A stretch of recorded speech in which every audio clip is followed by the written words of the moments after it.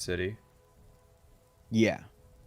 So how many times do you think it's acknowledged? That one time. Okay, yeah, you are correct. It is only acknowledged the one time.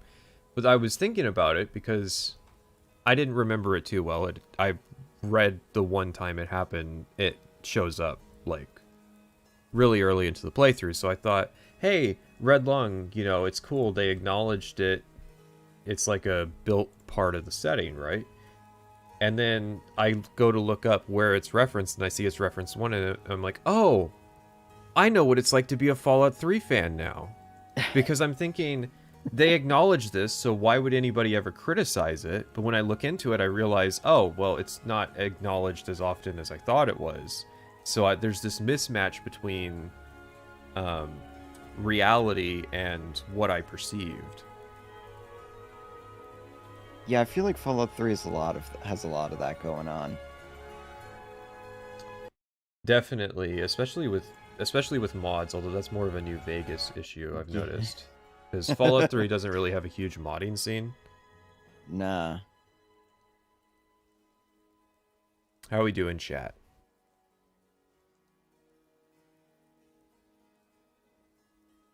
Due to popular demand, I have decided to continue VTubing.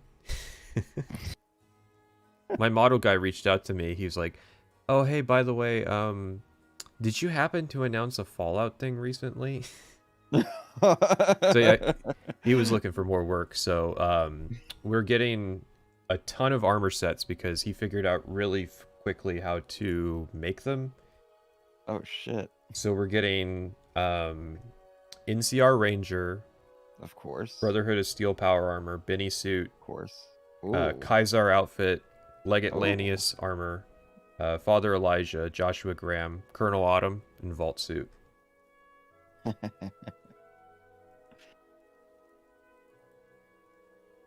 So, pretty cool. Can you work with anything from the Halo leaks? I mean, the problem is like the cool stuff was already out, if that makes sense. As neat as the Halo leaks are, I don't think like the pre-release Master Chief armor is necessarily going to be the best VTubing model. That would be funny though. Are the Halo leaks actually like a really big deal? So it's two different stories, but I feel like people are turning it into one story, but it's just two different things that kind of happened at the same time. So if you don't know, there was a leak of like a bunch of behind the scenes stuff with the Halo games. And I think what happened was the leak happened and then the dig site team said, that's basically it for what we're doing because there's no point in us continuing if all the stuff's out there anyways now. And then it came out that some of the dig site people were like, and really we also can't continue because we're doing this for free.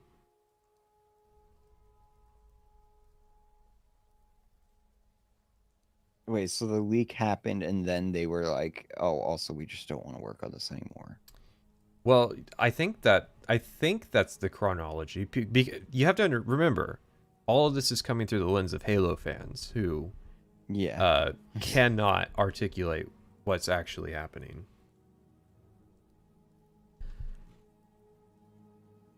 I'm wondering if Microsoft's even going to acknowledge this happened. It depends on the nature of what gets leaked, because obviously with the like, who was it? Naughty Dog last year. They had a pretty big leak. There was stuff like personnel records that were included, or like company memos and stuff like that. I'm pretty sure this was just builds. Yeah, I think this is just game files and stuff. So they were working for free, but Microsoft still put deadlights on them and wanted another big success like the E3 2003 demo. Yeah, I can see, the problem is I can see Microsoft putting a deadline on that stuff. Yeah. We'll pay you guys in you'll get the next Halo game for free.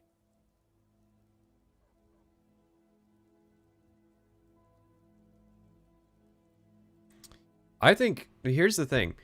I think all leaks are good. Now, I got to caveat that, right? Yeah, remember there's a consumer side to the industry and then the developer side of the industry, right? We're on the consumer side, and I think on the consumer side that leaks are generally a good thing because it reveals more about development. I think Hmm. on the developer side, leaks are a bad thing because they have all these reasons for why they don't like leaks. Um, it makes them feel like it undermines their hard work. Who wants to have their in development stuff out there, out in the world, Yeah, right? yeah. There's As a creator, as creators, we can, sympathize with that. yeah, but at the same time, I think this stuff being released in a control manner would be the ideal outcome. But a lot of companies don't even do that, so. So yeah, today we're gonna give people a minute to get in here, but today we're doing another tier list of houses and Bethesda games. How long have we been talking about this idea? What? Like 3 days? Oh, I thought we had this idea like a while ago. No, I pitched Vanilla WoW Zone tier list. Yeah, I know. I remember that one too. Have we talked about house tier list before? I think so. One of the historians is gonna have to say.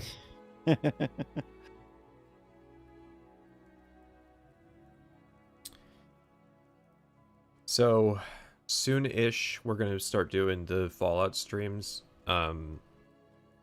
I was compiling kind of everything that there is, and there's a lot that we got to go through.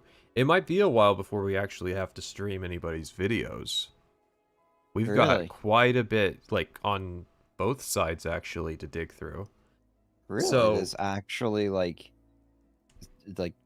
videos of developers and stuff? well, so we got the making of documentaries to go through, a couple interviews. The big thing, actually, for this era was blogging. There are Oh. so many blog posts we got to go through. Oh.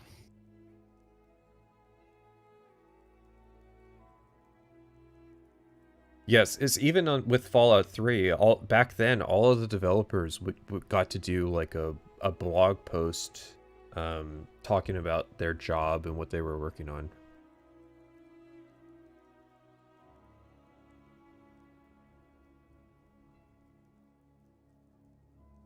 Why is the UI flashing on me here? It keeps flashing the Yeah. orange, super there. Yeah, I see it on stream. I do apologize for anybody that was sucked back into WoW. That was not the goal with the WoW video. I feel like I gotta say this now every time someone's like, "Hey, I started playing WoW because of your video." It's like that was not the goal.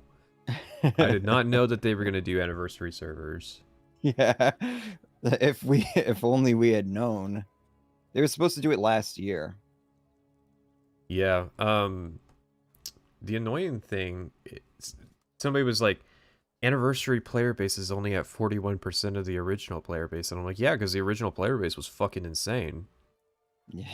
Like millions of people signed up to play it back in 2019, so it's not a surprise that it's not as big as it was back then. I'm surprised it's at 41% because I think Yeah. that anybody who wanted to play Classic could already play Classic 6 months ago. What people are signing up for is getting ready for TBC. Maybe you've Yeah. got a few people that want to redo the raid phase progression, but I think most people are in it for TBC. And I think a lot of people are betting that like in 6 months there's going to be an XP boost, or 9 months, or they're going to sell boosts when TBC comes out. That's a good point. I still haven't gotten into it. I've been saying that I need to go and play it. I've Haven't actually played it I've yet. got characters building rested experience right now. Were you always aiming for the WoW anniversary month? That I was always aiming to release. It's the same day. It's literally 20 years to the day that my video came out.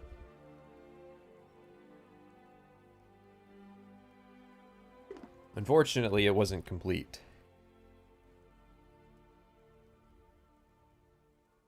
I wish they had a permanent TPC server instead of all this cycling. Hopefully they learn this time.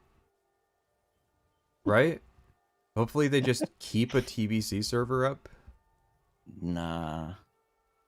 We gotta take it down so we can do Mists of Pandaria and So we don't what have 6 what different even clients.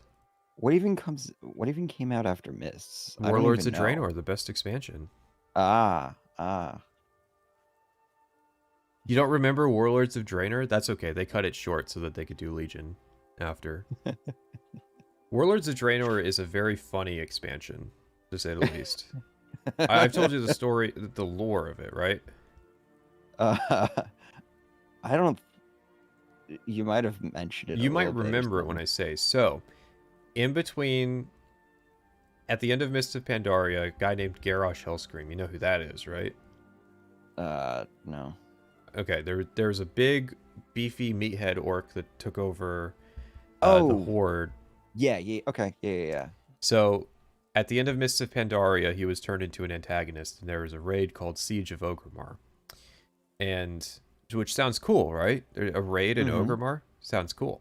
So, he loses, and he gets arrested, and there's like a war crimes trial. I think the book is literally called War Crimes. Anyways, this time dragon shows up.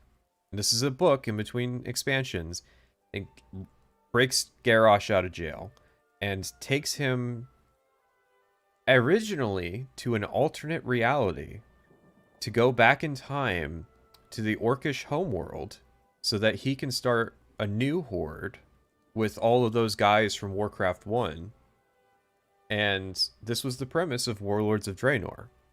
Now, eventually they realize, wait a second, we can't make an alternate reality because that means there's an alternate reality Sargeras. We can't have 2 Sargerases. That one Sargeras was already like too overwhelming for the setting. So eventually they changed it to alternate timeline. So they've got this big expansion. It's very novel. It does a lot of interesting things. This was when Blizzard was actually starting to try to deal with the criticism. So they got rid of flying at the start. You had to run around everywhere. I forget what you needed to do to get flying, but they wanted to encourage people to use ground mounts. People hated that, of course. But they had all these plans. They had multiple cut zones. And then they realized that Warlords of Draenor just wasn't working. And so they stopped making the expansion for like 18 months. And just poured all of their resources into making Legion. Which was a good idea, because Legion was a better expansion. So there's just like a 18-month content drought. It was pretty bad. A lot of people were complaining at the time about like Apexis crystal grinding because they just had to keep doing this one grind over and over. That was all their content. But yeah, it was literally just an unfinished expansion. Blizzard basically gave up on the idea, and now it's a huge like plot hole in the setting that there's just this alternate reality.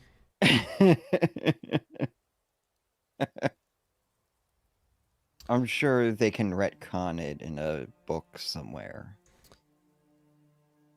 Yeah, and they probably did. All right, chat. Are we all here? Do I need to do roll call? Any news anybody wants us to talk about? We'll talk about news. Did you see the CoffeeZilla video on Valve? No, I didn't. Ooh, I have some thoughts. But if you didn't see it, then I can't talk about it with you. You need to have seen it to discuss it. Can you give me some of the cliff notes? So he was doing a story about CS2 gambling casinos. You know the CS it was Counter-Strike Go back in the day, but the Counter-Strike gambling. Yeah. So he was doing videos about that, and then the last one, the third part of 3, I think it's of 3, was about Valve. And he said some things that were very questionable. It is very questionably structured. So I'm just going to say, if either of us made that video and released it, we would get eaten alive. He has so much credibility that he can just like kind of skate through it. But yeah, so it's presented backwards. If you didn't know who Valve was, you would just think that they're like, they made one game and were a casino, Oh. right? You wouldn't really know until the end of the video that they're a digital storefront. Oh. So it's presented very weird. It's like, he makes a point of like, I'll say the dumbest point first. So he says that you can gamble. It's technically gambling because you can cash out by buying a Steam Deck. What?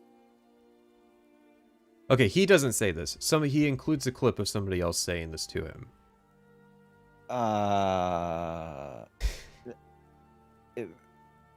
Okay. I like the part. That is really fishy. To me, it's something that needed elaboration. If he actually looked into, like, is this a... He could have asked some of his interview people, like, hey, have you ever cashed out by buying something physical on Steam? But in all reality, he's saying that Valve getting... No, I get it. It's just a very... There's a level of unearned smugness to the way it was presented. Like, you really need to see their faces for how they present. They act like it's this huge gotcha when in reality, like, the way that people cash out is through casinos. And if they are doing it on Steam, they're selling Steam gifts. They're selling, you can buy funds for other people. You know, there's all kinds of much better ways than buying Steam decks that people could cash out. Couldn't you also just, like, sell your Steam account? Yeah, I feel like if this is just... He's trying to present it as a, like, through terms of service, you could cash out this way. But that was true in the 2016 time as well, because they had the Steam controller back then. So it's not really that big of a gotcha, because it's always been true. Yeah. But that's also, like you said, like, who the fuck is actually going to do that? That's the thing is, it would have been better if there was an analysis of... if there is like a secondary market of people selling Steam decks that are new, like unopened Steam decks, there's just a huge market of it, and I don't think it's true.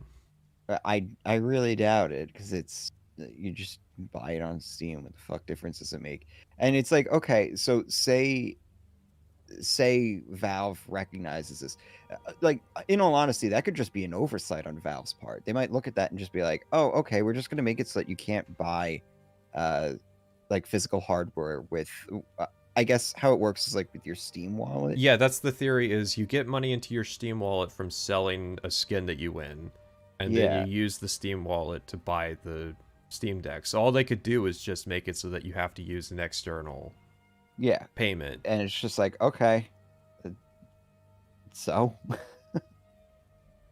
yeah, that's a very and that's the main hook.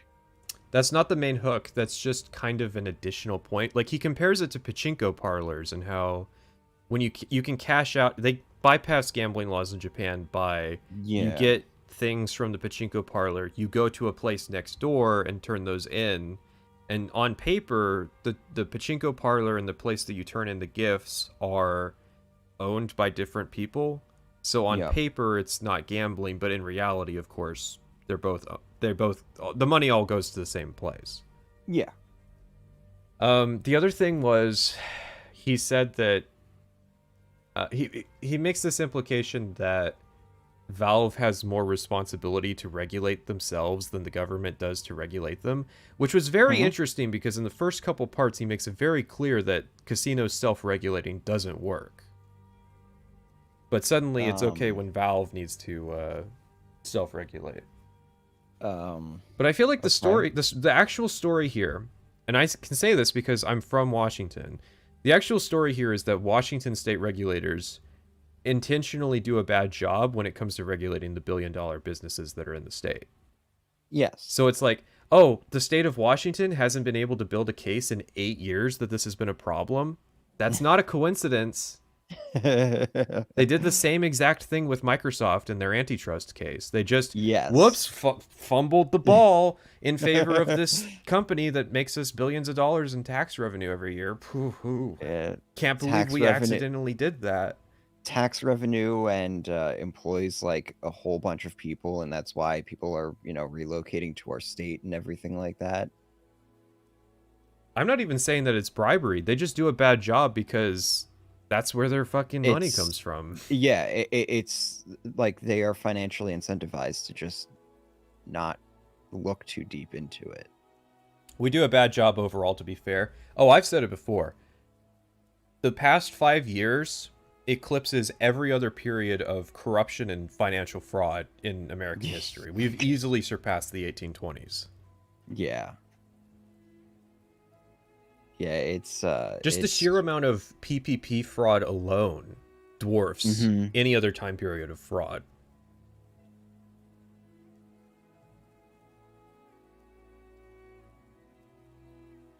It's weird because like and it's all like out in the open now too, because people just don't give a fuck now.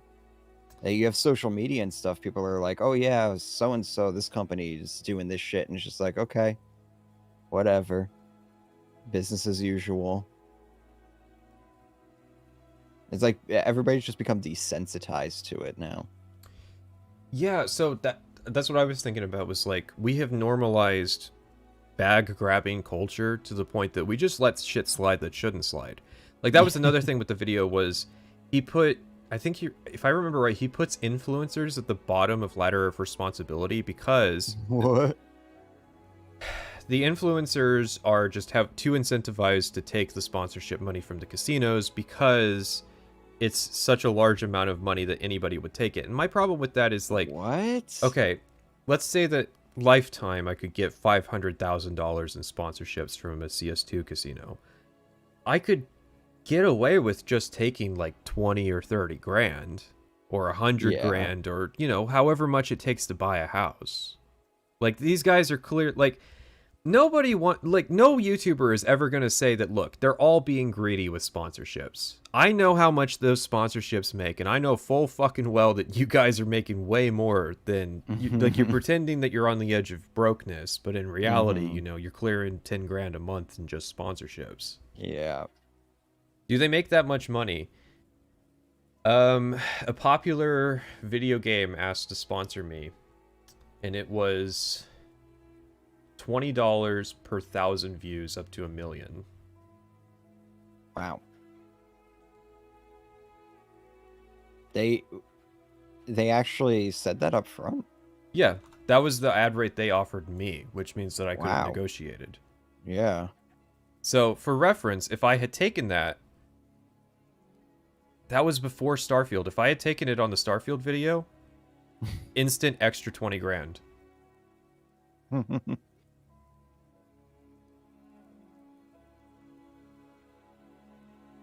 Yeah. YouTuber money gets pretty stupid.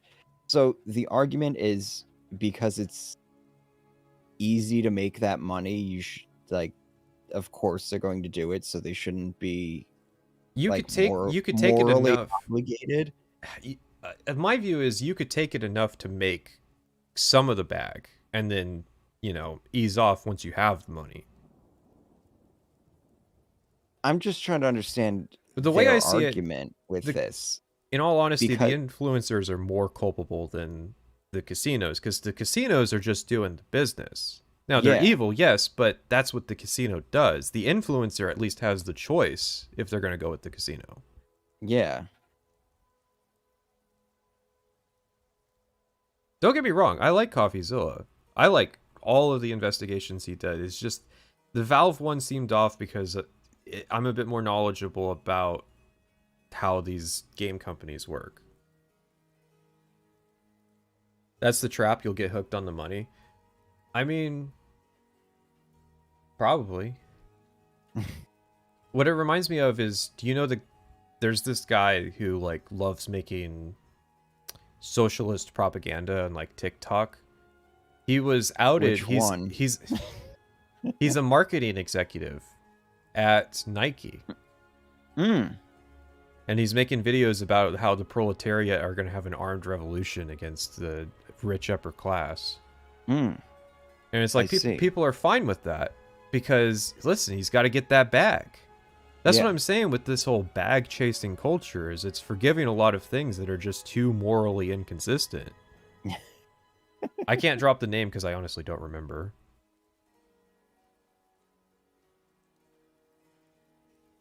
That is. I always give people the benefit of the doubt and just assume that they were unaware of, the person's employment. But if they're aware of it and they're still just like, oh no, he's just playing the game though, man. You don't understand. It's just like, Well, yeah, that's because a lot of like the socialist influencers are just LARPers. You know, yes.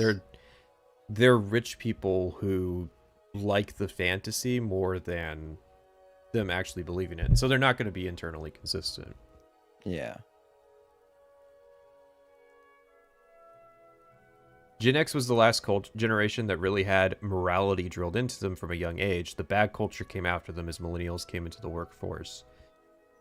And I think just the lack of economic prosperity as well has really influenced it, because we're all like really close to being broke. So yeah, there's hardly any middle class left. You're either really well off or you're like just scraping by. Yeah, so like it's understandable because you really do need that bag.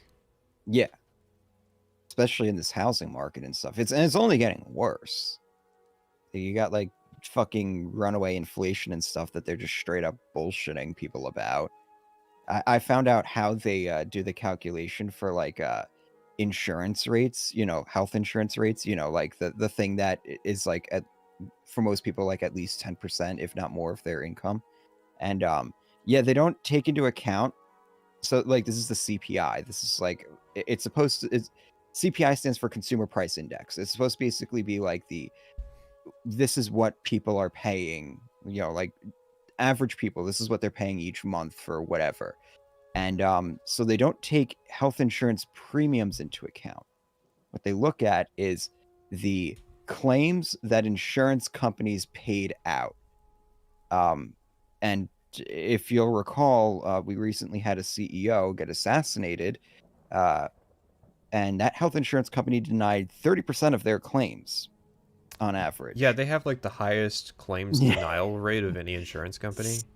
So, and for people who are unaware of how like the American health system works, even if the insurance company is denying your claims, you're still paying for the premiums and stuff. You're still paying them each month. You're still paying them to go and see your specialists and everything else. They're just telling you, fuck you, you're on the line for the rest of it as well. So to then be looking at how they're calculating, like that's how they're really calculating it, is by just looking at what the insurance companies are paying out rather than what the consumers are paying out. It's a little bit weird. So some boomer was talking about guess how insurance companies are consumers now or something. I don't understand it. Let me ask you this, because you're a little older than me. In your lifetime, have you ever voted on healthcare being an issue? No. Yeah, not in my lifetime either. So I don't know why people say that we voted for it when the closest we've ever come to having healthcare be an issue in my adult life was Bernie Sanders in 2016. Mm-hmm. And that was just in the Democratic primary. Yeah. Would you ever review a Spider-Man game? Man, I had this really bad Spider-Man game when I was a kid. But all right, let's get into the house tier list. As much as talking about politics excites me. Well, I'm sure we'll be getting into it a bunch, talking about house prices. Chat, can you afford a house in a video game? All right, let's see. I was talking to somebody and they live in Connecticut. And they were like, yeah, houses are like really expensive over here. And I was looking and it's like 300, 400,000 for a house. I'm like, that's really affordable from where I'm sitting right now. My friend just closed on a house at 550,000 and that's considered like a good deal. You always got to ask, where do you live when people are complaining about cost of living. Because it's like, I remember when like socialist podcasts were taking off, and it was like all the hosts live in New York for some reason. Maybe something's going on where like New York is unsustainably unaffordable, and it's making people think that wealth redistribution is necessary. There's a reason why New York State's one of the only like metropolitan areas that is having a population decrease right now. Like, well, major numbers too. The funny thing is, the Democrat electoral map, almost all of the states that are on it are having population decreases, enough that they might lose electors by 2028. Yeah, I was seeing that. So, not only did they get sweeped, but it might even get harder next time. Yeah. So, the first house I have is Rethen Manor. Morrowind's a weird thing, so... Oh man, I didn't make an image for it. In Morrowind, you can effectively live on, like, 99% of the map. Because there's no physics, there's no radiant AI. You can just throw things down. I don't know if you've ever seen it. There is enough pillows in the game that you can actually make a house out of pillows. So if you want to build a custom structure without booting up the CK... You can make a pillow fort. Yeah. That's awesome. Wait, so does Morrowind have like respawning cells and stuff? Like if I dropped stuff on the ground in the middle of Balmora, No, it'll never disappear. Really? Yeah, it's there forever. So you could squat anywhere. Yeah, so you can go find a bridge to live under. The only thing is they have respawning containers. Yeah. Like any other that game. I know about. Yep. So you always just got to throw stuff on the ground. So incidental housing is S tier. You can live anywhere on the map. And that's infinitely better than any of the actual houses that we're going to talk about. Mm-hmm. Yeah, you could go just live in a castle somewhere. So, Rethen Manor, you have to get to rank 5 in Hlaalu. You got to pay 5,000 gold. And it's part of the base game, so no extra price tag. So, you don't know about these, so... One thing is that by getting Rethen Manor, the other ones actually show up as well, and you could move into them. You don't get their services, but yeah, you can live in the Redoran Manor if you're in Hlaalu. So okay, yeah, so I got like the services pulled up here on the UESP, so you wouldn't get access to the merchants or the trainers. Yeah, but they're not that good anyways. Yeah, I'm looking at them. They like the trainers are middle.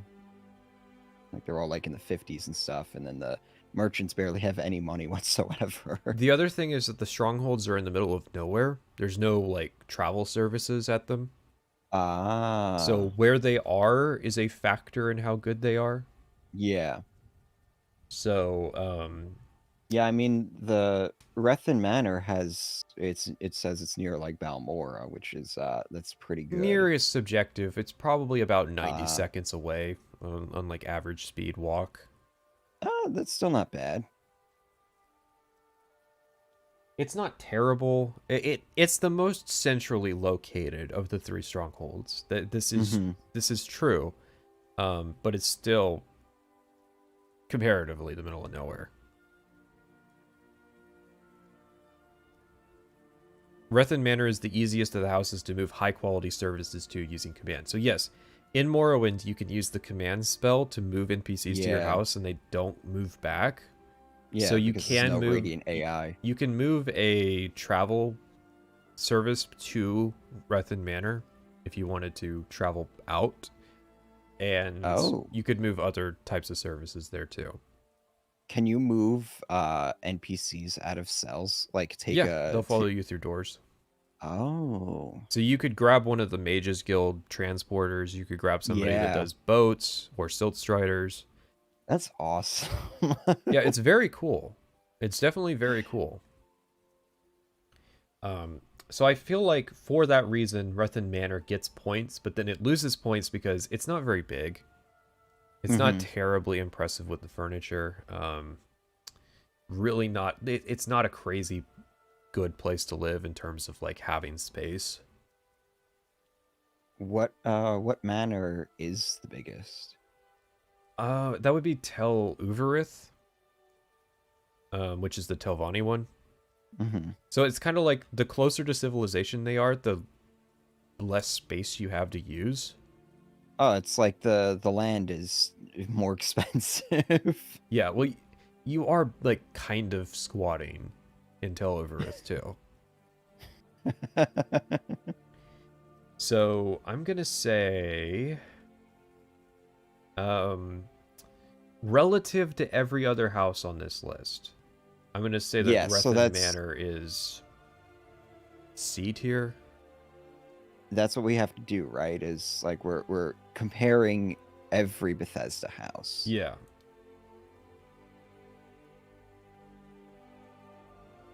When it's zoomed down, you probably aren't even gonna be able to tell that it is what it is. Wait till you get to Fallout fucking 4. So, oh, whoops, that's not the next house. That's what happened. Okay. Indaris Manor? I don't know. It's the House Redor in the Stronghold. Hmm. You know, it's the middle of the two. It's far. It's a little farther from civilization, but it's not as far as Tel Uvarith. Um, it's bigger than Rethen Manor, but it's not as big as Tel Uvarith. You have to do House Redoran. I think that's a negative. I think it's got to be D tier. It's got to be worse than Rethen Manor. It has better vendors though. Yeah, but I mean, you could move the good vendors to your house. You can move Creeper to your house. Creeper is very easy to move to your house. You just have to not. He has to have nothing in his inventory because he doesn't have encumbrance. Anyone else set up shop in Balmora Mages and Fighters Guild? Oh yeah, Yeah. that's like the go-to. That's what we were doing in our Tez 3 MP thing. Yeah, until we built the Until we- castle. Yeah. How many total That houses was are you that gonna was rate today? cool. Hopefully all of them. This is Tel Uvarith. I'm gonna say C tier because while it has more space, it's also farther out. I don't know because it's got great flavor. So it's one of the Telvanni houses, which is cool. Do you have to use flight to get up into it? Or levitation, I should Actually, say. I don't remember. I think it's easier to get around if you have levitation, but I don't know if it's necessary. But there's cool flavor stuff like you get the sphere dwemer robots as guards. Oh, I think you get a spell to summon them too. really? Yeah, so that's a cool part of it. Yeah, that's pretty. That's pretty neat. You have to levitate to go to bed. I think you can sleep outside.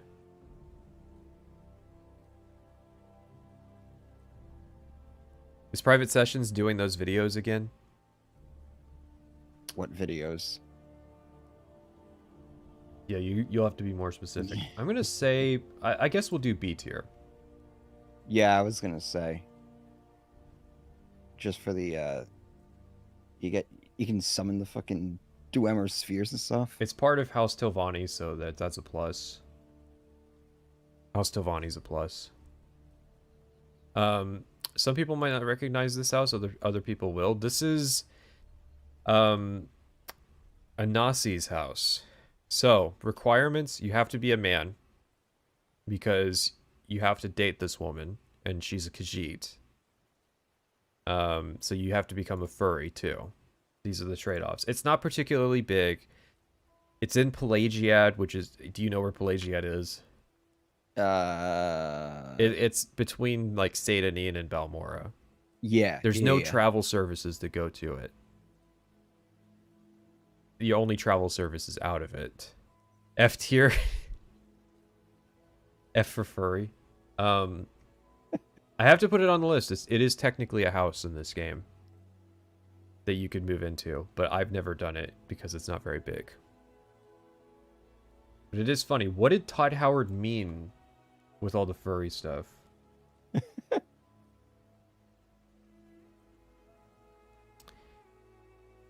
This is the last one. This is from Blood Moon. Now, well, it's not that I made a mistake. It's that after this, I started actually pricing out what the expansions cost. Can anybody tell me what Blood Moon costs in the day? And we'll factor that into the conversation. So this house requires that you do the East Empire quest line.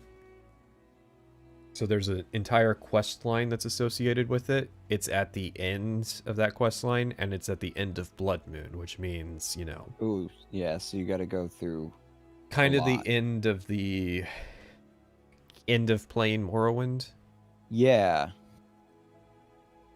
I think you get boat service as part of leveling up the colony. So it's pretty centralized services. Pretty decent sized house. It's unique. It's one of the Morrowind era Nordic houses, so it's kind of got a cool look to it. Mm-hmm. You're missing a house. You get a house in the Skull Village. I just, for some reason, I didn't want to count that. It almost felt like an incidental house. These at least are actual player houses. That just felt like, I don't know, there was something weird about that house. No porch, 0 out of 10. I'm gonna say it's C tier because I like the East Empire Company questline.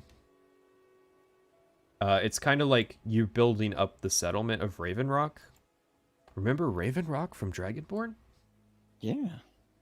So that's cool. It's good. It's great flavor, but I've never actually lived in it. Yeah, because it's going to be the end, like you said, like the end of the playthrough and stuff. Mm-hmm. I think what with the Skull Village, part of it was that there's not really services with the Skull House. There's no travel services. Like, it's literally only useful if you're on the northern side of the island, and that's not that far away. So yeah, that's Morrowind. You can tell the only thing that was in S tier was the incidental housing. Everything else was kind of lower tier because Bethesda didn't really know what player housing needed to be in this era. Well, let's be honest. I don't think they figured it out. Yeah, we're gonna see them kind of struggle.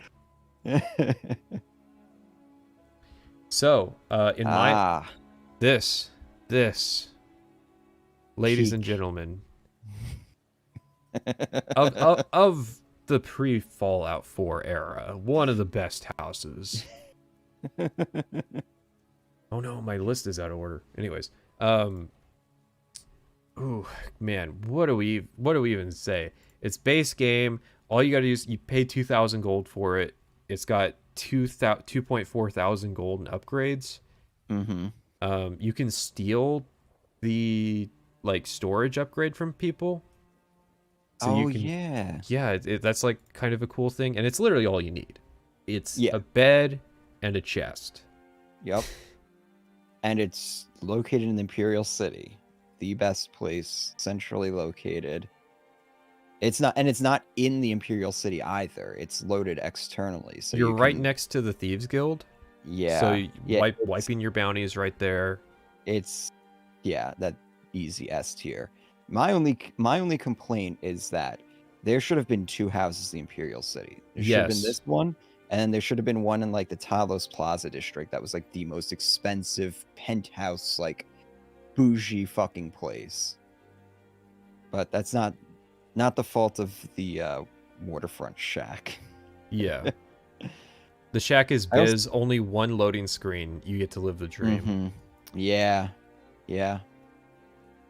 Next up, we have the Anvil House. I didn't write down the name. This is Benaris Manor. I didn't write down the names of each one. To be honest, a lot of them don't matter. Benaris Manor, man.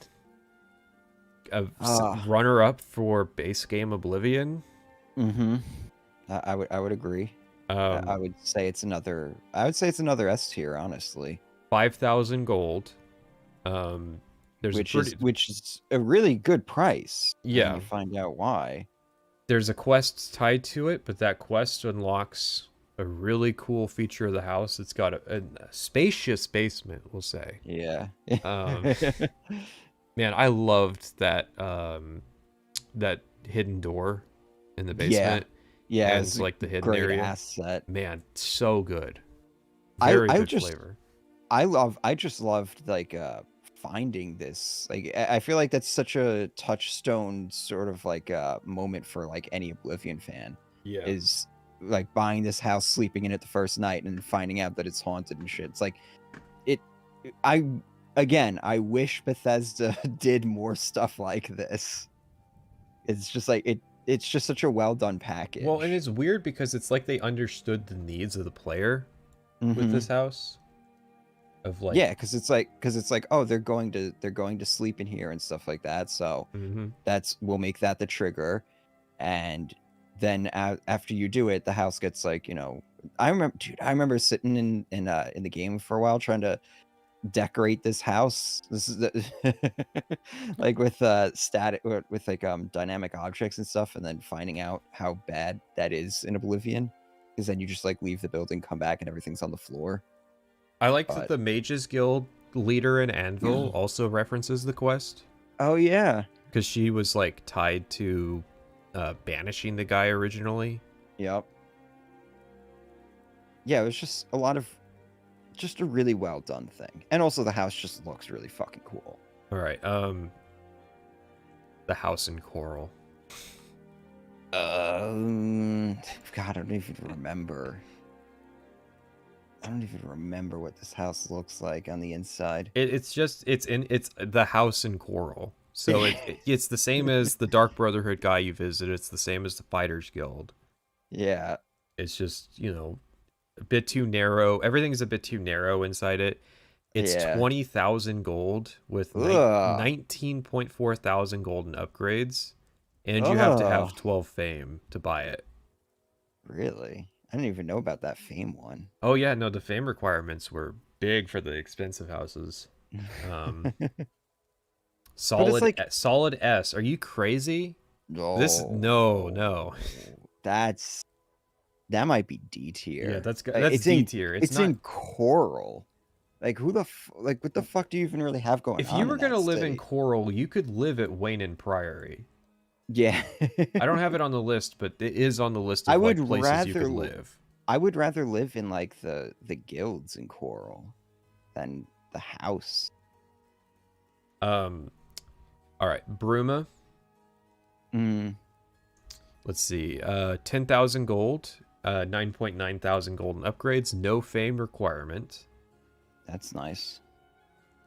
I don't. You know, it's funny because like, so think of like the pacing, or like the pacing of the main quest. You end up, so like you go to Coral, right, to do like Wayne and Priory stuff.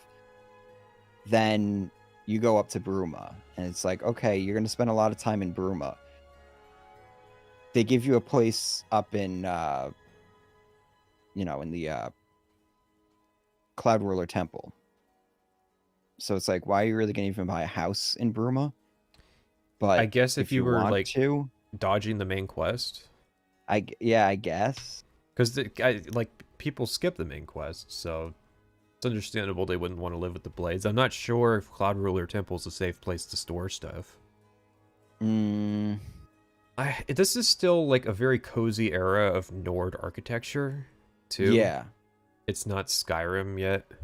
Yeah. No, it's a nice house. I think it has a basement too. Yeah. It has like a nice stone basement. It would be cooler if you could live in the Dark Brotherhood Target's house in Bruma with that crawl space. Yeah. Also, no Mages Guild. This is true. Not really the biggest deal, though.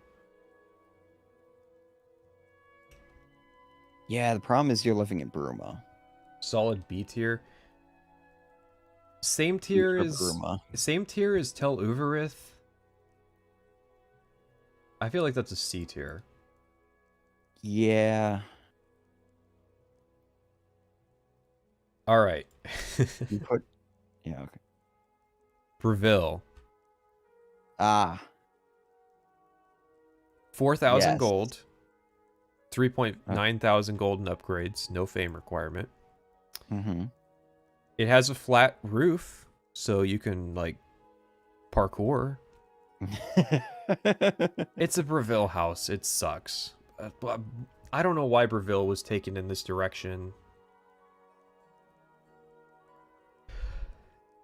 Breville's Yeah. not a very good town.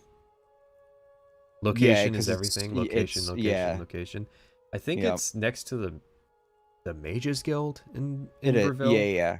Yeah, it's near the It's like the Mages Guild. north side of the river. But it's just it's kind of like a pain in the ass to even get to the house. Yeah, it's on I the actually opposite side of the city. So yeah, you got to fast travel to the city, go through the loading screen, and then travel all the way across Breville. yep. And to be honest, like I would lose track of it from time to time because I actually lived out of this house for one playthrough. It's in the very center of the city. You can see the wall behind it, man. That's the wall that the river's on. Mm-hmm. That's the edge of town. Leaning F now. Is it worse than the Coral House?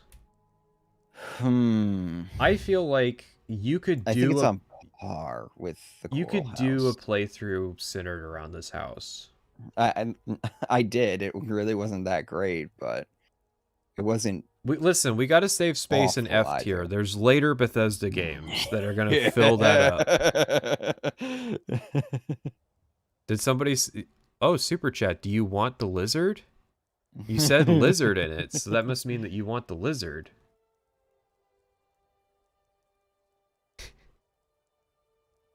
Don't scream at random intervals, please. No promises. Let's see. All right, next up, Leowin. No fame, 7,000, 7,000. Mm-hmm. I feel like it's smaller than the Breville house. I think it is, yeah. So, let's straight So up, it's Leowin. Very inconvenient fast travel wise. yes. Out of the way, unless you have a mod that makes the map bigger, just that right there is the disqualifier. Pretty Yeah. sure it's far from the gate.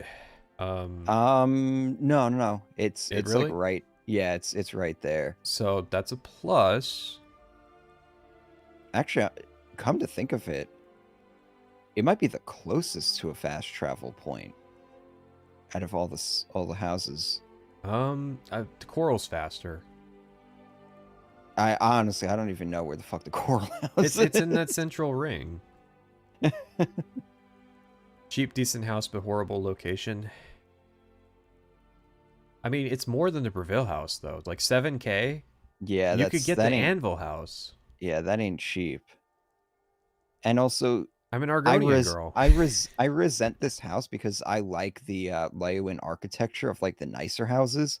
And Yeah. when I found out like you could buy houses and stuff, I was like, oh man, I got to get a house in Leeuwin. I love those houses. And then it turns out to just be this shack. Yeah, I'm like, Leowin is cool. fuck, What's that architectural style?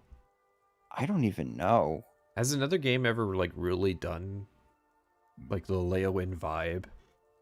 Here's the thing, the swamp in Oblivion's underrated. It's a very cool biome. Yeah. Gothic, Dutch, No, it's that realistic medieval. Would saying ESO be cheating? Is this house an ESO?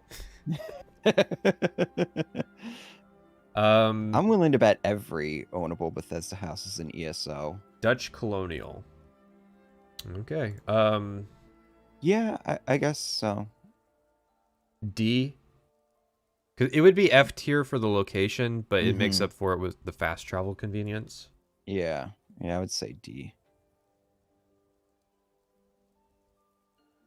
All right, next up is Skingrad. Most expensive house in Oblivion. I do love this house though. 25,000 gold, 23.2 thousand gold in upgrades. 15 fame, the most fame any house requires. Mm-hmm. Pretty big house. Skingrad interiors look pretty decent. Not too inconvenient fast travel wise. I'm pretty sure it's pretty close to the gate. Yeah, it's about like, I'd say like 10 seconds. Problem with this house is that it has multiple loading zones for all the different floors. Really? Mm-hmm. Ooh. But, you know, if you're playing on PC, those are instant. There's also a hidden treasure in the house. I think it's like this really nice ring. Skingrad is a really good city for it to be in. Yeah, thematically it works. You could get the maid. I think it's a maid or a butler or something like that. You're in the same town as the necrophiliac alchemy person. Yeah, exactly. It is also located near a bunch of the vendors and stuff too. Those vendors do have like good money, and like right down the street is I want to say B the tier. guilds. Honestly, I would say A. I've used this house many times. Chat. It is. What's the tiebreaker here? One of my favorites. I don't feel like doing in between tiers this time. Let's tiebreaker it. I've seen a lot of B's. It's got to be B or A. Got to be between us. Oh, what? No, now I'm seeing A's. Oh, that's a lot of A's, actually. All right, we're going A. I also just really like the aesthetic of it. It's a really cozy place. Well, speaking of aesthetic, Shadenhall, the last base game house. 15,000 gold, 15,000 upgrades, no fame requirement. Really? Yeah. Now, it's going to come down to which side of the river is the Shadenhall house on. Yeah, I don't remember the location of this If it's on the same side as like the Dark Brotherhood faction place, then that's going to lose it points. Mm-hmm. I don't think it is. I think it's on the other side. I'm pretty sure it's like down the street from the Mages Guild. I think so, yeah. I'm pretty sure it's near the guild. But it's a little inconvenient to get to. Mm-hmm. Pretty steep price. You're buying this house for the aesthetic. Yeah, no, this is great aesthetics, and Shadenhall could be a better town. Yes. For being the border Dunmer town. I wish that the Project Tamriel, you know that they released Anvil recently for Morrowind. Oh, really? I wish that they had done Shadenhall, because you would be. I'm pretty sure the Morrowind part is getting close to where Shadenhall borders, so they could have it be like continuous. Mm-hmm. It would have been great if the house you bought was the abandoned one above the Dark Brotherhood. The only problem with that is that the Dark Brotherhood house is all the way across town. Yeah. Do you dislike the Shadenhall aesthetic, or that it doesn't have Morrowind aesthetics? I wish it was more reminiscent of the Morrowind aesthetics, is the main thing. Yeah. Shadenhall's aesthetic could have replaced Breville. Yeah, that's what I was going to say. I don't know. Breville's actually fine. I like Breville as like the shitty medieval town. Mm-hmm. If I was gonna replace any of the towns in Oblivion, it'd have to be Coral. Yeah, that's what I was gonna say. Coral. Like Coral is just so bland. So what are we thinking? B tier? Yeah, I think B. Man, Oblivion's got some good heavy hitters, and now we have the the real one. Yeah. So this is for people who were like, this tier list so far was for people who only had base Oblivion back in the day. Yeah. Now we're getting into the stuff that was with the game of the year. So Frostcrag Spire, 8.5 thousand gold in upgrades. You get it for free, $1.89. God damn. Okay, how many times I don't even know how many times I've done a playthrough out of this house. Yeah, at this is the least a dozen. so yeah, I mean, okay, let's go through my negatives first. I don't like houses that are given to the player for free. Yeah, fair. I don't like how the Oblivion DLC houses just throw themselves at the player at the start of the game. These are Mm-hmm. problems with the DLC, not the house, but they are problems Yeah, with it.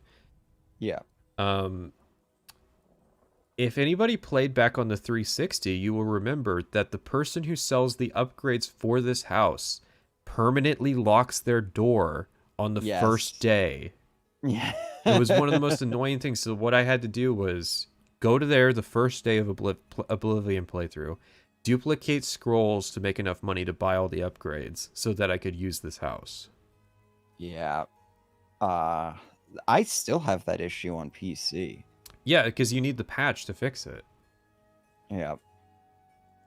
No, no, that's even with the patch. I would still have this Really? bug. Yeah, yeah. You can use Very Frostcrack Spire to access test zones by uninstalling it while inside. Yeah, I remember doing that. I remember going to the really, Oblivion test zones with this DLC. man. This house has it all. I mean, for me, it's obvious. Okay, S yeah, tier. let's get to the positives. Great, love the. It's on top of a mountain overlooking Bruma. This is with modded view distance. Oh You yeah, can't see yeah, this. You can't really see this far, LOD yeah. wise, It's always like from the tower. snowy and stuff up there too. But, pretty central location in terms of fast travel. Mm-hmm. So that's You have good. the fast. You have the fast travel location automatically unlocked. I think too, right? I think You don't so, have to. yeah. Early Yeah. spellcrafting is goaded. Yeah, bypassing the Mage's Guild Yeah. requirement for spellcrafting. Yeah. But you still have to pay for it, which is good. Yeah. I like Yeah. that Yeah. you have to pay for And all the it's a pretty upgrades. decent. It's a pretty decent amount of money too that you got to put up I front. mean, like 9,000 gold's really not that much. I feel like it could be more It's expensive. enough. It's enough so that you can't immediately start the game doing spellcrafting. So Yeah. it's going to take like about 10 hours or so to get into a playthrough for you to make the money to buy it. So I'm gonna say, it's not that I dislike the aesthetics. It's that I wish the aesthetics matched the game more. The game, yeah, It feels like it's from a different property. I agree, but I also still really like the aesthetic. I mean, like the orrery feels kind of out of place too. Yeah, but I feel like that's at least justified with it being like a Dwemer construction. Glimmer thing, yeah. Yeah, this is just made by some random, like, The vault was cool. There's a lot about this house that's cool. I yeah, like the alchemy stand. yeah, the alchemy, that it boosts your alchemy when you're standing in front of it too. So it's like, it's just like that's a really cool incentive to not like carry all your stuff around. It's like, okay, it adds that sort of like dichotomy of like, okay, do I carry my equipment around to craft stuff in the field, or do I go back to my base and craft there where my potions are going to be crafted And better? It's like, it's Oblivion that's where awesome. you can't get the Mastercraft alchemy stuff immediately. Mhm. You have to actually go through the upgrade tiers of the alchemy Yeah. equipment. Yep. It's a very nice complement to Oblivion's magic system, which I think we all know is very questionable. It is out of the way if you're doing a no fast travel playthrough. Yeah. But it's got the teleportation porch, so Yeah. that makes up for Yeah. that makes up for it a little bit. It's got the Atronac forge, if you remember that. Mhm. The summon the Yep. perma-summon Atronacs. There's also a ring in there. That's a really nice ring to get, especially early on. This is all nice. It would make it S tier if it was in the game by default. Mm. But they charged $1.89 for it. So I feel like it's got it the A tier. Ah, man. It's an amazing house in so many ways except for the DLC part of it. If they just shored up the giving it to the player for free and dumping it on the player at the start of the game. We're gonna need to do another tiebreaker because I cannot give this anything less than S. All right, chat. A or S tier? It's A. Come on, chat. Should all DLC just have a flat drop by 1 tier? I think so, yeah. I mean, depending on the price point. We're I'm seeing a seeing a split. lot We of. might have to do a poll. No, I'm seeing a lot of A's.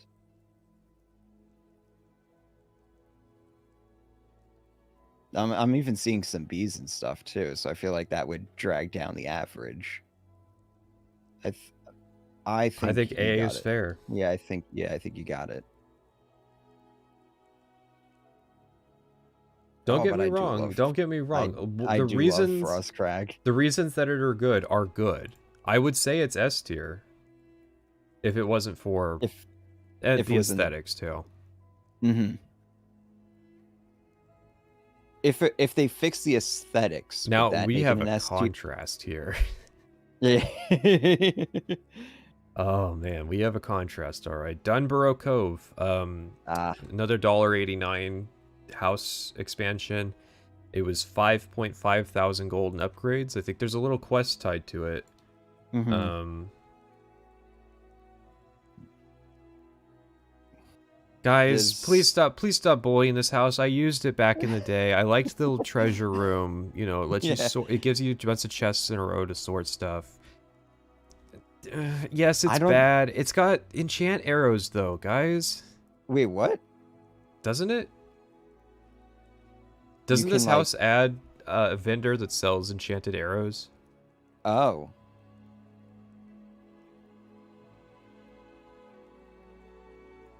I thought they sold like poisoned. It has a fence character as well. I mean, isn't that convenient? Mm-hmm. It's the house for thief players, and I feel like it fails at that. You're going to see that with Skyrim too, that they really struggle with making houses for thief-oriented players. Yeah.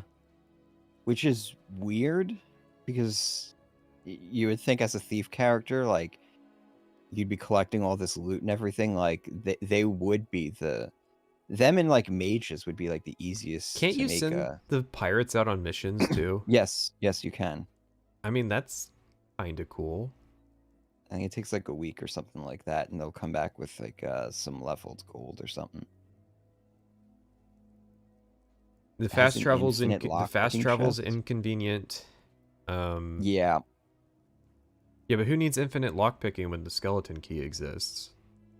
Maybe you're doing a no skeleton key. See, here's the thing: if you were doing a thief playthrough, you're living in the fucking Imperial City house. Yeah. Yeah, so, that's like, kind of the problem. And if you're living in the Anvil area, you're living in Binneris Manor. So, like, both of the alternatives to this house are S tier. Yeah. Yeah, this house gets fucked on, like, many levels. This would be... I want to say D tier, but the fact that it's DLC and it's dog shit... Oh, yeah. That really hurts it. Yeah. I feel like this has got to be Oblivion's F tier house. Because it doesn't have one yet. Yeah. Yeah. I mean, if we're gonna, it would be D tier, but because it's DLC as well. Like, yeah, just imagine that. Like, you paid $2 for this thing back in the day, and you only had 200 Xbox Live gamer points left to buy an Oblivion house, and you thought that the pirate house sounded cooler when you could have gotten Frostcrag Spire. Yeah, the disparity. And even when we get to the the vampire one, like, even that's like significantly that does steal better. its thunder. Yeah. So Battlehorn Castle. Free? Another $1.89. Wait, what? It's a. No, this was $1.89. Really? Yeah, this was a paid house. I thought this was a free one. I thought they released it for free. I'm pretty sure it was $1.89. All the houses were. Didn't they? I think they made the DLC free after a point. I mean, it's in the Game of the Year edition, sure. No. I think like before that. Remember when they like increased the price of horse armor? They made this one free? I think so. I feel like that's all the same. It was sold like regular price, $1.89. I did not know. There are people who paid money for this house. That's what matters. Now, it's given to the player for free. I mean, you got to kill like 4 bandits, but after that, you're made the lord of the castle. It's got 15,000 golden upgrades. I have very mixed feelings about this house because I liked know. living there. It's a great flavor of owning your own castle. There's Oblivion gates that'll show up outside it. Very cool. You gotta like defend the castle from Oblivion gates that show up from time to time until the main quest is resolved. Okay. According to the USP, it was free for the first 2 weeks it was out. Interesting. So, because I do remember getting it for free. Okay, but it was still DLC. Yeah. Okay. So yeah. So, Um, if they charged for it at any point, it takes. yeah, I that. feel like that's the fair marker. Yes. Um, It has that. It has that like anvil that they give you a follower. You can get one of the Really? guards to follow you around. Oh. Um, Are they leveled like an actual guard, or are they leveled to I forget. They don't do too bad. Okay. I don't remember them like sucking. It uses the castle interior. Mm-hmm. Pretty neat. You It's can just- display yeah. animals that you killed. Pretty cool. It's Yep, got the smithing forge. Yep. It's got the guy you can spar with. It's got the quest with that sword and shield down in the basement. I don't think I've ever done that quest. It's fairly central. It's west of Coral, so it's not hard to like find on the map. It is out of the way, but it's at the end of the road that goes west out of Coral, so it's pretty easy to get to even if you're doing no fast travel. One annoying thing, there's a maid that goes into your bedroom. She always annoyed me. She goes into your... I remember, yeah, because she like nags you. She's essential, so you have to disable her by giving her the drain fatigue slave bracers. I prefer my houses more compact and tighter space. Well, see, that's the thing, is that this would be a great Morrowind house because of all the room.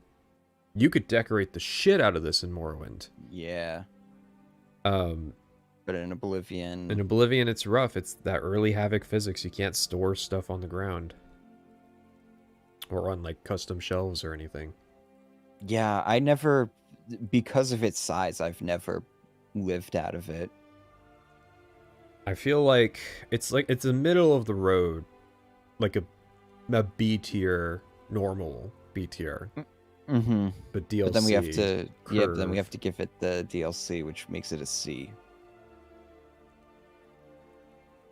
I would say C.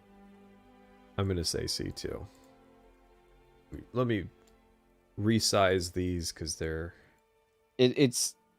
I feel bad for the people who really do love Battlehorn, because there are diehard fans of it. Mm-hmm. I feel like if you're... Like, the things that we consider deal breakers, like the size, are selling features for other players. Yeah. It's a great warrior house if you're doing a warrior-oriented playthrough. Yeah. B in spirit, C because you had to pay for it. And speaking of paying for it, Yeah. I didn't even remember the name of this one. Deep Scorn Hollow. Yeah. There you go. $1.89 free for the player, I think. I didn't put down that it was free. But I don't remember having to pay for it. Yeah, I don't think you have to pay for it. And I don't think you have to do a quest to get it. No. It's got 15,000 golden upgrades. Yeah, that's... It's got some of the most powerful gear in the game. Whether you think that's an upside or downside. It's a house near fucking Leowin, so it's in the middle of nowhere. Yeah. Which already puts it in, like, the D tier. You can, like, cure your vampirism. Pay to win vampirism cure. Yeah. That, and there's cattle in there, too, so you can just go down there and feed. And it's stealing the Dunborough aesthetic of like the underground coastal house. Yeah. Somebody in there sells like a bunch of like really powerful poisons, I think. There's that like the Frostcrag Spire sort of alchemy ingredients patch, but for poisons. So that's pretty cool. It sucks. A Yeah. tier at best. Are you crazy? At Frostcrag Spire tier? Are you insane? I kind of resent that it lets you cure vampirism. I feel like that alone takes off an entire point. Yeah. I feel like it's D tier at best. Yeah. Yeah, it's not as bad as the ship one, but it's pretty close. So you're saying D tier with curve? I was saying D tier before curve. Oh yeah. Chat, D or F for Deep Scorn Hollow? We need an F minus, I think.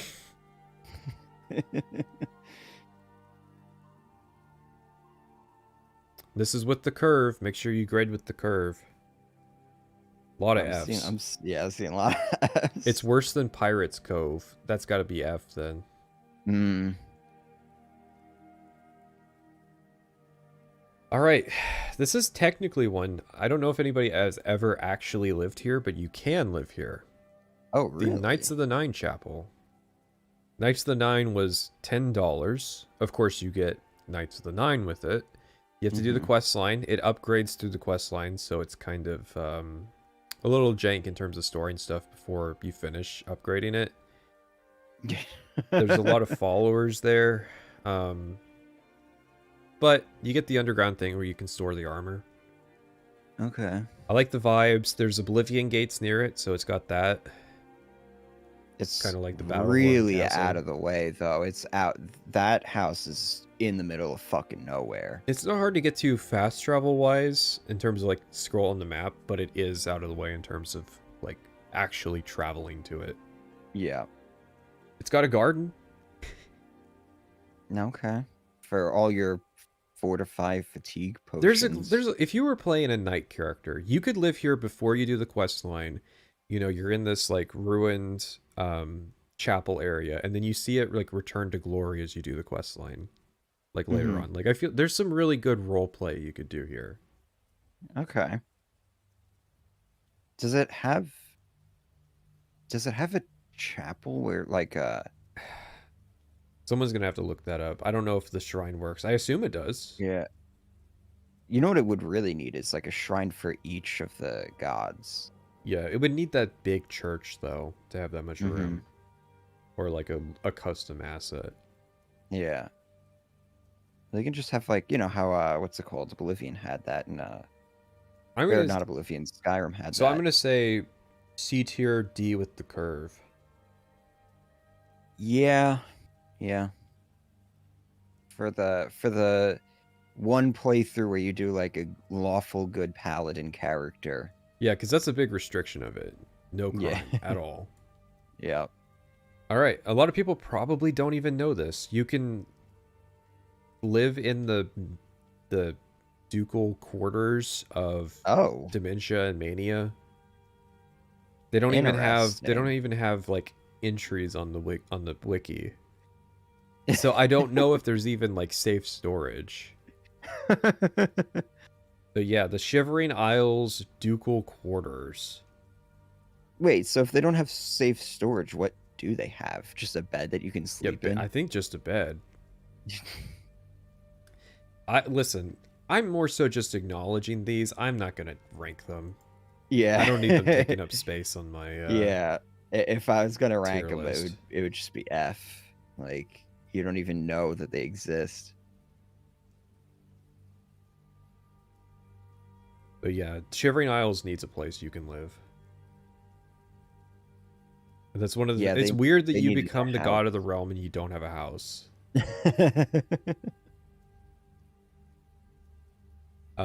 So Fallout 3. All right. Kind of the reason this stream is happening, because I finally lived in Tenpenny Tower for the first time. So I got to say that I've actually lived in most of these now. Oh, I can't wait to hear what your thoughts are on Tenpenny Tower. So Megaton, Hang on. Do I have any notes on this? I think it's just you have to disarm the bomb. Yeah. Base game, disarm the bomb. There's upgrades you can buy for it. It's just the themes, isn't it? You just... Oh, no, you have to buy, like, the workbench, too. I didn't note down what the upgrade prices were for these.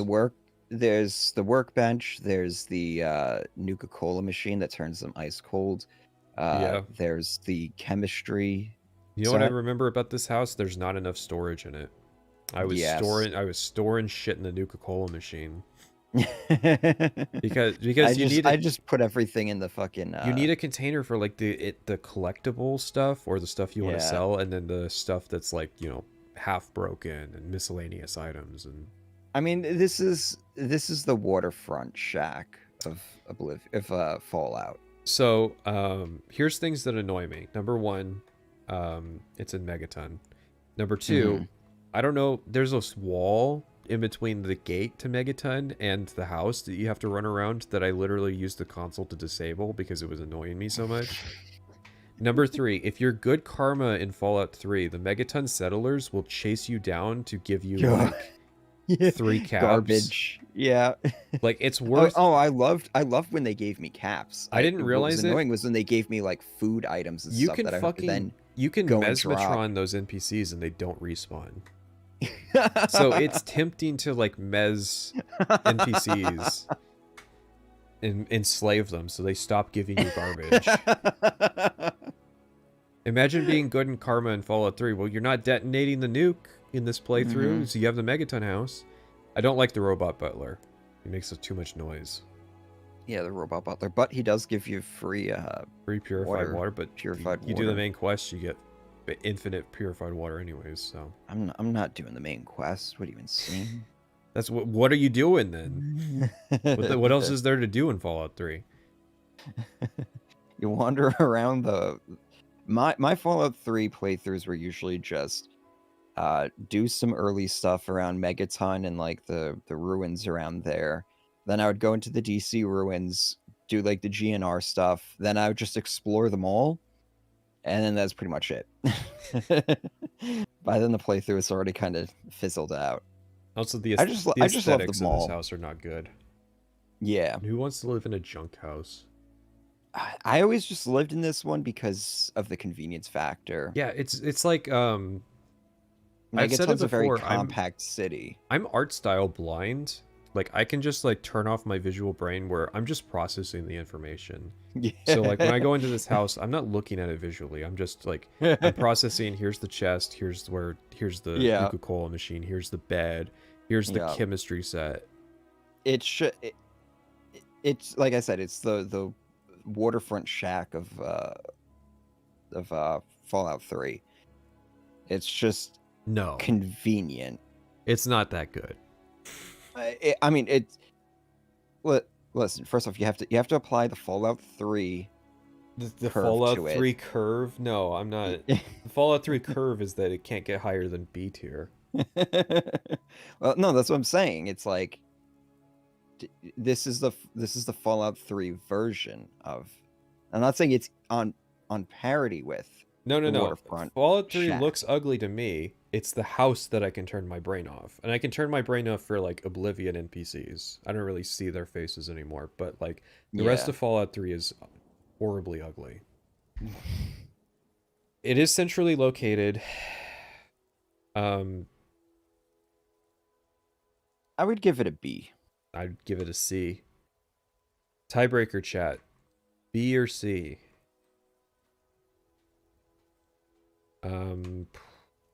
Because here's the thing is, I don't even know if like to give it away. I don't even know of any like better houses in Fallout 3. So best in class for Fallout 3. You need a house in Fallout 3. Fallout 3 is not great. No. In terms of player housing.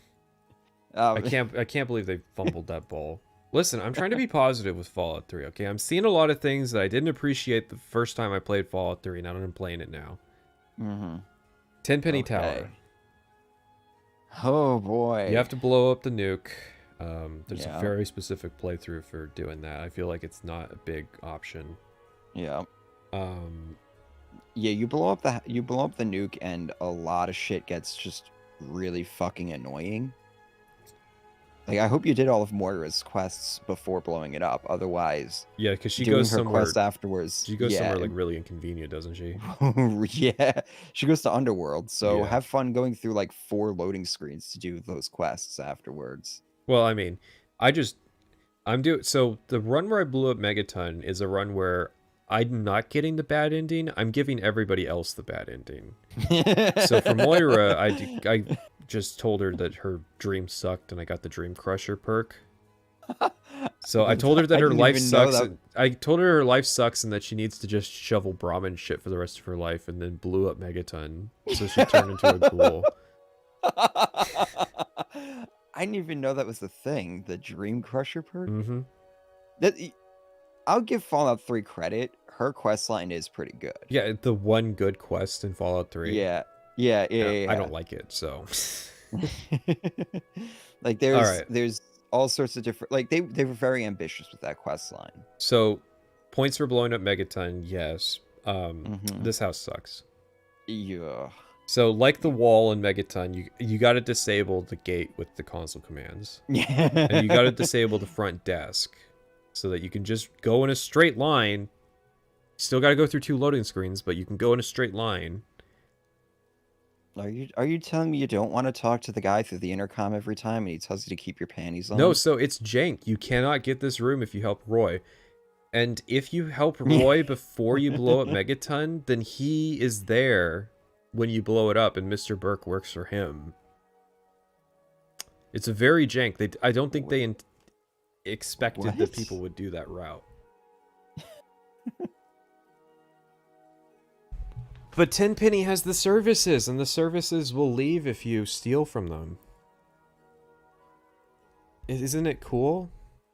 I mean, the traveling merchants outside are still going to be, like, infinitely better. Because you can upgrade them. Oh, no, 3 loading screens. My bad. But you can... Listen, it's 1 loading screen to get back outside to fast travel. Yeah. Yeah. So it's got clean drinking water if you go to one of the other rooms. They don't have it in your room for some reason. That's why they give you the room. But okay, plumbing doesn't work. It starts with more storage. You can see it has a chest and a safe. Yeah, you do get more storage. only has 1. Mm-hmm. Man, it's fucking D at least.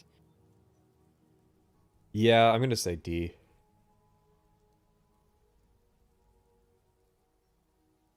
Man. Kinney's Cave. Do you know where Kinney's Cave is? No. Then I'm deleting it. It's in Point Lookout. Oh. Yeah, there's a house in Point Lookout. Medea's quarters in the pit. Place to store your shit when you're doing the pit. Nope, not ranking it. We don't have an F-. Mothership Zeta. You can live on the mothership.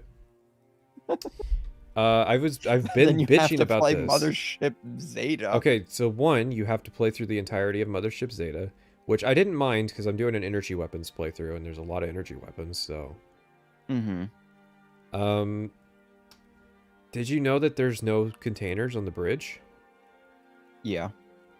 So, in order to use containers on the ship, you have to go back to the engineering section and store items there.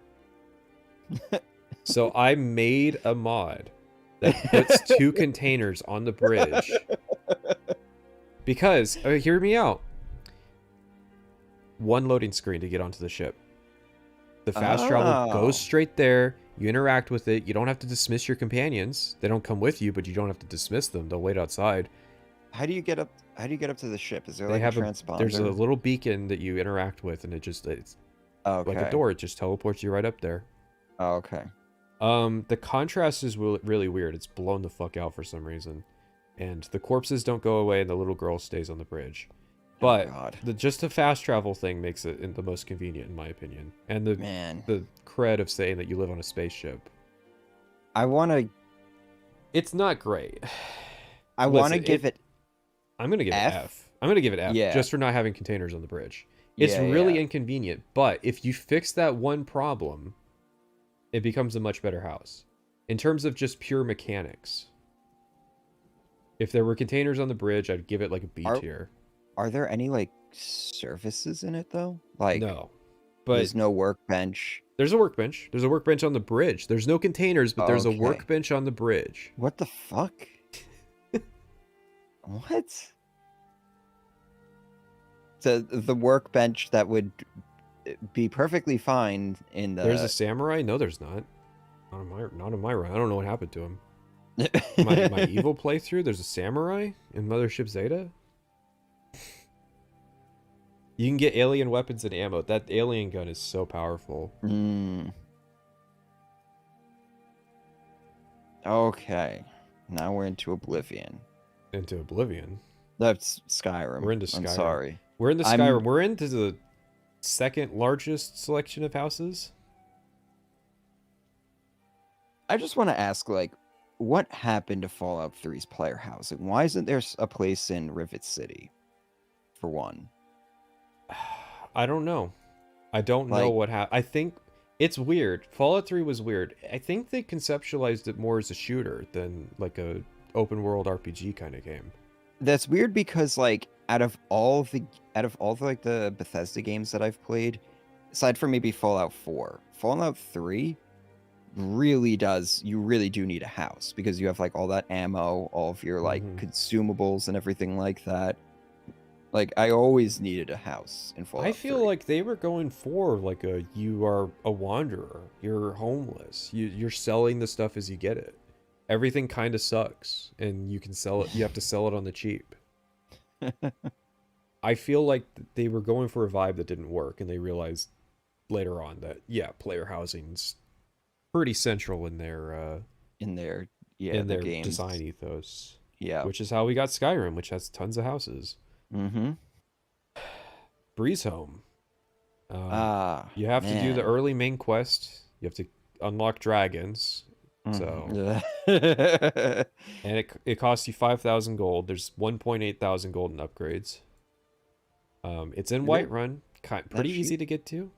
And it's in Whiterun and it's right next to the blacksmith and Bellathor. Yeah, like it's very prime location. It's good with the one mod that upgrades it and adds like display stuff. But then in that category it's outdone. Solid B, I think solid B. You know, it's not terribly expensive. It's not terribly difficult to reach. The dragon thing's pretty annoying. I kind of want to give it an A. Do you think so? Chat, are we A or B? Yeah, let's see. Gonna need chat input on this one. Next up we have Honeyside in Riften. You have to become the Thane of Riften.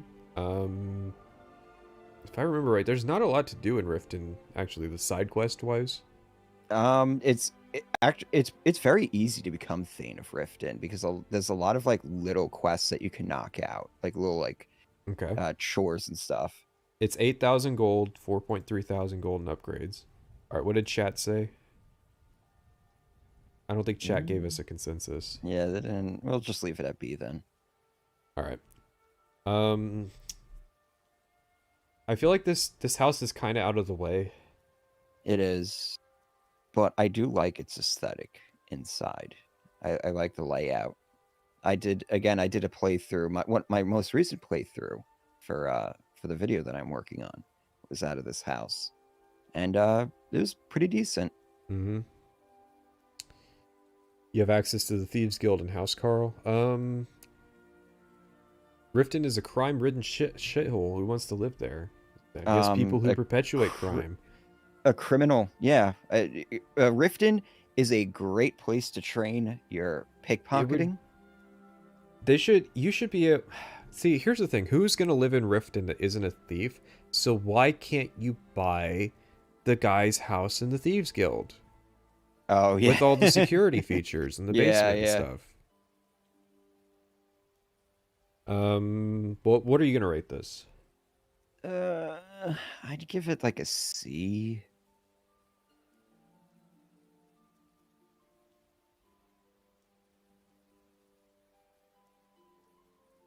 Vlindrel Hall in Markarth. Mm. Markarth Thane, 8,000 gold, 4.2 thousand in upgrades. Again, it's another house with a really nice aesthetic. It's very cozy. Really out of the way though. You have to climb up a whole bunch of steps. See, I don't care for the Markarth aesthetic. Like the bronze doors is the best. Mm-hmm.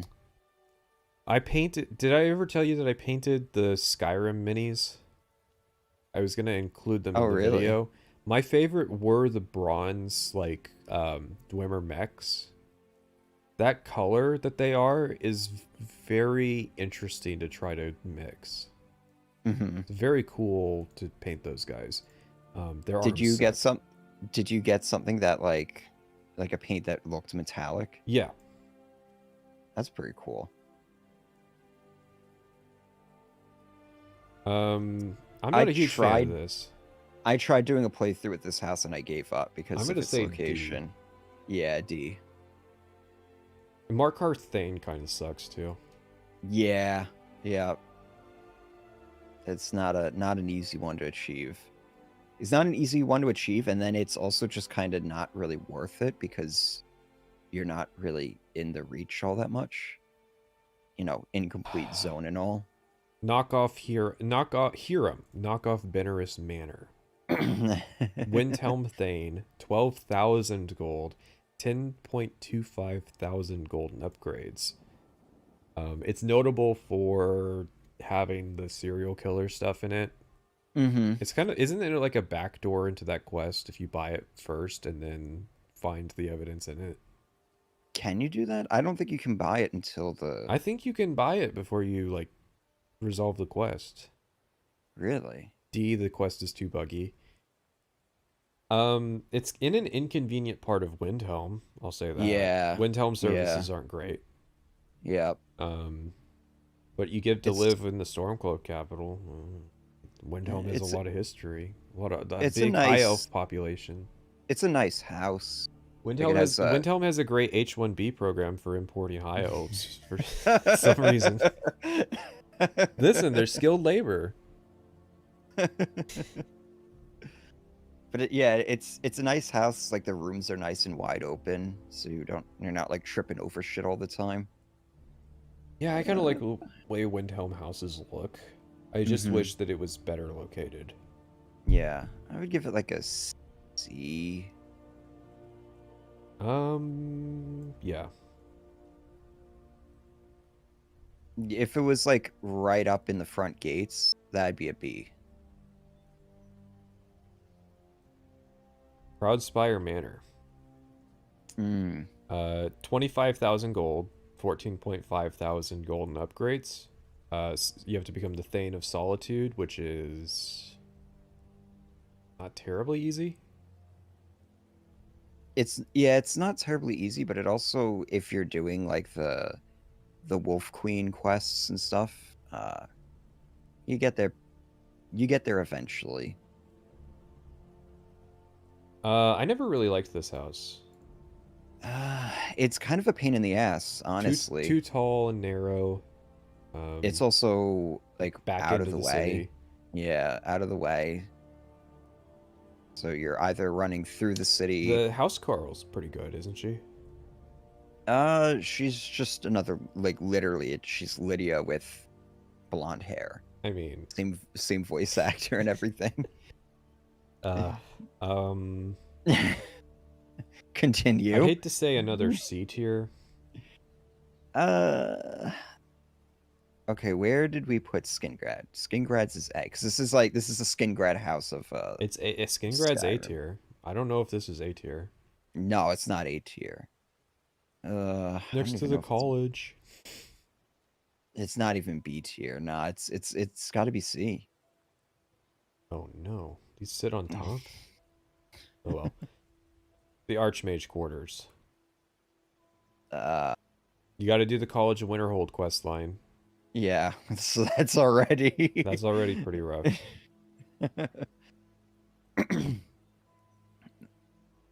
The Loading alchemy screens, patch. lots of loading Yeah, screens. Yep, the loading screens. The alchemy patch isn't really all that good. Impossible to get to. D at best for mage. Um, if Mirror I Watch wasn't an option later on, this would be yeah. D. I feel like this is F. Yeah, I think so. Yeah, I think it's F.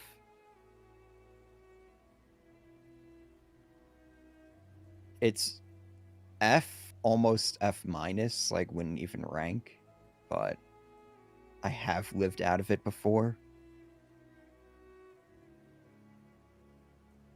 No. Dawnstar Sanctuary. Complete the Dark Brotherhood. Ooh, I don't think Yeah. I marked down that it has upgrades. It has like, doesn't it have like 20,000 gold in upgrades? I think it has. I think the upgrades are around 10,000, or a little bit It's more than most of the payout, isn't it? Yes, yeah, it's most of the payout. Yeah, this one sucks. I didn't realize that people hated it so much. What's wrong with it?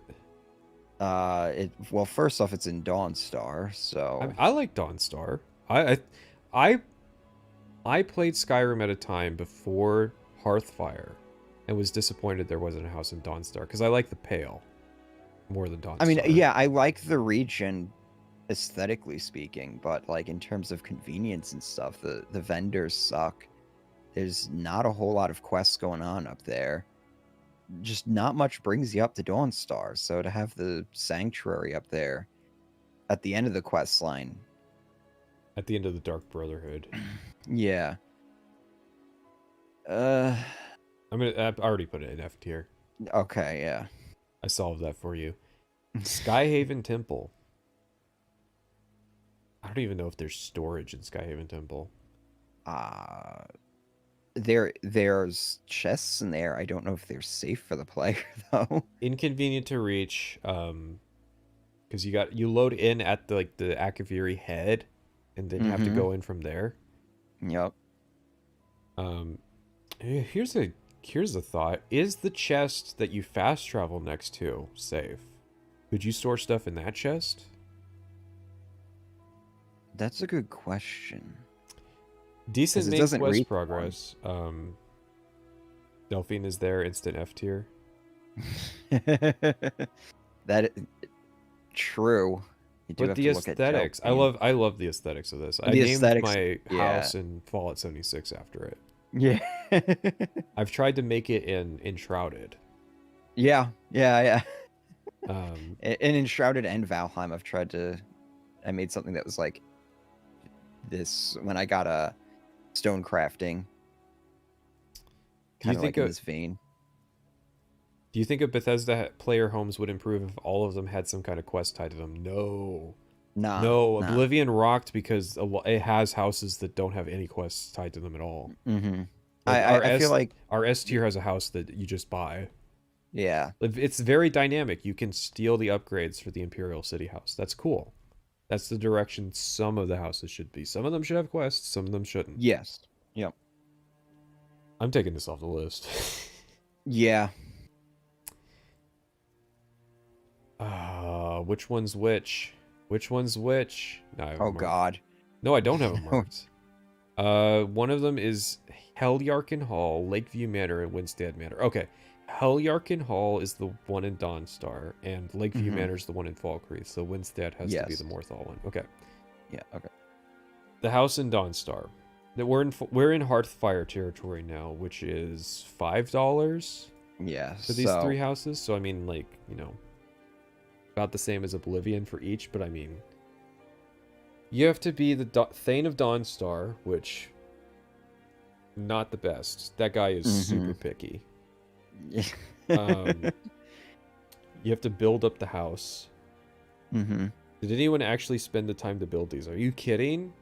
Are you kidding? Yeah. Before Creation Club, these are the houses. Yeah, absolutely. No. Even post Creation Club, I'm still using these houses a lot. Because you got the farming spot.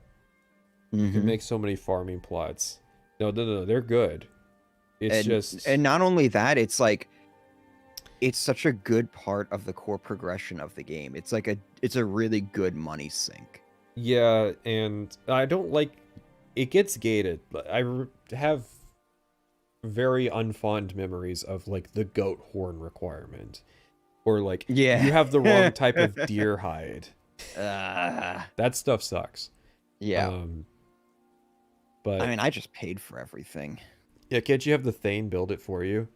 See, I didn't Mm-hmm. know that you could make companions your Thane of the house and then have them Yeah, the house Carl. Or the handle the steward. have them handle the progression of it. Yeah. But The like, only thing that you weren't, and I feel like this was an oversight, is the basement couldn't be bought out. yeah. That you had to do all by hand. So I feel like this is when Bethesda really started to think about what players want out of houses. Well, they saw the mods. They saw the mods for Fallout 3 and were like, oh, we could make that and charge people money for it. Were there mods for custom house, like making custom Mhm. houses in Fallout 3? Because I was looking at Fallout 3 house mods and I was not impressed. I was playing those like way back in the day. And then there was even a in Fallout 3 there was even a mod that was basically like the progenitor to Fallout 4's settlement building. A lot of modded homes still can't compete with Hearthfire homes. Okay, let's not get hyperbolic. Yeah. There's a reason Eleonora has a job at Bethesda. Yeah. But the only issues that I've had with the Hearthfire houses really is the lighting in them is like half the time is busted. Yeah, so no, like the house is the just lighting dark. sucks. I remember there was this mod before Hearthfire came out that you might remember it when I mention it. You know the river that goes past Falsheim Tower and then there's a big waterfall and it's going out towards Riften? Like the road that you would take to get to Riften for Whiterun? Yes. At the base of that waterfall, there was this house mod that you could it started as a shack and you could build it up progressively with resources and stuff. And you would get like a bridge that goes across the river and then build up a second house. It was like a very early on build your own house mod, and I think it predates Hearthfire. Interesting. I don't remember that one. Yeah, that was a very early Skyrim modding days. But okay, so I like the progressive element of the Hearthfire house. I like the choices in theory, even though there's really kind of a meta to picking them. Yeah. Like, do you really ever need the armory? Yeah, you just build a second house and make the armory there if you end up wanting it. Yeah. Because you can get all of them, so it's just... I don't like that you can't pick which wings go where. That's my biggest issue with Hearthfire. It's like I want the mage house. I want the tower. I want the garden. Mm-hmm. So the Hearthfire houses have to be ranked pretty much on location, how difficult they are to become Thane, and then they have the DLC curve. Do you think Hearthfire was overpriced? At $5? I don't think it was. I don't think so. Because it does add like a decent amount. Like, it adds a lot more than... So it's like the same price per house as the Oblivion house mods, but it adds more in that it's naturally integrated with Skyrim. Yep. People who play Skyrim today don't know that Hearthfire was a separate thing. Yes. And it really does have like a good benefit toward, like a really positive impact on player progression. Because it's always this thing like, oh, I could build out this house and stuff and sink a ton of money into it or whatever. It really does blend itself well. I agree with it doesn't deserve the DLC curve just because it fits into the normal progression. Because what you're going to see with most of the DLC houses is that, like, with like the Creation Club, it's like, well, I paid real money for it, so I got to get it for free and up front. Yeah. I would be willing to take away the DLC curve on this one. I don't like the architecture of these houses. I think it's uninspired. Yeah. Yeah, it would have been nice if you could have like farming was good. Aesthetics. I don't think there was farming before Hearthfire. Nope. So that was a good addition. Yep. You can get fast travel at your house, which is pretty cool. Yep. If you remember those guys carriage. work as like for the Dawn Guard carriage driver, getting the rumors about that stuff. Mm-hmm. You could have farm animals. I don't know. I feel like Hearthfire was when Bethesda was finding balance with making DLC. Yeah. Because they've failed since then. It like for me, it's either A or S, honestly. Yeah. So I mean, okay. So we've got the one by Dawnstar, the one Yeah, by Falkreath, and the one by Morthal. I always liked the Morthal one the best because you get the fish hatchery with it. Yeah. So you could I like spawn fish, which were really powerful for certain alchemy. I'm gonna say items. so. I'm gonna say Dawnstar and Morthal are A, and Falkreath is B. Okay, I would agree with that.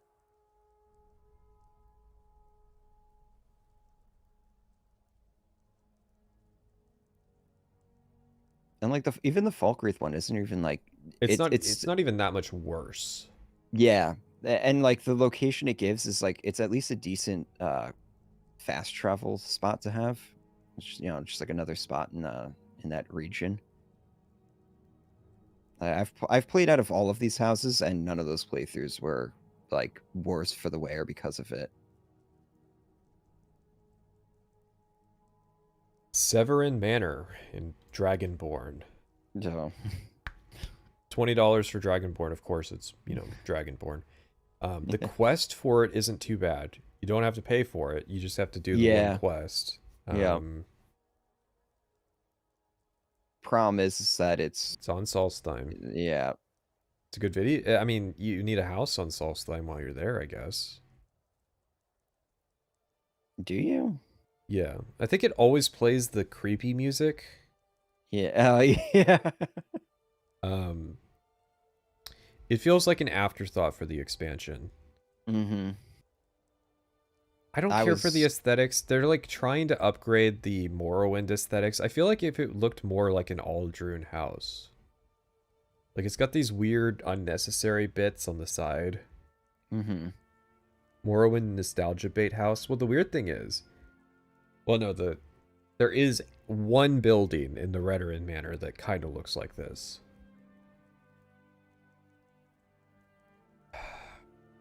I'm gonna say D. Yeah. Yep. Not great, not terrible. They give it to you for basically free, which kind of sucks. And it's like, at least when I was playing, the house was like loaded with like treasure and stuff. So I made a ton of money from just moving into the house. Yeah.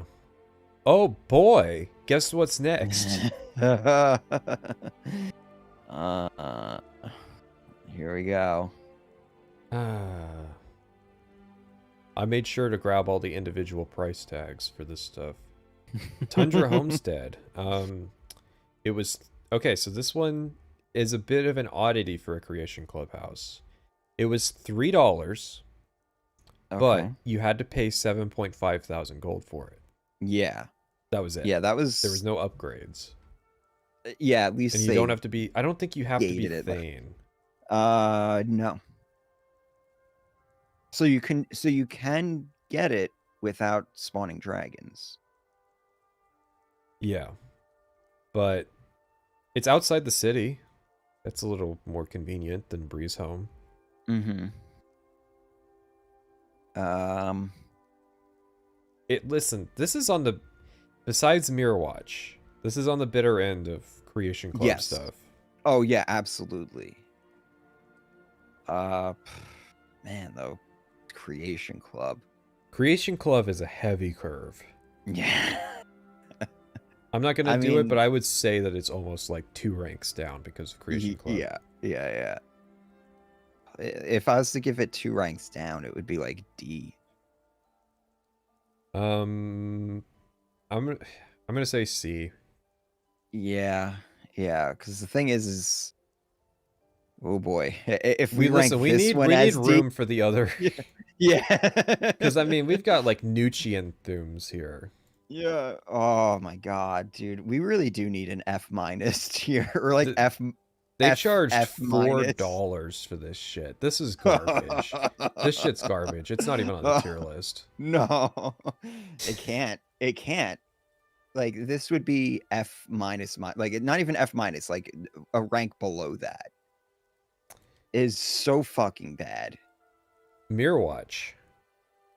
If it wasn't Creation Club, I would put it in S tier. Yeah, honestly. Like, it's probably the only Creation Club creation that I played that I was like, I would possibly pay money for this one. My main complaint is that you get it for free. You just walk up and you just okay, so it's Creation Club and you get it for free. Their dragons constantly attack you outside it, which is the dragons annoying. and the chorus that respawn outside. Other than that, the actual house itself, though, I mean, it's using those Archmage quarter assets to good use, because we put the Archmage quarters in F tier. It looks nice, but it sucks to get to. This solves those problems. It has the collection stuff, so you can display all the stuff as you go through a playthrough, which is cool. It's a real. It feels like Frostcrag Spire. So okay, here's the deal. Upgraded.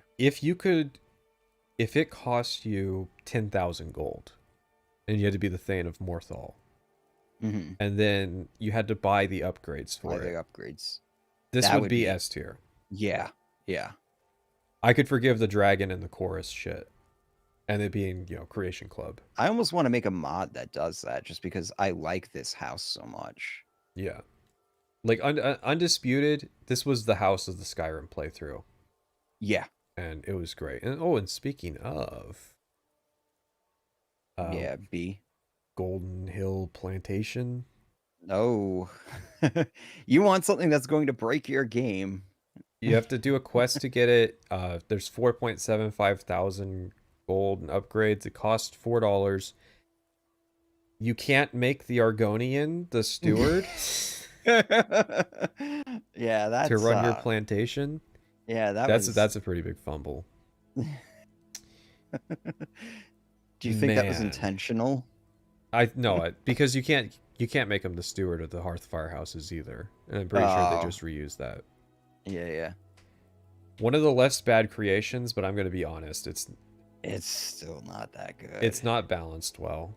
No. Like it auto grows stuff for you.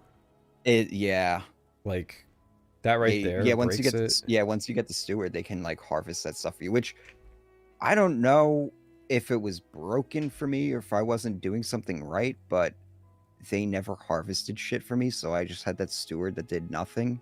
The Skingrad house is an A tier. What are you talking about? Yeah, Skingrad house is A tier. It's too powerful, and they charge money for it. Yeah. And it's also just like very easy to stumble upon this thing. And you get attacked by dragons outside it. Yeah. F? I wouldn't give it F. Because it's better than the other Creation Club stuff. Yes, I give it D. Oh. No, but curve.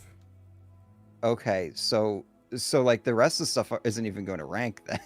Yeah, we're going to be deleting it. I'm going to be deleting some of these Creation Club houses because they're dog shit. Gallows Hall, $4. You have to do the quest to complete it.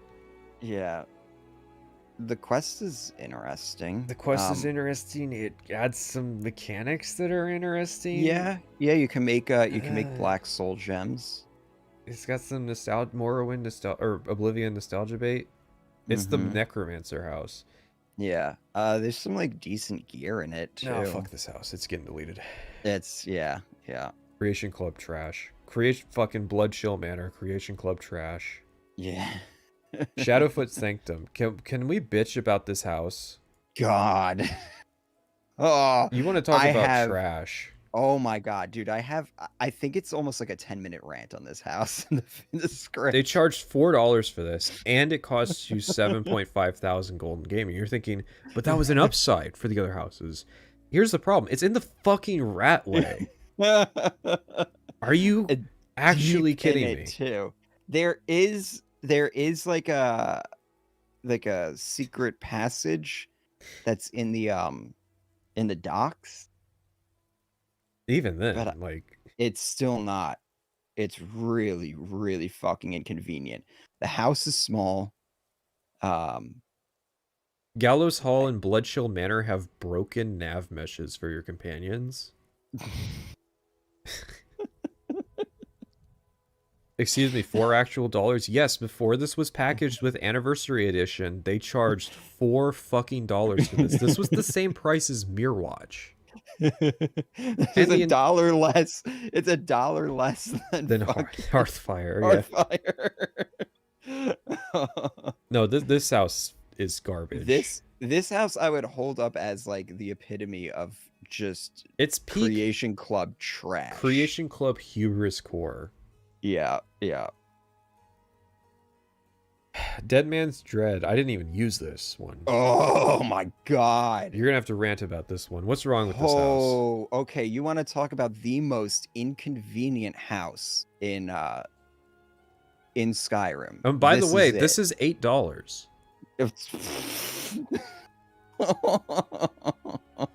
Okay, so first off, right off the rip, it is just a reference to Redguard.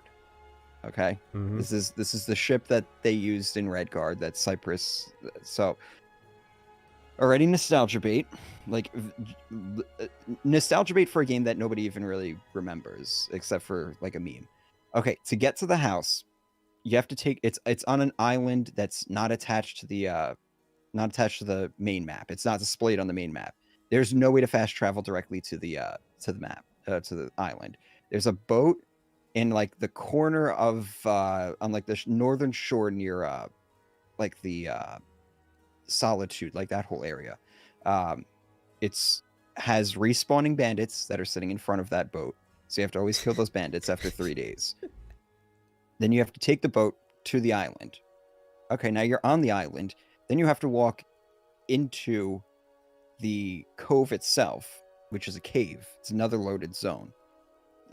I don't know why you didn't just spawn in the cove. Whatever. So there's another loading screen.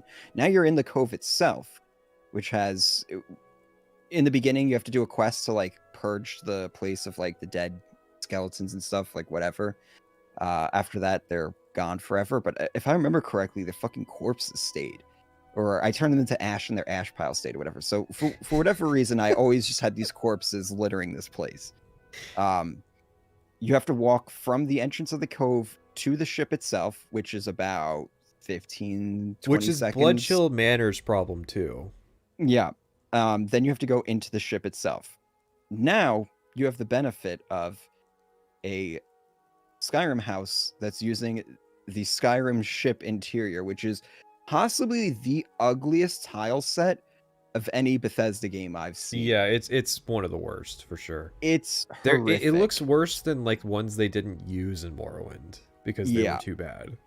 It's horrific. The lighting in there is broken. The place is confusing to navigate. $8. Place is confusing to navigate. And if you want to fast travel out of it, hey, guess what? You got to go back to the island. You can at least fast travel without using the boat to go back to Skyrim. But if you want to come back to it, you have to go back to the boat. You have to fast travel to the boat again, take the boat to the island, and go through the whole song and dance. It is literally about, I would say, 45 seconds to a minute to get into the house.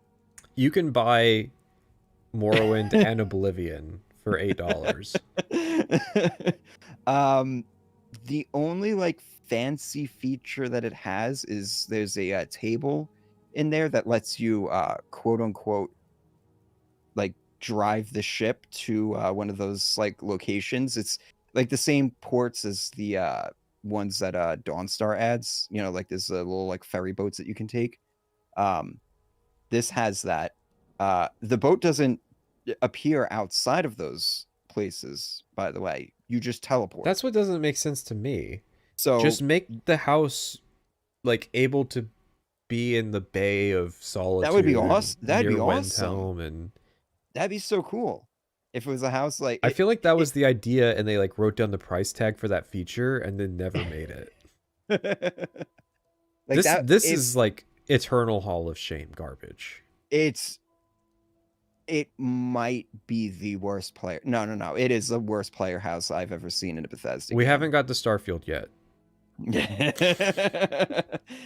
No, it's at least in the Starfield houses you have like the thing that you can like, build stuff in, because all like the, like the features in the house, like the benches, the workbenches and everything, they're all scattered throughout the place. Is Nucci Thumes worse than this? Because someone's saying it is.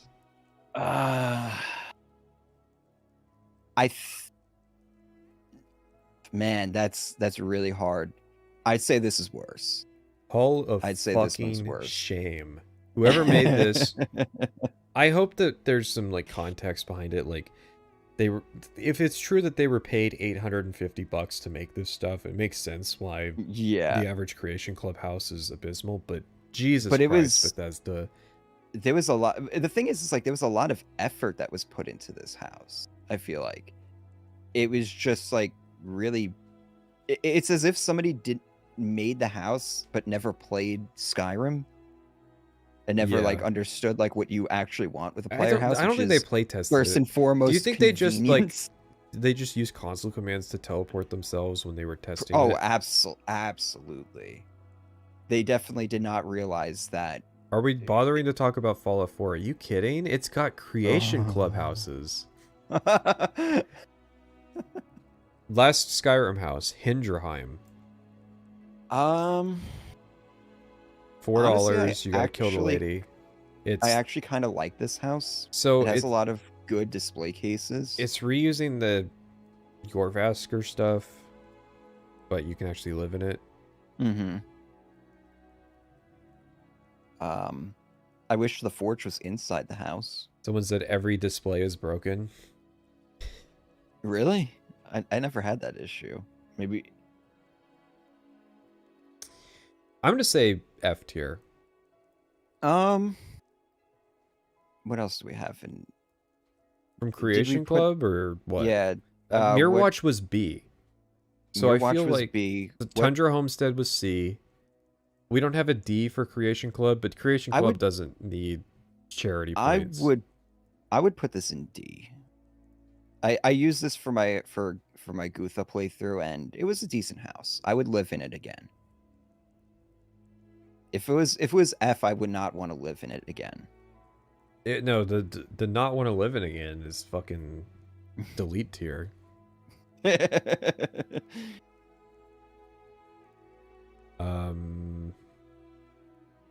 Now we're in Fallout 4. So wait. Oh. That's all of the settlements. Why am I doing... No, we're not doing settlements first. We got to get the houses out of the way. Have you ever lived in a Fallout 4 house? I don't even know how many houses there are in Fallout 4 because I've never lived in one. I know there's one in Diamond City, and that's the only one that I know exists.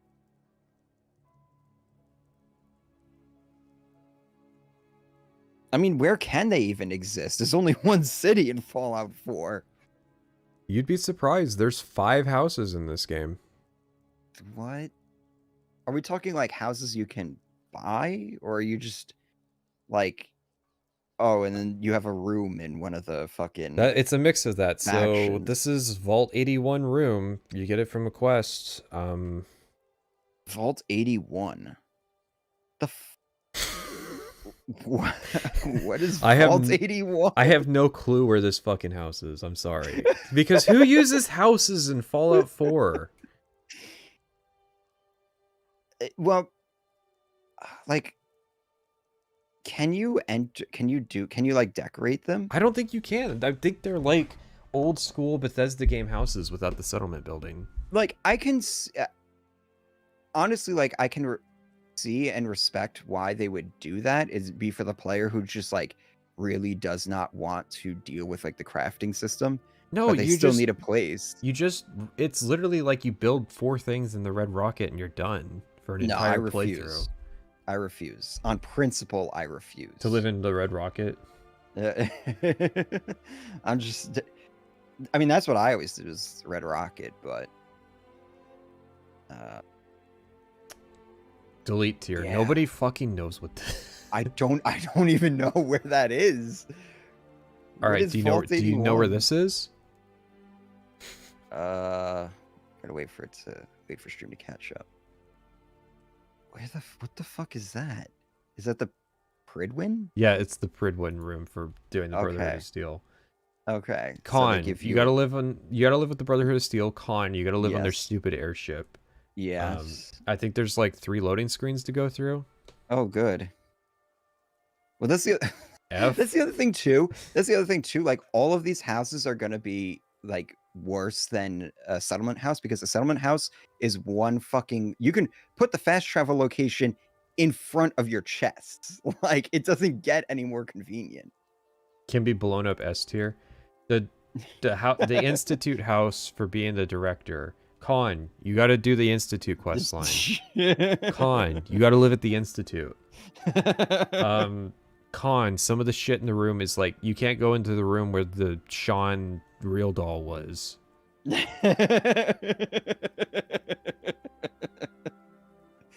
F. Man. Put it in F because like we need something there to just like Too bright. shame It's just Fallout 4. If we delete everything from Fallout 4. The home plate. It costs 2,000 caps. You have to live in Diamond City. I mean, I C? guess D. D. It's better than the other ones, but it's still Like why? at least I understand. Like you get a house in Boston. Like can't really build settlement in it. Like Again, I feel it's like the only good one. the house should at least be like 2,000 caps is nothing. 2,000 You're gonna caps have that is by nothing, the time but you at hit. least it costs something. At least it's not Yeah. like here's your house for doing a quest. Plus merchant, plus can build inside. You can build inside that. You can't connect any of the caravan stuff to home plate. Ugh. Nuka World house. I never even fucking played Nuka World. Delete. All right, so we're playing a game here. I've got 26 images of settlements, and you have to tell me what the settlement is. Okay. That's gonna be kind of difficult. Okay, so I'm not ranking all of the settlements, by the way. This is I don't remember exactly the name, like Cranberry something or other. It has the pool. Aren't there ghouls that live at it initially? Yes. Slog, Yeah. the slog, the berry. Yeah. Chat, is it good? I don't fucking know this place. I only want to rank one settlement, and that's like 2 settlements, Red Rocket and Sanctuary Hills. I feel like there's only 2 settlements in this game. No, Hangman's Alley is actually pretty cool. Yeah, Hangman's Alley is one that people bring up a lot. Yeah. Delete. This one, yeah, I would delete it. If I remember correctly, it's small. It's like and that's going to be a lot of the issues with a lot of these places, that like the footprint is just small.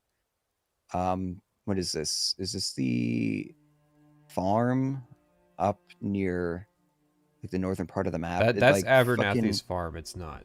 No, not Abernathy's farm. There's another one. Like far up in the north here. And I'm pretty sure that's what this is. And they have like I just remember this one because they always have tomato plants. All right, and delete. Delete it. Well, you're just asking if I can identify them. I'm pretty sure. That's the bit with this. Is just, can we even identify it? What the fuck is this one?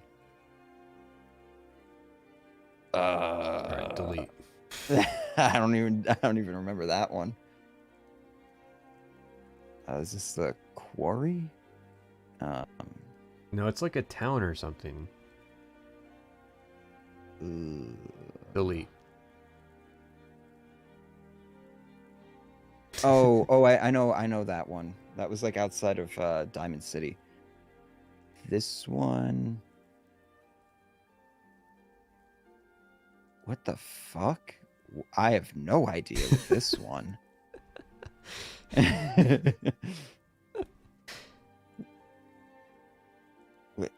What is this? Where is that? Okay, this one's These- also pretty. This the- is pretty cool. These are all settlements in Fallout 4.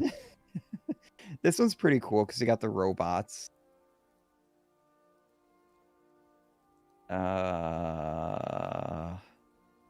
just gonna go through them. I'm gonna spend like 10 seconds on them. You gotta tell me if you can even identify where the fuck they are before we get to one that I can rank. This one I've actually tried building out on this one. That like ruined house. Mm-hmm. It's not good. All right, then delete it. I don't even fucking know what that one is. All right, finally we're at the Red Rocket. We're at an actual settlement that people who use. I remember that one. I remember the last one that we were looking at. Like it's actually cabin. yeah, that one's actually not too bad for like if you want to build like a bunch of defenses and stuff around it. That's about it. Okay. Red Rocket, A for me. Yeah. Man, I almost want to give it S. I don't think it's as good a place to build, like engage with the broader settlement building mechanics, but for making like a custom, for making a custom personal house, base, it's really good. It's really, really good.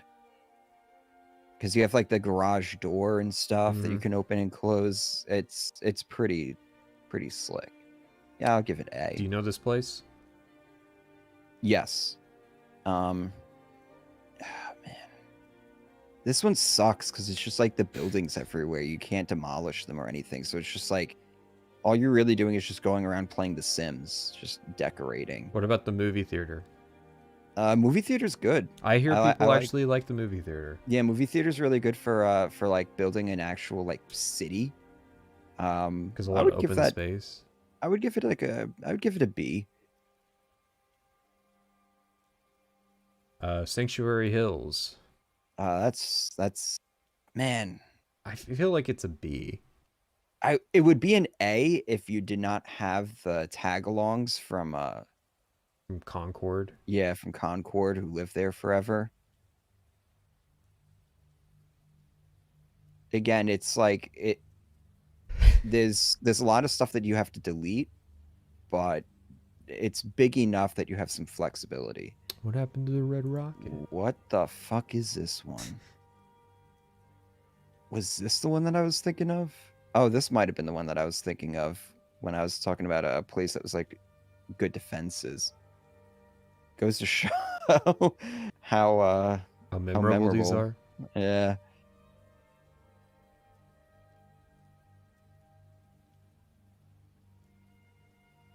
I don't even listen. I don't even have the Far Harbor ones. That like, and they throw a ton of you at Far Harbor. What is this? No idea. Okay. Oh, this one I remember. This is the place with all the traps. It's all right. You can make like a decent theme here. This is some building space. Do you like the castle? The castle? I like the castle. I do like the castle. What would you rate it? It has the quests tied to it. I'd give it a B. Rank it at the same as Sanctuary Hills. I remember like defending it from the Institute for one quest. It was kind of neat. I wish it was used more. This one's a technicality. It sounded like a pain in the ass. You can live at the airport after you destroy the Brotherhood of Steel. Yes. I think it has a lot of build space though. So if you want to like a blank canvas. So D? Yeah. Yeah, D.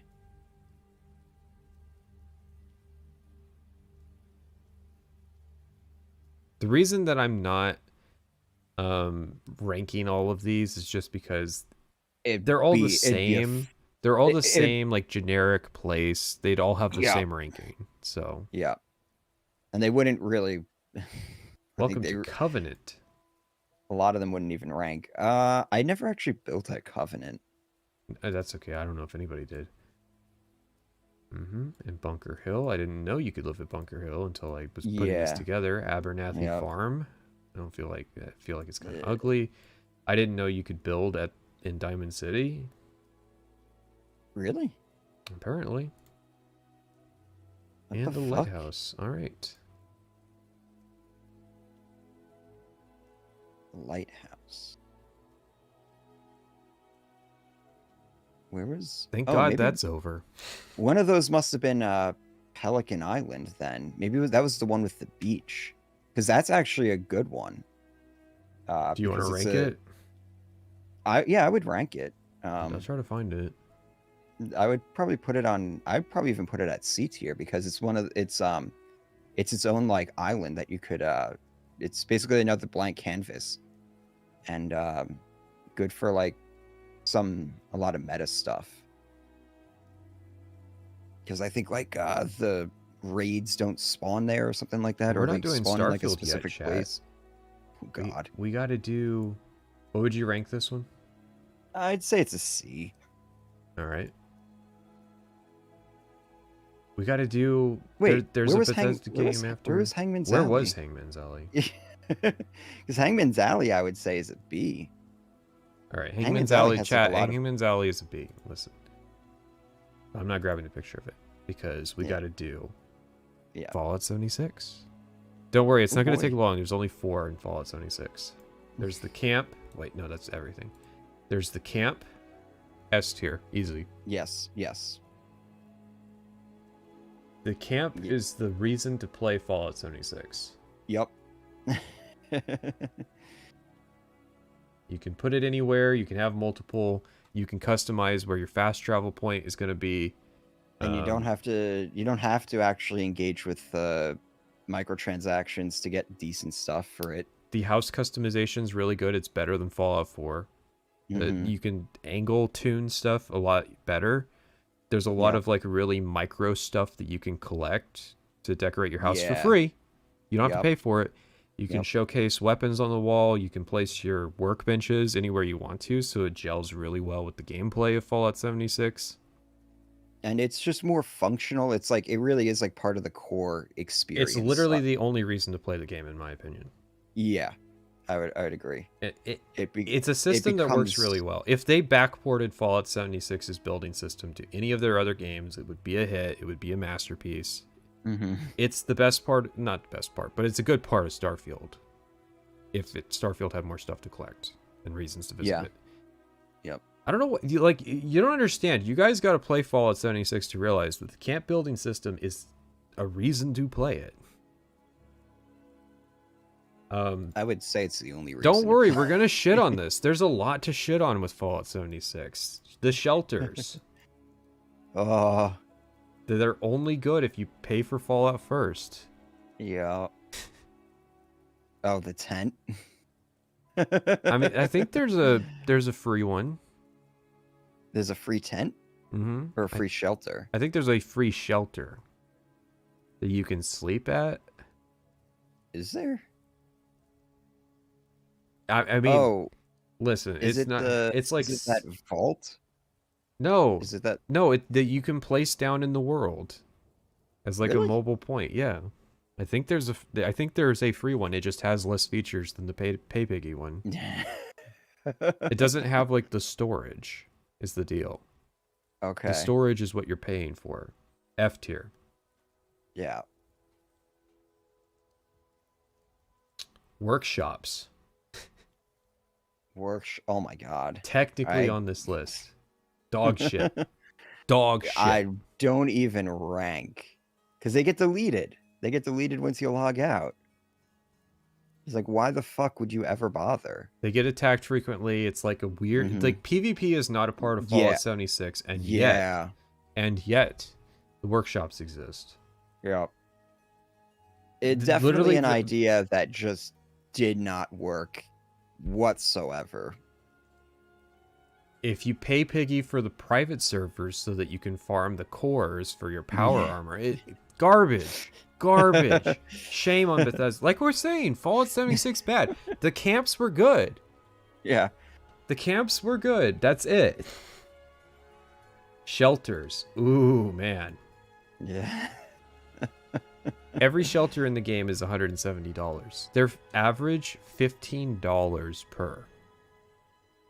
Man. $15 Yeah, and they were shelter. getting, they would get more expensive as the system like evolved, and like they got so fucking elaborate, and some of them are just like straight up just superior to camps, because it's just, you just drop the thing and you can just fast travel to it. Pay Piggy tier. Yes. Four Like, pay Piggies, absolutely.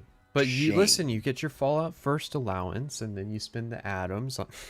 Yeah.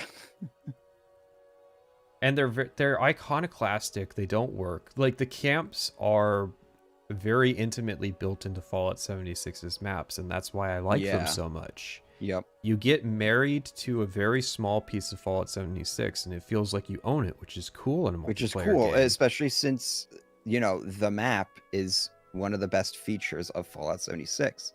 So it's like, hey, you can live anywhere in this map except for like, you know, some areas. Very few restrictions. The shelters, so like shelters are very bad. The shelters are very bad, but they're also like pay to win. So there's one in the pit that has like the largest build allowance out of like any camp in the game. So like if you want the biggest build allowance, because those do it, that is a thing with and that is one of the drawbacks with the camp system is the build allowance. Yeah, you can just pay like, it is generous, yeah. But like, yeah, you can just pay to have the biggest build allowance in the game. It's a completely empty area. It has the tallest build space as well. I don't know. That was when I was playing. There's probably something that's even worse now. It's even like bigger. But like they were literally just selling people who are into that sort of part of the game. They're just like, yeah, you have to buy this shit. Shameful. Twice as much as the stupid Dead Man's Dread ship. $15 for an empty house? Are you fucking kidding me? In a live service game. In a live service game, so you can't even own it forever. Shameful. If you're a fucking Fallout 76 fan and you're excusing that they're $15 fucking dollars. Yeah, that's insane. I think it's some of them. It's the most expensive stuff in the game, or like in the Atom Shop. Yeah, I think it is. Starfield. Oh boy. Starfield ships. I'm sorry that the image is scuffed. You know, all of the things are images that were different resolutions that were all scaled down, and then there was a mask applied on them that made them square. Unfortunately, this means the Starfield ship gets its ends cut off because it's not really a square shape. But the Starfield ship. Probably the only thing in Skyrim or Starfield that I liked. I'm going to say S tier. Even though the implementation is borked. The idea is good. The idea is good. The problem is, yeah, I guess if we gave camps S tier, we have to give the ships S tier. The problem is just like the progression tied to ships. I like the progression tied to ships. I thought that was the only part of the progression that worked. It's the combat that sucks. It's the combat, and it's just like. But okay, listen. I don't know, like the utility of it is. There was an update. They added the ability to use the like outpost builder in the ship. Yeah, that is. So that solved one of the problems with the launch versions of the ship. And then you have the separate. You can turn down the difficulty for ship combat. Yeah, so you can unfuck that part of the game. Yeah, when I modded Starfield, ships and stuff, like, awesome. That's like the part of the game. It turned it into like a proper like swashbuckling adventure where it's just like everything that I did was related to my ship, building up my crew and everything. And that, like, the bones are there if Bethesda was to ever actually acknowledge that Starfield is a fucking piece of shit and they need to fix it. The bones are there to make it like into something very unique and actually very fun. And you can do a lot of it with mods already, but I mean, I like yeah. that in Starfield that the universe resets, because it means that, you know, skills like mercantile, it's too easy to make the meta ship because you can make credits too easily and then just buy the stuff. So that the fact that you can keep going through that ship progression, I think makes it work. I like that the ship has a very physical presence in the world. Yeah. And the customization, the parts aren't good, but you can recolor it, which is good. Yeah. I would have liked if there was more competition for best components. The internal ship pathing sucks. I wish there were parts of the it's weird that you can't get any ship parts through exploration. Yeah, that would be part of it too, because Like, that's just an entire dynamic of the gameplay that they're missing. yeah, or at least like quest rewards. Like, you know, you could get like one of the best Like with engines. Fallout from completing 76, a what I'm going quest to line. say is that we are going to lambaste the rest of the Starfield section. I intended for ships to show up last when I was putting this together. The order got flipped around because after we talk about the rest of the Starfield houses, I think that people are going to be more amicable to putting it high up. Because next up is outpost building. Oh boy. How? You want to talk about a flop. How? They made camps. Yeah. How did they bomb outposts? How did they make something that's worse than Fallout 4's settlements? Like, because Fallout 4's settlements are actually not that bad. So problem number one. Okay, let's just problem number one. You find a planet that you think you'd want to live on. You go down to it, you find a spot. Hey, this looks cool. You go to put down an outpost. You can't. Why? There's some outpost management perk that you don't have that you need to put on that planet type category. Yep. Yeah, dude, the perks tied to outpost manage. There's so many. There's so fucking many. They're deep. They're in their own category that's inconvenient. They're in Yep. the crafting category. They're at the bottom. And they get you from living on planets that look cool. So you just got to live on like shitty atmosphereless rock worlds until you level those up. Then you actually put the outpost down and realize that they were trying to spare you.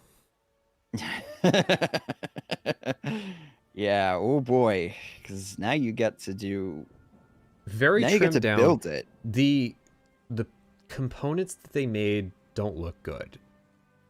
There's no like, okay, I just want to put down a flat platform. No, you can't even do that. Nope. I wanted to have a flat platform where all the crafting tables was, so I had to put down a building that had a flat-ish roof and put the stuff on top of the building. Because you got to go through the airlocks. Yeah. And then you have the resource system. I love the people that post like, here's my sophisticated base that, and it's like, please just play Satisfactory. Yeah, like why? Yeah, literally play any other factory management game. B for Breeze Home, are you all on drugs? You have to unlock dragons to get Breeze Home. Yeah. Just remember. Oh. There's the weird ships that show up out of nowhere to transport your stuff. Setting up transportation between your outposts is a fucking nightmare. Oh my god, it is so bad. It's bad. It not only is it a pain in the ass to do, but it's also like it's almost worthless.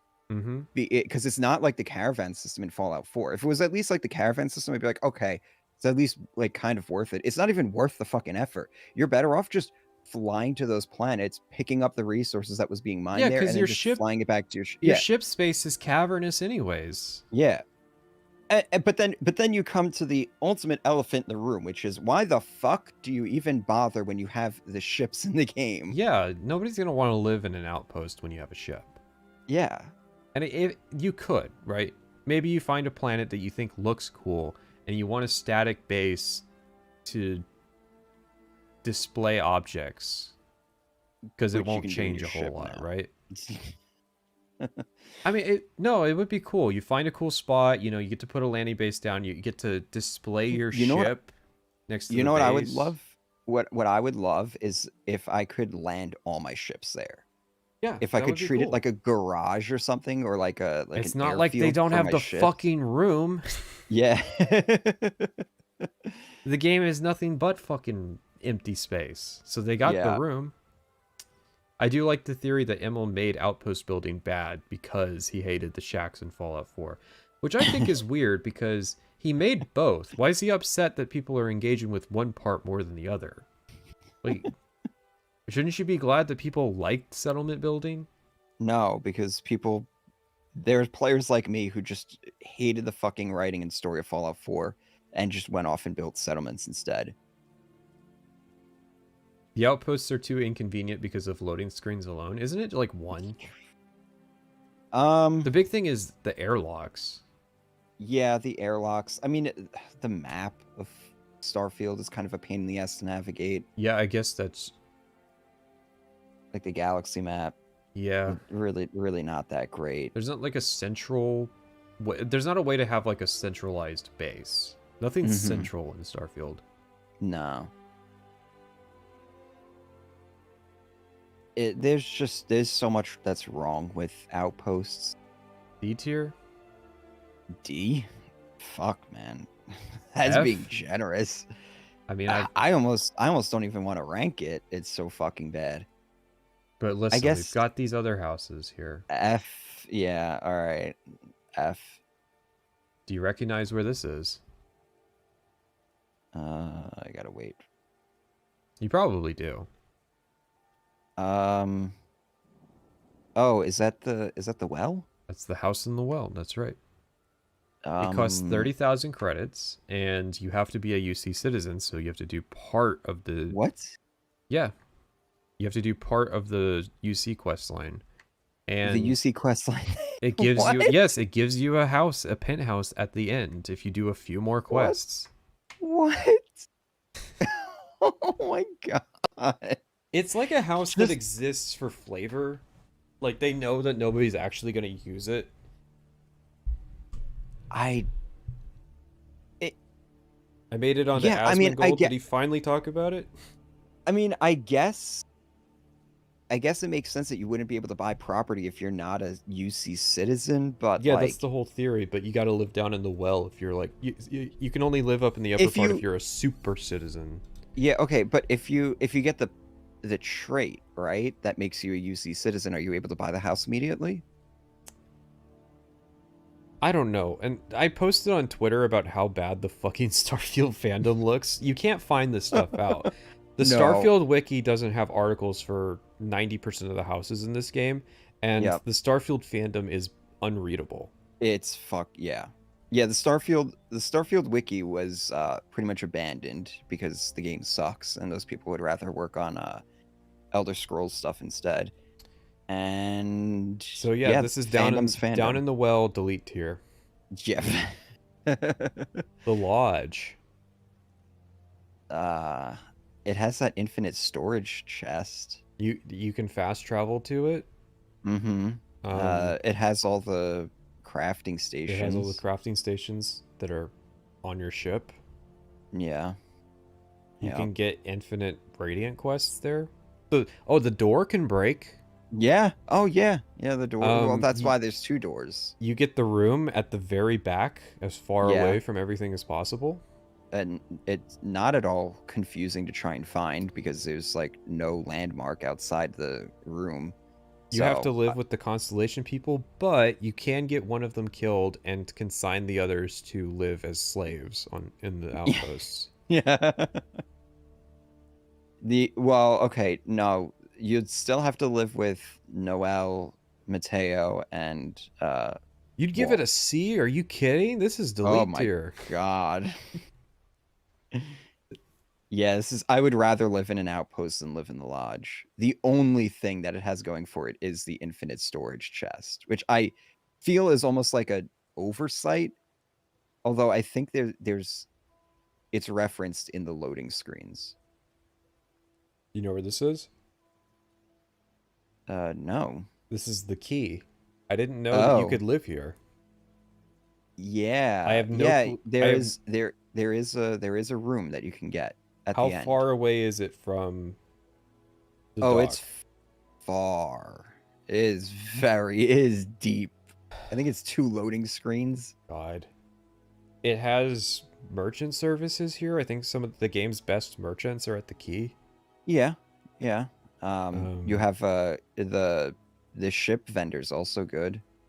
They sell, like the shielded modules and only stuff. problem is that it's a faction about owning a spaceship. Yeah. So here's what I don't get. The houses are inconvenient in the game with the spaceship.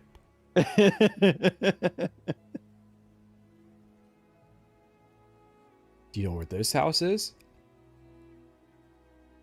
Probably can because of the color correction. There's two houses in Aquila. Did you know this? What? There are 2 houses for sale in Aquila. For sale? Yeah. One of them is 78,000 credits and the other is 45,000 credits. And there's no you don't have to be a citizen or anything. You just pay credits for them. What the fuck? Why does Aquila City get two houses? Oh, I guess because technically, what's it called? Has 2 houses. Neon? Yeah. No. Because Neon has 2. Oh, Oh, Atlanta, okay. New Oh, so they Atlantis. all. They Oh, all so have they 2 all have 2 houses, then. yes. Okay. Okay. There's 2. Okay, here's what I don't get. Because Aquila's not big. No. It's like 1.5 Whiteruns in size. Yeah. Yeah. So 2 of the houses being empty is Yeah. I mean, Yeah. listen, That's it's next to the Chunks place. I think it's centrally located for services, maybe? Eh. okay. You'll have to live in Aquila Yeah. You have to live in with Aquila, the which awful is color grading and the dirt roads. and the really poor performance because everything is centrally located. It doesn't Everything's listen, loaded it in. doesn't have as many loading screens as the other cities. That is true. So here's your options. You either get loading screens or you get really shitty fucking performance. You pick your poison. Or you can live in your spaceship. Or you could live in the spaceship. Neon, the sleep crate. Here's the thing. um If Starfield had, like I said in my video, if there was a way that you could get a trait in Starfield that started you with no ship, and you had to Yeah. work your way up to buy one, yeah. some of these houses could be great. Like you're Mhm. paying to get transported between the planets until you can save up like 1,000,000 credits to buy your first ship. That would be Yeah. cool. That would justify having a 6,000 credit house in Neon.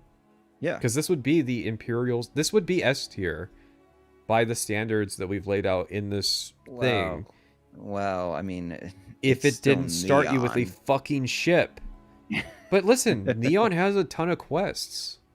Yeah. Neon has like stuff that you could do. Yeah.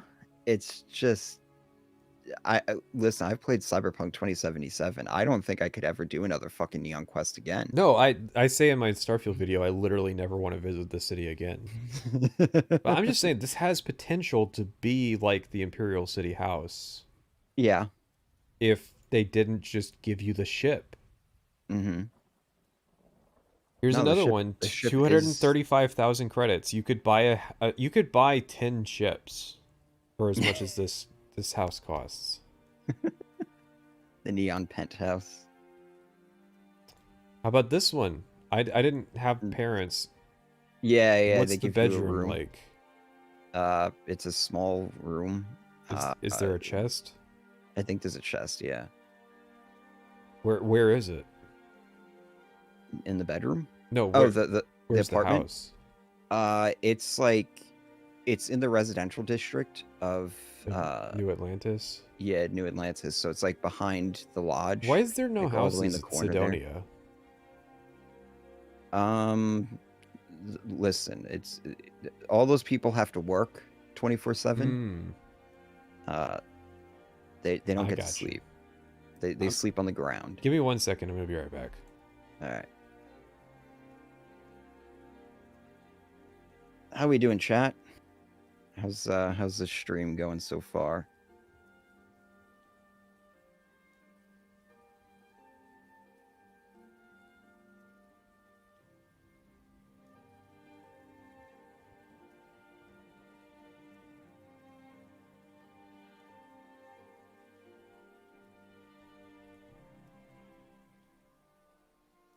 Doing a dungeon in WoW? Which one? Thinking about Starfield and Morning Tez 6. It's a shame. It really is. Starfield and I feel like Shattered Space really proved that they don't know anymore. Ragefire Chasm. Oh, that's a decent one. I liked Ragefire. Do that a couple times. It's a nice like ease into.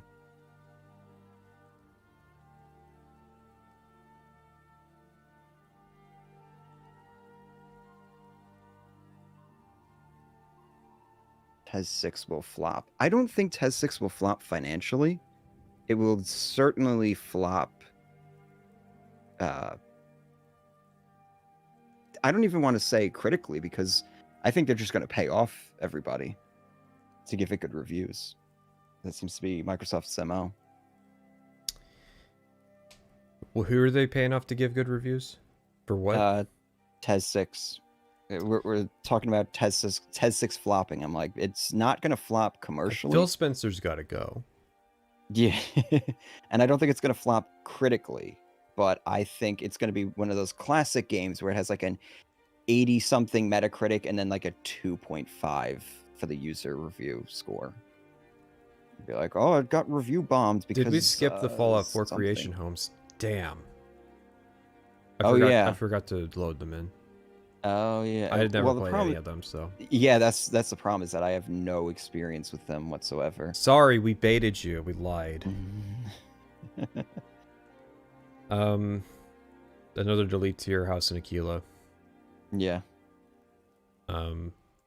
This is the player home that you pay the mortgage for? That you get one chance to... Yeah. If you pick it at character creation? Which is really fucking weird. Yeah. Why is my guy have a mining job and buying a house on a different planet? It's very bizarre. And the house itself, like, I mean, you just look at it. Like, there's no integration whatsoever. It looks like it's a modded house. Like, poorly done at that. I didn't even know Starfield had more than 2 houses. It was crazy. I was learning about this stuff and I was like, I only remember the UC ones. Yeah. Yeah, I knew of the penthouse in Neon. I didn't know about the sleep crate, and I didn't know of any of the Aquila ones. Okay, here. C tier for the mortgage. C tier? Just for the meme of saying that Todd Howard is charging people a mortgage to live in a player house. Fair enough. You know what? And because we don't have room in D or F. Yeah. The apartment at New Atlantis that gets reset if you do the Hunter Attack quest. And a guy lost thousands of items. What? You don't remember this? So this house is in the same cell as the main New Atlantis area. It's in the exterior. So when the hunter attacks the city, they didn't think about this because the only way to get this house is to get past the Terrormorph attack, right? So they thought, oh, well, we already did the attack sequence, so New Atlantis isn't going to get reset. And then they reused it for the hunter. So if you do the UC quest first, get the house, set it up as your house, and then do the hunter quest, it deletes all of your stuff. This is the only game where the houses are in the same cell as the city. Yeah. This is the only game that does this. And you know why? It's because they wanted you to be able to overlook the city. And also, but that also means that the performance in this house is absolute dog shit. A tier for Yeah, A A tier. tier for just deleting some Bethesda fans' hoard of thousands of items and alienating them forever. The game, like, it's maybe the idea is that, like, by the time you get to the hunter attack and stuff, you know, because like one of your crewmates die and stuff, so it's like you're going to reset the game anyways. You're gonna hop universes, so of course, Mhm. like, who gives a fuck? We don't have to fix that. I'm not going to God, put S tier because I want S tier to be the serious picks. This is the stuff that I think was the best of, you know, their respective games. There's 2 from Oblivion, which is funny. I didn't think there'd be 2 S tier houses from Oblivion. I thought we were gonna have more actually. I thought Oh yeah, Frostcracked you Spire thought would be S Frostcracked tier. Spire was going to make it, yeah. So, that took less time than I thought it would. We spent Yeah. fucking 6 hours talking about Halo. Yeah. Should I set up the watch together? For what? We could do one of the Fallout things. I suppose so. Yeah. All right, chat. What do we think?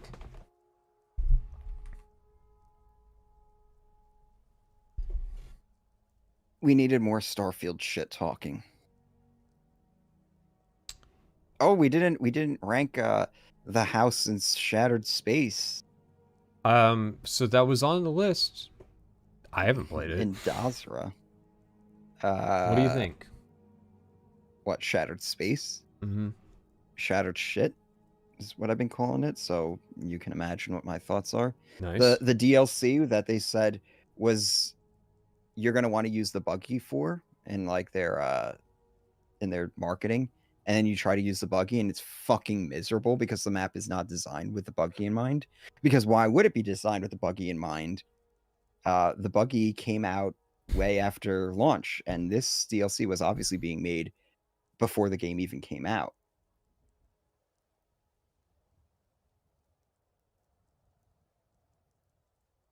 Do not process my personal information. Okay.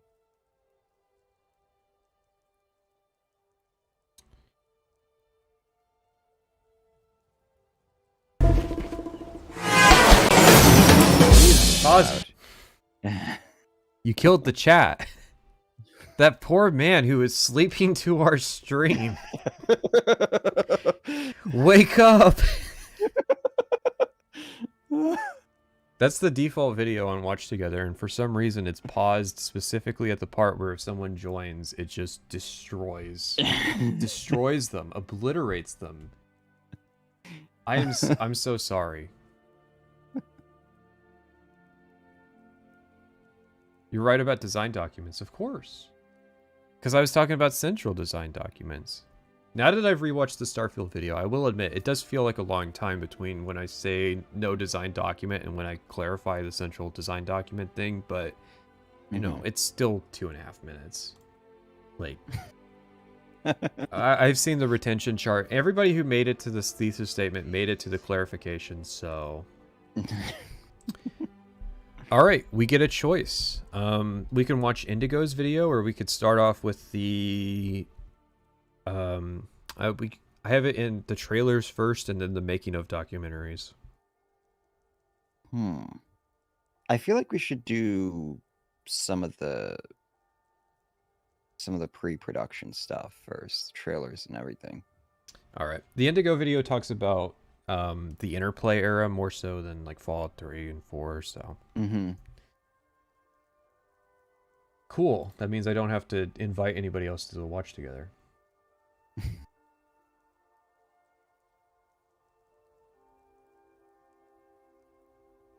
Oh, was Indigo gonna come on? I haven't talked to him about it yet. Because I'm still setting up the dates and stuff. Yeah. My thought is just another reason to I'm put willing it on pause, to invite him to hang out before. But I don't think I want to set a standard of like, oh, they're gonna be there for the stream. Yeah. Just because that would make things take longer.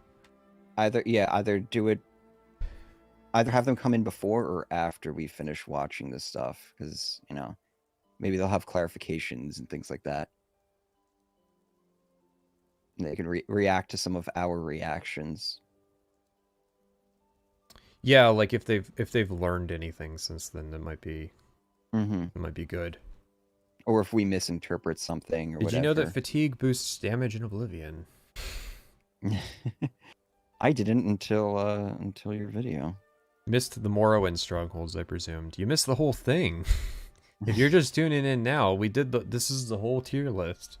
Yeah. And if it's something you don't recognize is on there, we deleted it.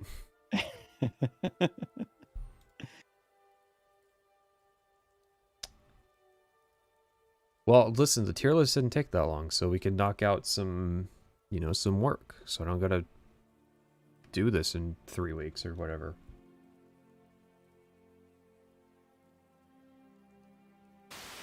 Oh, okay. That wasn't that loud. Did you decide on a day for the streams? I'm thinking when because the early parts are not going to be other people's videos, we could do those on Sunday. I feel like when we get to doing other people's videos, that's got to be like a weekday. Because we can't have 1,200 people in here when we're going to war with H-Bomber guy. It's going to be enough of a shit show. Yeah. So I feel like doing it at an inconvenient time, like 8 a.m. on Tuesday.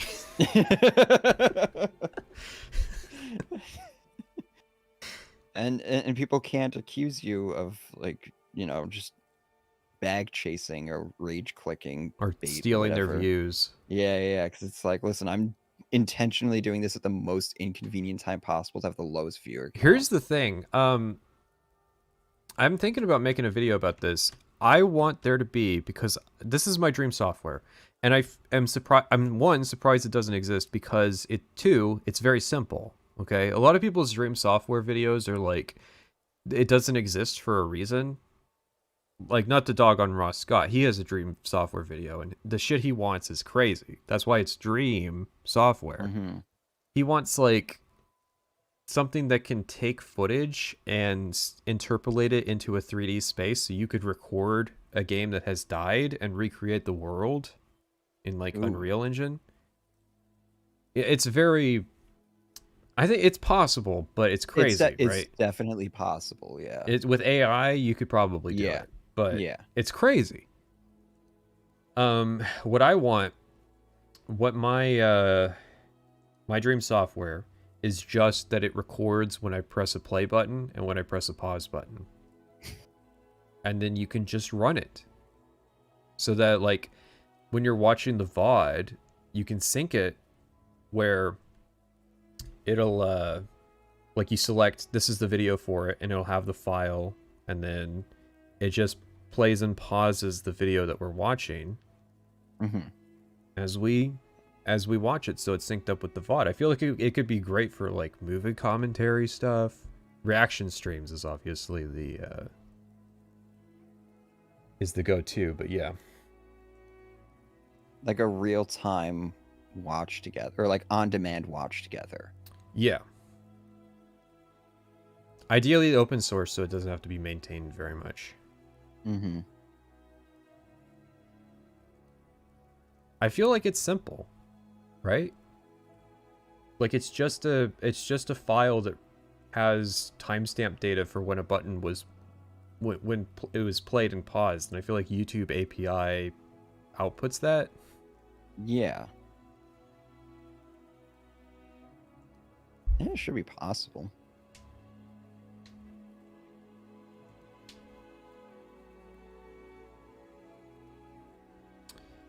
So yeah, if somebody could develop that in the next 2 weeks, that'd be great.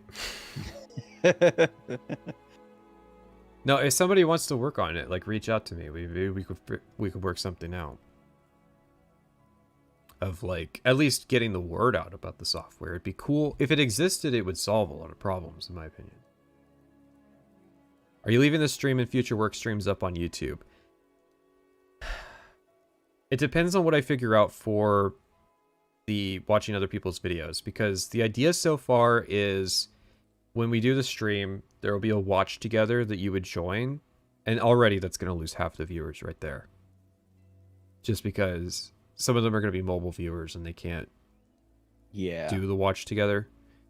And then other people are going to be like, well, I just want it all on the stream. So I'm thinking like maybe we put the stutter filter on. Do I have the stutter filter set up for watch together? It takes 2 seconds to set up. Freeze.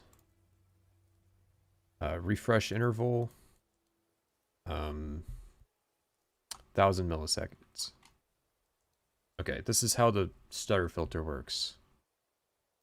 Oh, it doesn't recognize. And then you would get the audio, but you'd have the stutter filter. I don't know. I don't think it would work, but just something that encourages people to join the watch together so that they contribute watch time to the original person. Yeah. That's the whole idea. That's the whole purpose. Here's the thing. I think it's all transformative.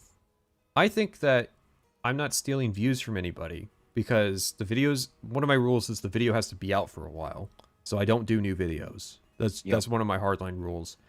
I don't do new videos, and what I'm doing is so different from the original video that it's not a replacement for the original video. If you're, I mean, dude, some of the videos that we've watched and stuff, it's like a 10-minute video and we spent like 3 hours watching it. Like if you're trying to watch the video, it's a miserable experience. Yeah. You're coming for the commentary. I just want to work something out.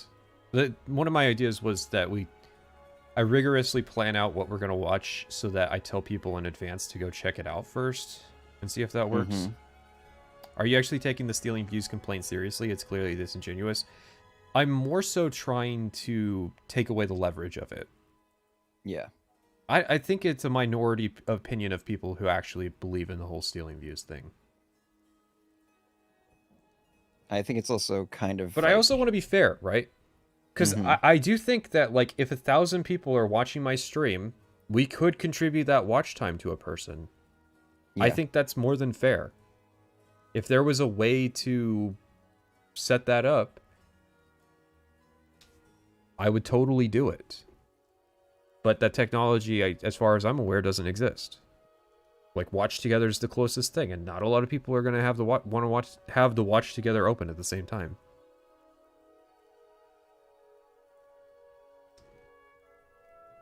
Anyways, this is the Fallout 3 trailer. This was at E3 2008. I think that one was in July. Man, E3. How long has E3 been dead? Officially or unofficially? Officially, it's only been dead a year. So it unofficially died in COVID, right? Yeah. Did it even? I don't even remember, like, what was the last real E3. Because, like, see, it's been, like, such a slow death. Because you had, like, different, like, publishers and developers. Yeah, they started splitting the show up. Yeah. So it's like by the end of it, by like 2019, I feel like it was just Microsoft and Sony who had actual showcases. And then everybody else was doing Nintendo. Just, like, Nintendo direct. Went exclusively to, like, direct. Yeah, they were kind of... I feel like they were the first ones to do it. Well, Ubisoft started doing their own show. Mm-hmm. That was, like, at the same time as E3, but not really part of E3. Yeah. And then you had ones where they were, like, jumping the shark. Started doing its own show, too. EA started doing it. And they would jump the shark, and they would do it, like, a few days before E3 even started. Yeah, people just started fucking around with it. And the main thing was that... Here's the problem, is that E3 was a good thing. Like, if you watch the Game Awards this year, you can tell that we need to have E3 back.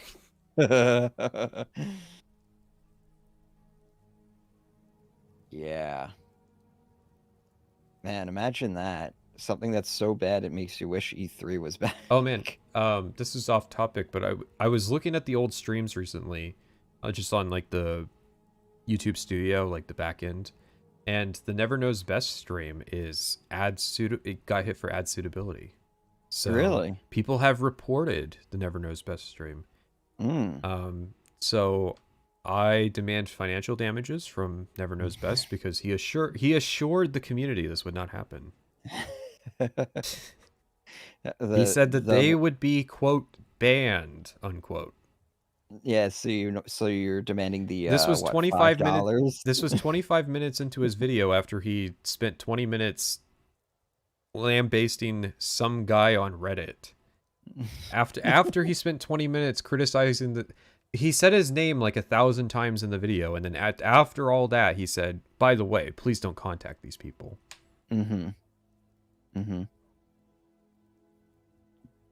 Never knows best. I want my $5 back. Yeah. Here's the thing: is that the VOD is on the second channel, so nobody's watching the. I doubt anybody's watching the actual stream.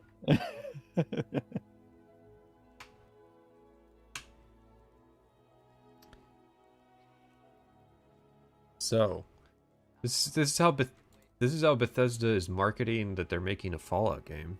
I think that it was known already, though. They released the pre-rendered part of the intro in like 2007, and then the narration was published in a written magazine like a month later. So people knew that they were making a Fallout game. This is just the first time they've made a trailer for it.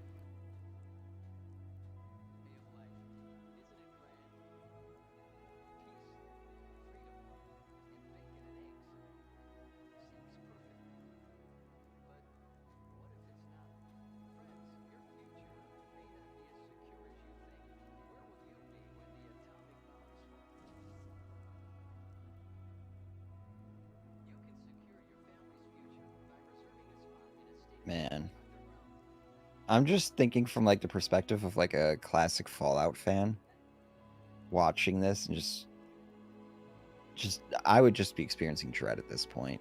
Oh right, I had to turn the audio down because it was fucking nuking the chat. Yeah. The video is a little quiet. My apologies. This is not part of the watch together bit. There's licensed music in the trailer. Is it licensed? It just sounds like generic, like 50s whimsy. It's not like a song from the played on the radio. Can wait out the horrors of nuclear devastation. And Doris, the vault will have all the amenities of your modern-day home, and it's attractive. And Sally, in the vault. This is a weird. I've never seen this trailer. Yeah. Special someone. Just as you would on the surface. Question. In a few short years, you and Would your fellow vault... Oh god. Would Bethesda make trailers like this in present day? Is it like there's a weird even pure parody nature to it, isn't there? I mean, yes, but I don't even know if Bethesda has like balls to do like this in tongue-in-cheek anymore. You don't think that they would do like a tongue-in-cheek 1950s advertisement? I mean, just they would not do this reinforce. Yeah, first off, they wouldn't do this frame, but they're reinforcing gender norms and stuff, and it's just. Oh, you think that's the angle they would take? I think they'd be. I think it's problematic. Yeah, they'd avoid it. It's hard to imagine what a modern Bethesda trailer even is. They do trailers. Dwellers will So it's weird. This is like, so these are like Vault Boy babies, but then there's like not Vault men. Why aren't they like Vault Boys? Suits? Well, no, I get that they're not in the Vault suits. It's like an they're not going to show that because the Vault suits are like a downside. They're not going to advertise that. I wonder who animated this, because this looks like an animation from 2008, like a Newgrounds animation. Yeah.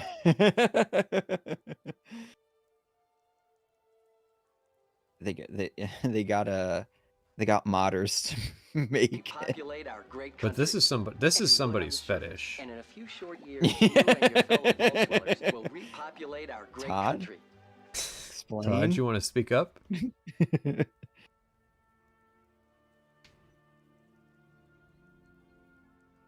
And Billy, you'll have lots of swell kids to play with. Why is the fam? Oh, hey, Fallout shelter. Well, they predicted it. I mean, they didn't predict it. They were teasing it all these years.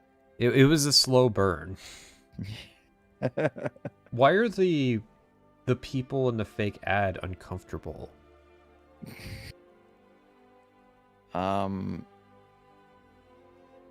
Maybe because they know that the world is gonna end. Something. They're Vault-Tec. in on the Vault-Tec conspiracy. The Yeah. Vault-Tec blew up everybody. Yeah. Again, they were setting the stage as early on as the E3 trailer. Listen, they are referencing predictive programming. You see, it was big in 2008 to say that 9/11 was a conspiracy and that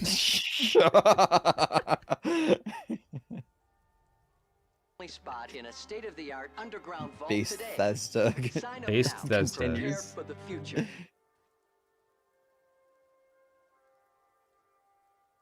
Sign up now. there's something uncanny about this trailer. Yeah. Not just in the ways they're intending it. Yeah, it's like the props and stuff. Think about it. This is the first time that Bethesda's doing a real marketing campaign, right? Because before it was Oblivion. Oblivion was just guys. Yeah. Like, they just went to E3 and did a demo. Yep. They didn't do like a trailer Game with Informer. set design and animation and Yeah, it was all just like in-game trailers and stuff. was that like a real phone number? There's too many numbers for it to be a real phone number. There's 9 digits.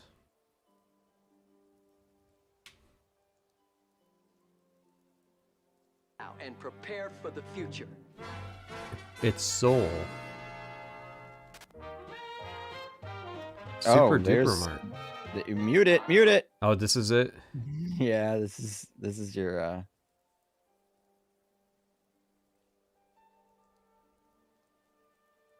I can't believe they reused this this idea of we're going to play, because they do this in the intro, which was the first trailer, I guess, for this, was we're going to zoom out from a thing that's playing music through the post-apocalypse wasteland. Mm-hmm. So I can't believe they did it. I can't believe they did it twice.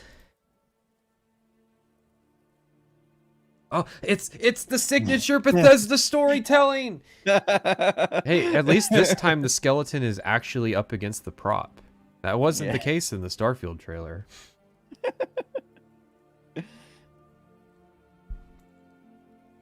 This is a weird render. Like, this is obviously like rendering in-game or using in-game assets.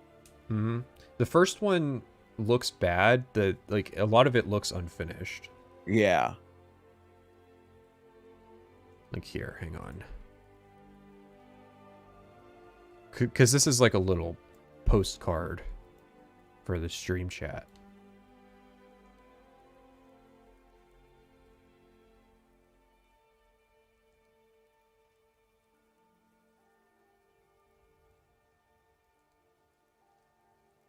Where is this in It's here? John Fallout. All right, so we've confirmed. Okay, so did you know that in Fallout 3 your mom is black? Really? Mm-hmm. You can see it in the birth. It looks like she's in shadow, but it's actually that she has black skin. And there is a photo of your parents. It's not in Fallout 3. It's in Fallout New Vegas. You can find it in Vault 21. It's like an Easter egg in New Vegas. Okay. But it's not literally like the picture, but it is funny. I was like, is that fucking James? Who's the lady next to him? But yeah, so your mom is black, but the concept art and the trailers show a white lone wanderer. Mm-hmm. So now I want to know, was there a second component to the meaning behind Project Purity?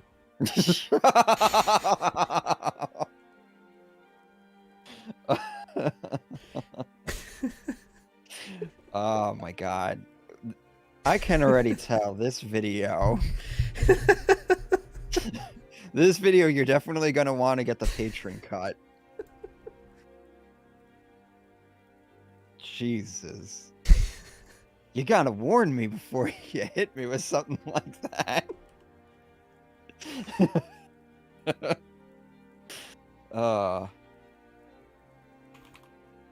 that is interesting though, because yeah, I always saw like, you know, like you see her legs in the beginning, and it looks like she's just in shadow. But yeah, I guess. I wonder why that is.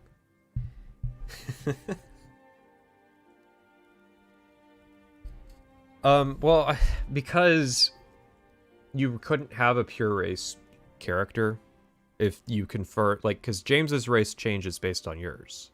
Yes. So if you knew what your mom's race was, because you see her before you make your character, and James is obscured in shadow, and he has the face mask on, so you can't see his face.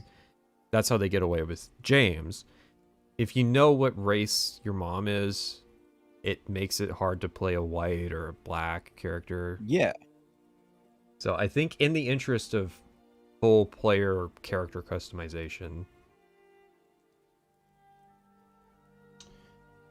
But it was a funny connection that I made. But are you really James's son? The real question is, are you really Catherine's son? Or are you like a transplant baby from Madison Lee? Whoa, wait, what? Well, see, they were scientists. Surely they figured out how to like transplant an egg from Dr. Madison Lee to Catherine so that James could have a white baby. Oh, okay. Okay, I see.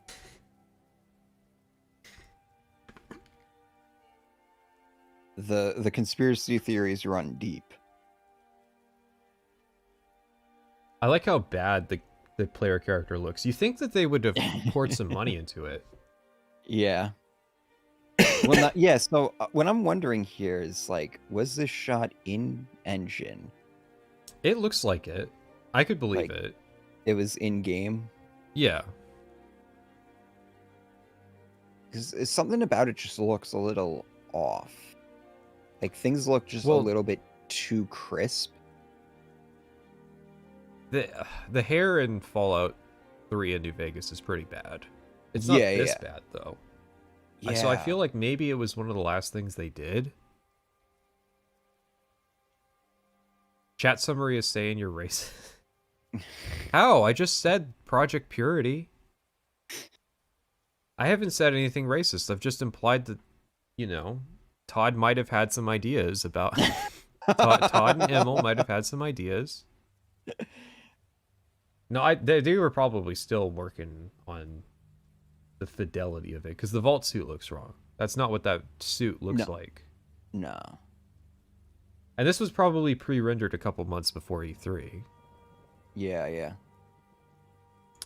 Some viewers are also discussing other aspects of the Fallout series, such as the Enclave and the theory that Joshua Graham is Jewish. Have you heard this theory? No. All right, I will explain it very briefly because there's a lot of people that don't know that. Okay, do you know how Jews have the word goy to reference to people who are not Jewish? Yeah. So Mormons have the same thing. They use the term Gentiles to refer to people who aren't Mormons. And Joshua Graham will call you a Gentile. That's like the most Mormon thing he does. Otherwise, he's just like generic Christian. So some people who don't know that Mormons use the term Gentile think that he's Jewish because he uses the term, but it is actually like a Mormon thing. Oh, okay. That's it? Yeah, that's it. And, the other thing is that Honest Hearts is set in Zion. Yeah. But Zion National Park is a real place. It's next to Grand Staircase, which is a place that's referenced in Honest Hearts. It's in Utah, isn't it? Yeah, it's in southwestern Utah. Which is, you know... Which is where they go in the DLC. Yeah. So, pretty funny bit of, let's be honest, stupidity. Yeah. Or not stupidity so much as just a lack of worldliness. Ignorance. You could just look up, do Mormons use the term Gentile? Because it's from the Bible. What is the significance of Utah and Mormons? They think that's where Jesus went after he resurrected. He came to North America. Is that really what it is? Because yeah, that's so. Part of it was tying like Native Americans as being one of the lost tribes of Israel. Really? Yeah, it's fucking crazy. Like, Joseph Smith had some ideas. He wanted to tie America to the Bible, basically. Because I only know the historical angle, which was that they were forming in, like, I think it was upstate New York, actually. Like, yeah, that's where he started, and I think they wanted to he- first settle in Pennsylvania, and they got kicked out, and then they went to Missouri, and they got kicked out again. These were called Yeah. the Mormon Wars. Yeah, the kicked out is a very light term. Yeah, no, the Missouri State Militia went and evicted the Mormons. Yeah. Same with New York. It was not a pleasant time to be a Mormon up there. So then they went to Utah. Yeah, that's like what I heard from, like, from what I understand from the historical perspective is, like, Utah was kind of the only place where they could go because it was like unincorporated wasteland pretty much. Yeah. And the government was like, all right, yeah, you can fuck off there, I guess. Whatever. It is a pretty cool state, though. I would Mhm. settle my religion in Utah. If Yeah, I had to it's pick. yeah, I mean it is a very, like, it does have, like, a very spiritual vibe to it. Mm-hmm. You definitely go there and you can feel like something. But Fallout 3. Oh no, gameplay Yeah. Well, they had to show something, with the right? cursed model. I like so he shoots the car once with the assault rifle and it explodes, and there's a random blood splatter off of whatever. Like the blood splat. Oh, my head's covering it, but the blood splatter is on the wrong render layer, so it's rendering over the smoke that should be obscuring the body. Which I've never noticed that being a problem in the game. So No. Well, look how dynamic this gameplay. Oh, Jesus Christ. Yeah. Oh God. Oof. Fallout 3. Trying to advertise Fallout 3 is like lipstick on a pig. It's not a game that you can really advertise. Listen, it was revolutionary at the time, okay? People got really hyped from this trailer. I remember watching this trailer a few times. I was pretty hyped for Fallout. You're pretty 3. hyped? I remember seeing Yeah. this trailer at GameSpot, not knowing that it was by the same people who made Bethesda, or by Oblivion. Yeah, that's why I was excited for it, was because I knew it was. It took me until from Skyrim to Bethesda. realize that Fallout 3 was a Bethesda game. Really? Mm-hmm. I played Fallout 3 in 2012. I played it at launch. I was one of those. I was converted. I was a big believer of Bethesda after Oblivion. It doesn't look green enough. It's weird. It's too bright. Yeah. Oh, maybe that's what was throwing me off. Yeah, there's no piss filter. Yeah, the filters aren't there. Well, there is a filter. It's more like Whoa, what the fuck? the bloom. Whoa. What's going on with his outfit there? He looks like he's out of fucking Borderlands 1. Isn't that the it's Moira sells it, or she'll give it to you as part of the request. Are you look at the textures though? Are No, you it is bad. Like it's crazy how bad these textures are. Whoa. These are not done. Have you ever seen the Van Buren player model that was shown? It looks like a Project Zomboid character. It's actually kind of cool. Really? Mm-hmm. Oh yeah, did you play the new beta? I have not played it yet because it's on the unstable version. When there Okay. is a stable release, I'm going to devour Build 42 Yeah. because I'm pretty sure there's going to be a Zomboid video. Yeah. Yeah, I've been watching somebody playing it the past few days, and it looks like that's an update. I mean, it's been over a fucking year. I would hope so. Look, we got centaurs. Centaurs are the most bizarre inclusion. Mm-hmm. It's very. It doesn't. Because it's referencing Fallout 1 or 2. I think it's 1. I think it's 1. Yeah. Like they're part of like the Master's army, aren't they? I think so, but somebody's. I don't want to be nitpicked, but not Yeah, knowing is worse than being wrong. Listen, I've played like 2 hours of Fallout 1. I mean to get around to it because I was actually having a lot of fun playing Fallout. Playing Fallout? Fallout 1, yeah. Oh. I am playing on Et tu Brute, which is Fallout 2's gameplay on Fallout 1, but it's a lot of fun. No, it doesn't have old game stink. It's not clunky. Well, I thought your thing was just like CRPGs. You're just not really... Okay, I don't like isometric games. Yeah. And I don't care for that part of it, but it actually controls really well. It feels good to play. Wait, so you say you don't like isometric games, and then you like Project Zomboid, which is like... Have you ever seen that picture that was going around the internet that looked like... That looked like isometric stuff. It was like police... Yeah. It looked like a like a screenshot from Project Zomboid. It was fucking uncanny. Yeah, it was weird. It's like a drone shot or something.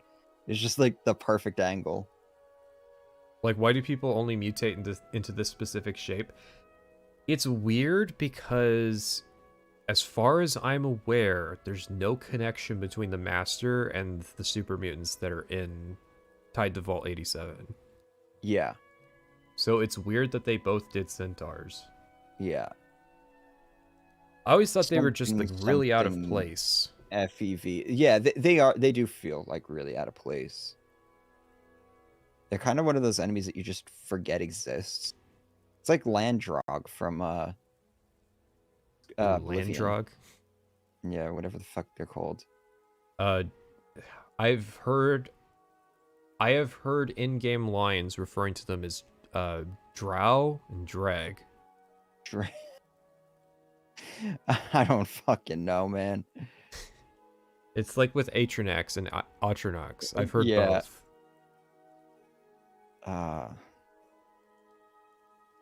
Oh god, that's a nightmare scenario. That many ghouls in a dungeon? That would be the worst fucking Metro Tunnel dungeon. Yeah, the feral ghouls. I feel like they move too inconsistently. I feel like if they move, like they do that, they run at you at like a decent speed, and then they do that lunging thing where they basically just teleport. Yeah. Like, if they got rid of that lunging and made it more, realistic. So they are hurt really bad by scaling. Because I think that it actually works when they're the low tier. Yeah. Because they go down really fast, so it's kind of like you're fighting zombies. But when you get to the like Reavers, they just get they turn into Oblivion zombies. Broken Steel. Yeah. Oof. The presidential metro tunnel. That is one of the fucking worst sequences in Fallout 3. Yeah, so all the scaling from Ghoul Reavers and up, it just gets worse and worse. Yeah. In terms of like how just needlessly spongy they are. But like at the early stages, ghouls feel good to fight. Yeah, they feel like I said, it's really just like that animation thing. They're kind of cheap in that they steal your health, but I think that's a good switch up. Mm-hmm. Because like you're really not supposed to let them get close to you. Yeah.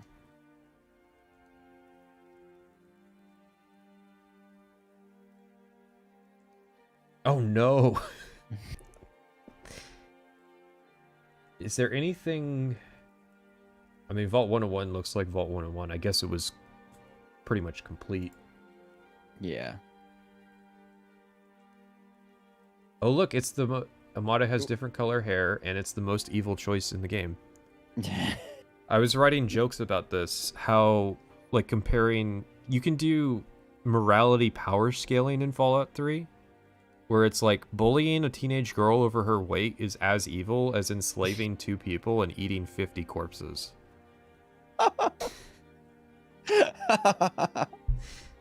Yeah, the karma system in Fallout 3 is It is a thing. The problem with it is that for what it adds mechanically, it takes away from assigning objective morality to everything in the game. Mm-hmm. And just like the scoring of it feels bad. Yeah. Like, Yeah. I am gonna enjoy. I'm planning on recruiting the good companions and forcing them to watch me do evil shit, because they will only comment when you talk to them. So as long as you don't talk to them, they have to watch you do all kinds of heinous acts. Just stand there watching you eat corpses and stuff. Mm-hmm. That's amazing. Is there ever a karma system that isn't stupid? I mean, Chaos and Dishonored, it's not morality. Yeah. It represents just how chaotic you've been. There's bits about Chaos that don't work. They were getting better at it with Dishonored 2, and then Bethesda happened. I feel like a better way of like going about it is trustworthiness as opposed to karma. Like if you just act like a, Well, neurotic the purpose piece of it of is shit. to add a crime system in a setting that can't have a crime system. Yeah. Yeah, I guess. Yeah, I never really thought about it that way. Yeah, it's supposed to be. just It's mechanically equivalent steal. to getting arrested. Yeah, because you can just steal shit in Fallout 3 and like you anger people, they'll shoot you on sight, but there's no long-term punishment. yeah. The problem is that for some reason good and evil are balanced in Fallout 3, where you get the same thing. A person gives you random junk, and a squad of people will come kill you for some reason. Yeah. Like, I don't understand what Talon Company's problem is. Somebody just wants you dead. Like, the regulators I kind of get. Yes. There should be a punishment for being evil. Yeah. But I mean, like, the regulators... They're kind of stupid, but I understand... I actually liked getting attacked by them because I'm like, oh no, and same with Talon Company. It's like nice free gear for me to repair shit with. Yeah, no, it was good mechanically, but I feel like it should be a hindrance to be evil. Yeah. And you should be sacrificing stuff to be good. Instead, like, it's better to be neutral. Yeah. Because then you don't get harassed by random people giving you junk. All right. And it's actually difficult to be neutral. I gotta go to the bathroom, so you're gonna have to continue without me for a bit. All right.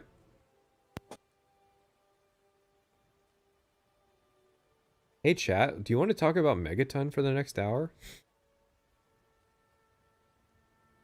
Fence sitters keep winning. So playthrough 3 is going to be true neutral. I have to maintain true neutrality the entire game because there's a perk tied to being neutral. It sucks. It just gives you extra speech. It's not very good. But I am tickled by the idea of maintaining true neutrality, even if it's not really challenging. Because you don't even need the perks to get the ears and the fingers to maintain true neutrality. You just have to enslave people if you're too good, because that'll drop your karma rating fast, and donate to a church if you're too evil, because you don't need the caps anyways. And even if you blow up Megaton, there's still a church in Rivet City. Will you make a pleb tier on Modern Warfare 3? I'm thinking if I do another COD, it's going to be Black Ops. I know pleb tier is going to be more... If I do pleb tier Black Ops, it's going to be more just the framing device of it. I don't think Black Ops is great, but a lot of people like it more than Modern Warfare 2. It's interesting that you can blow up a bobblehead. Megaton has that going for it, I guess. I mean... What's interesting about blowing up Megaton is that you can not ask Moriarty where your dad is, and you lose the quest marker, and then you have to figure out where Galaxy News is. That's like pretty much it.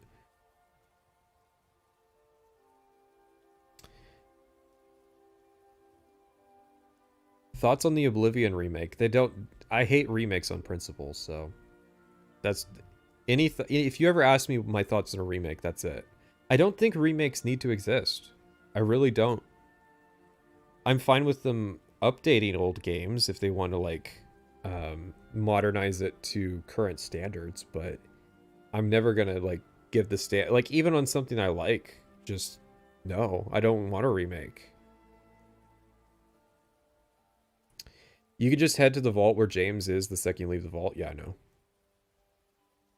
Thoughts on Sky Oblivion instead of an official remake. So I don't watch the Sky Oblivion stuff, so I don't know anything about it. I guess it's cool that that's like the, besides like Fallout London, that's like the most likely fan project that's actually going to come to fruition. That's cool.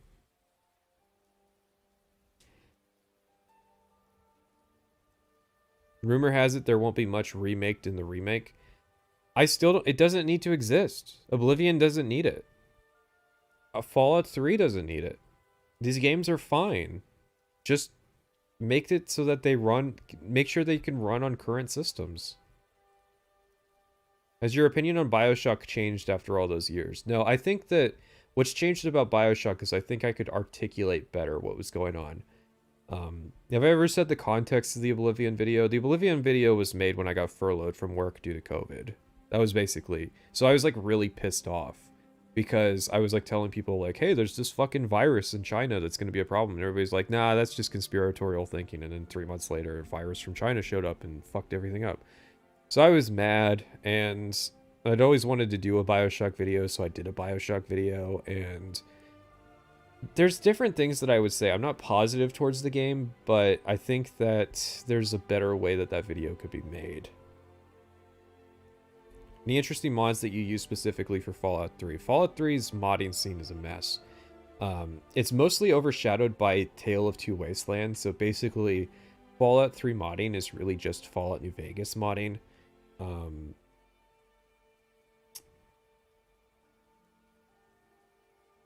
I liked there's Ice Stewie tweaks. That's the main thing I use. I use Clarity to unfuck the UI, or unfuck the color space. And I should mention, I did a full playthrough of these games without mods.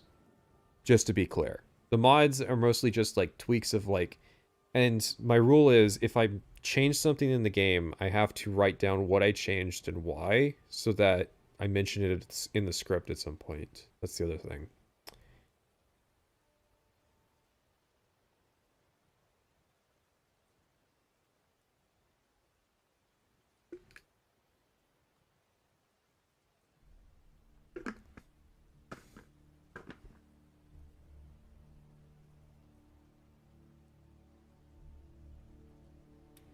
Morrowind doesn't need a remake, it just needs a revamp to run on modern Windows. Yeah, pretty much.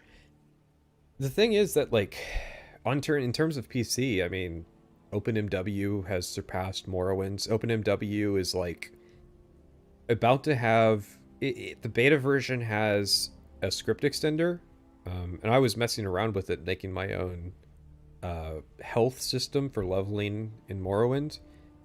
So instead of just scaling off endurance, which is hard-coded, I disabled the way that Morrowind usually does it and replaced it with my own code for how it could do it involving multiple attributes. And the point is that Morrowind modding is kind of in its heyday. Is there a reason to not use Tale of Two Wastelands at this point? The main reason to not use Tale of Two Wastelands is if you're making a video on Fallout 3. The thing is that Tale of Two Wastelands, if there's a difference in the way that the two games approach mechanics, it usually replaces it with the New Vegas style. The problem is that there's a bit of conflict in me about whether New Vegas's speech system is better, but that's because of implementation. The theory of New Vegas's speech system, it's a bit more debatable if it's better than Fallout 3. But I'm pretty sure Tale of Two Wastelands just replaces, because it has to have one system, I think it just replaces the Fallout 3 speech system with a New Vegas speech system. I could be wrong. That's what I was reading. That's not the reason that I didn't use Tale of Two Wastelands. I didn't use Tale of Two Wastelands because it's not, you know, Fallout 3 and New Vegas, so...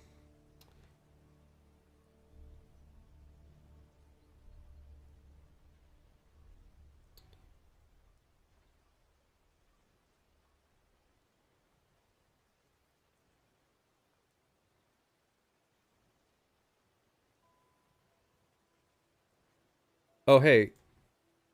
I know this is a weird thing for me to ask chat because I could just look it up, but where the fuck is dog meat?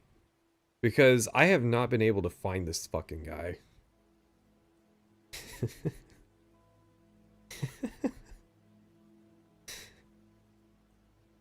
I went the full first playthrough, like, kind of just wondering if dog meat was ever going to show up, and I never found him. Did private sessions die? He has been gone a while. Random junkyard near Big Town. It's kind of west of Megaton. Junkyard that's unmarked. Okay, I'll look around west of Megaton. Because I was just kind of curious. I was like waiting for him to show up, and he never did.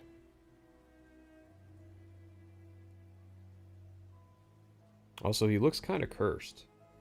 I have returned. What do you think of dog meat? That is not the best looking model. Oh no. Speaking of cursed models. VATS. Man, advertising VATS. What do you mean? You don't even have to do any like editing or anything like that. The game does it for you. So true. Oh god, they advertise using a grenade in VATS? That's the only way to use grenades in Fallout 3.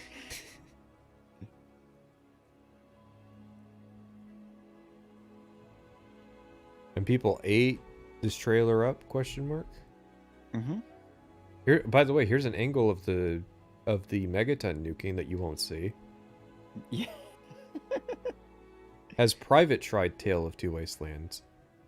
I have not. I'm curious to try it at Would some you? point. Would I? Yeah. Have you used it yet for No, and I will not. Oh, really? I just think it's too much of a departure from vanilla. That's what I was telling chat. Oh, I mean, I would just do it just to see it, though. You know, you just play for a little bit, get a sense of what it's like. Because I figure a lot of people do play the games like that now. Do you want to talk about how ugly Fallout 3 is even for contemporary tiles? Oh, dude. Are you kidding? I have to talk about how fucking ugly this game is for 2008. It's an art direction problem, number one. Yeah. But even like Let's see, like what came out around this era? Grand Theft Auto 4. GTA 4, BioShock. BioShock was a couple years earlier. Yeah. I think this was like Modern Warfare 2. Yeah. Oh yeah. Crisis was already out. Gears of War I think would have been out by this point. Halo 3 came out a year before. Oh yeah, Halo 3. Yeah. Sonic Unleashed. Yes, of course. Half-Life 2 Episode 2. I mean, just Half-Life in general.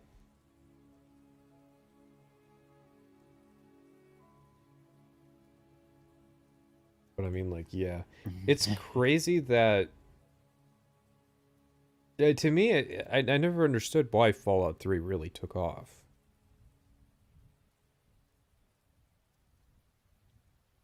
A lot of goodwill from Oblivion. Is that it? I thought this was like a lot of like shooters entry into the Bethesda formula. I mean, yeah, that could be it too. You're right. There is no piss filter on this trailer. I mean, like, you know, I was a fan of shooters and I was a fan of Oblivion. Like, what's not to love here then? So you're saying that because it's a crossover. I'm saying, how are people who have never didn't play Oblivion getting into this? Third-person post-apocalyptic shooter RPG on a console. I could see it selling. RPGs are for nerds. I'm just trying to think, what's the Call of Duty to Fallout 3 pipeline? I don't think those people were playing. You don't think Fallout so? 3? I've known a few think people so. that were like kind of dumb that got into Fallout 3.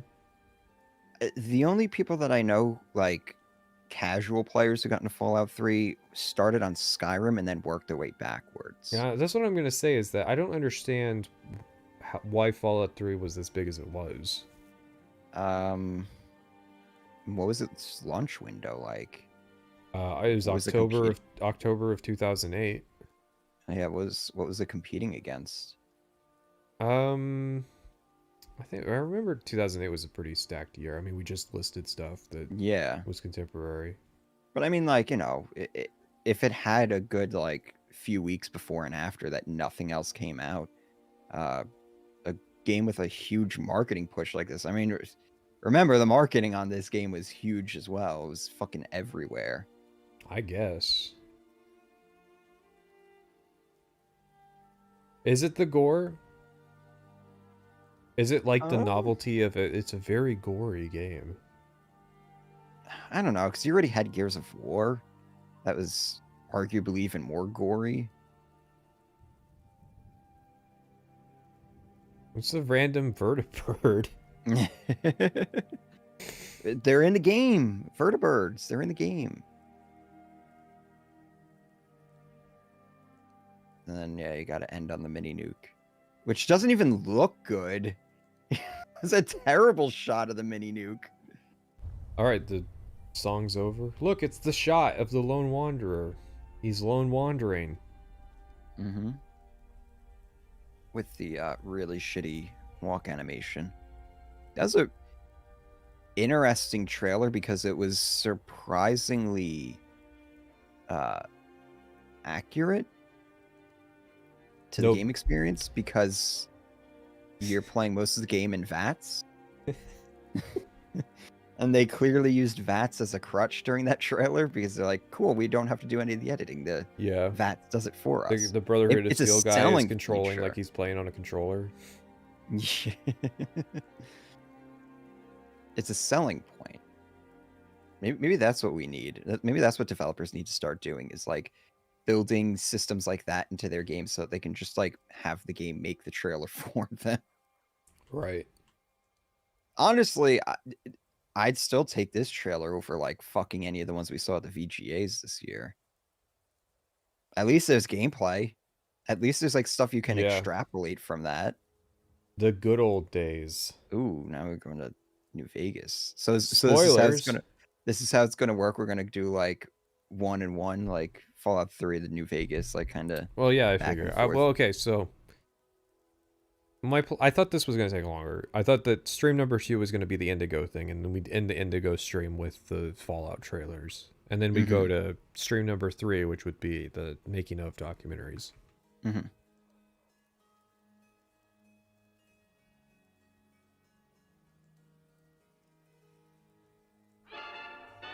Oh no. Right at the start. Yippee yay.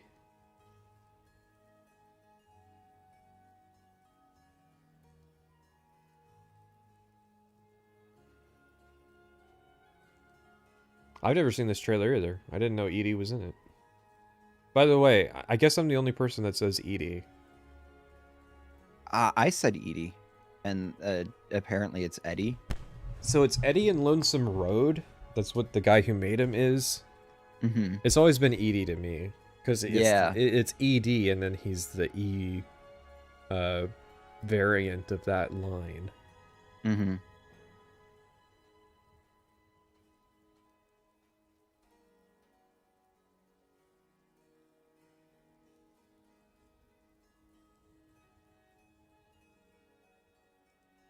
So right off the rip, gameplay.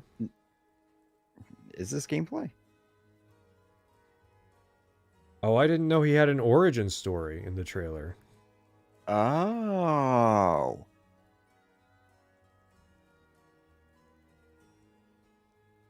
Wow, so right off the rip, Obsidian doing world building and storytelling and stuff. But I was gonna say no live action weird advertisement thing. No, getting caught in the 1950s shtick other than the song. Yeah. Man, one shot and you're going down? Are you kidding? This man's a fucking monster. Listen, it was an anti-material rifle using armor piercing rounds. I don't think an anti-material rifle could kill him. He wasn't assigned to the player. Oh, So he didn't have the health boost or whatever. Where's the self-deprecating jokes? True. It's not an Obsidian trailer if there's no like self-referential humor.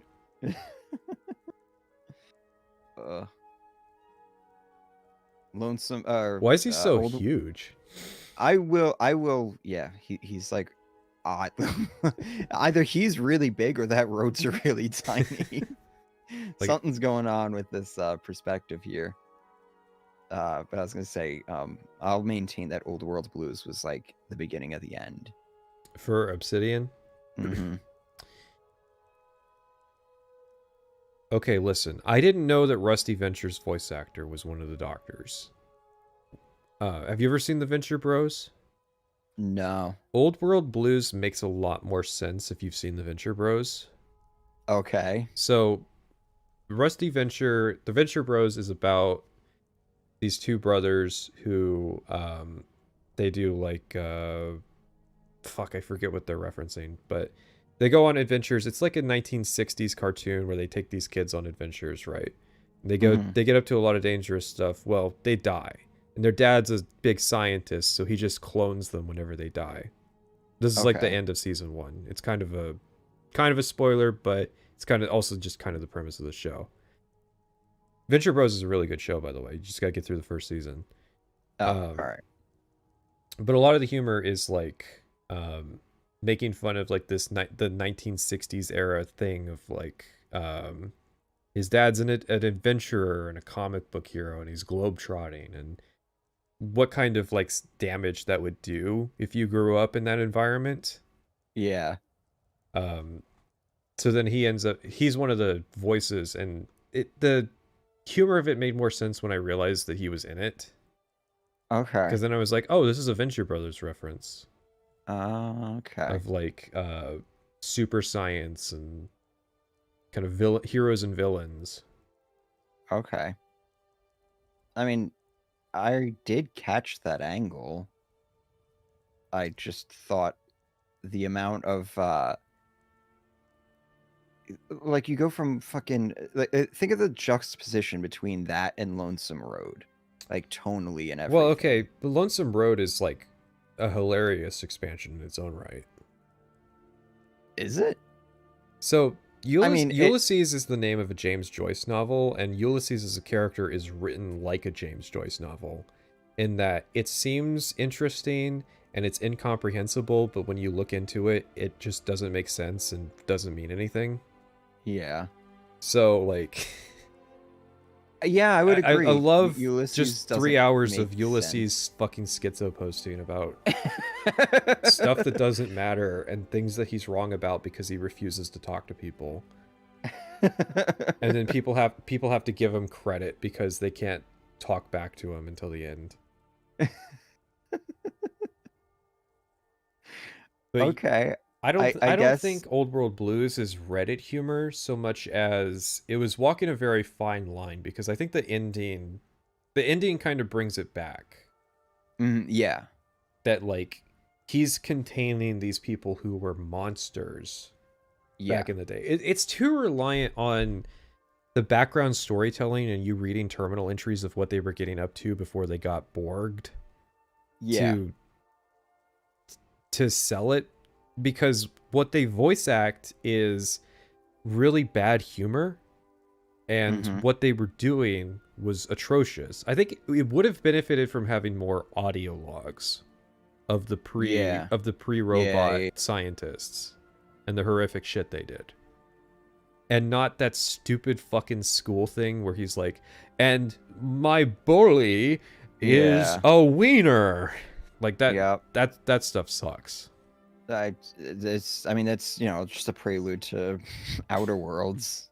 Yeah, no, and that shit's just in your face. Like they start the whole fucking DLC with like an hour of that. Yeah. You're just standing there listening to these fucking. I hate it. I'd rather listen to Ulysses schizo posts. Because Ulysses Schizo Post eventually ends, and it feels like Old World Blues goes forever. Yeah. The problem is that Old World Blues was fun for me, but it's like mechanically and stuff. It's a fun DLC. It's a really well made DLC. It's like what you would want from a Fallout game, Fallout New Vegas expansion in terms of like gameplay and stuff. It's like a whole new area to explore. It's appropriately difficult and stuff like that, and it boosts like energy and melee play styles, which badly needed it. Like there's a lot of really good there. It's just like the writing is I hate it. Yeah. Hate the writing. Yeah. It's the intro. And so Dead Money has the same problem. Yeah. The fucking intro drags out forever. The Father Elijah has so much to say. I don't think it's weird that they couldn't figure out how to balance their DLC characters. Yeah. Like the exposition and stuff. Yeah, it's like, weird that the Honest beginning Hearts of- had it figured out. Because Honest Hearts is like the worst one. Yeah. It's weird too, because it's like Fallout New Vegas doesn't have like really any intro exposition. Yeah, no, Fallout New Vegas is very fast. So it's like, why did they feel the need to do that with the DLCs? What is Lonesome Road even about? Ulysses is too cryptic. I had no idea what was going on. He was just basically just disenfranchised from both sides. Yeah, he was really like disappointed about the world. He found this place so you were this courier that did this route that wasn't the main route. And because you were doing that route, this like community popped up. And he thought, hey, this would be a really cool community to live in. And then you deliver a package that gets the community destroyed and the route's gone. And he's like, man, it sure is tragic that this nice place that I could have lived in was destroyed by this war. I'm going to blow everybody up. Yeah. Yeah, that's basically it. I think that it's part of, so you know how like post New Vegas mod DLCs always likes to make Courier 6 like the Messiah, like this just unbeatable cyborg warrior. I think a lot of that starts in the DLC. Especially like Old World Blues and Lonesome Road. Old World Blues scales up the power level of the courier, and then so you do Old World Blues and like you become this uber powerful guy, and then you do Lonesome Road, and Ulysses just jacks you off the entire time. It makes you feel this like unearned importance for I'm the courier, and couriers are gods. It's like a really shitty Death Stranding narrative before Death Stranding. Because Death Stranding's about couriers. I mean, they're porters, but it's about couriers. It's the same. Yeah. It's the same thing. You know, communities rely on the mailmen to deliver the mail. Anyways, it's an interesting narrative hook. Like, I think Lonesome Road didn't pan out mechanically, and that just means that like Ulysses just kind of rants at you. I still think Lonesome Road's my favorite. I like guns. That's the gun DLC. You blow shit up and shoot shit. I like the the nuke stuff. Yeah. I feel like Fallout 76 was pulling from Lonesome Road in more than a couple ways. Like the marked men are the scorched. Yeah. The mole men are the tunnelers. Fallout 76 has the flare gun. Yep.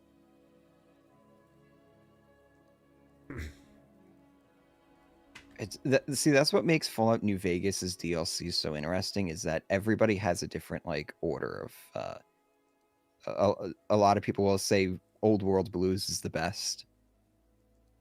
Then you have I the people think who that Old and World Blues nobody is probably the best.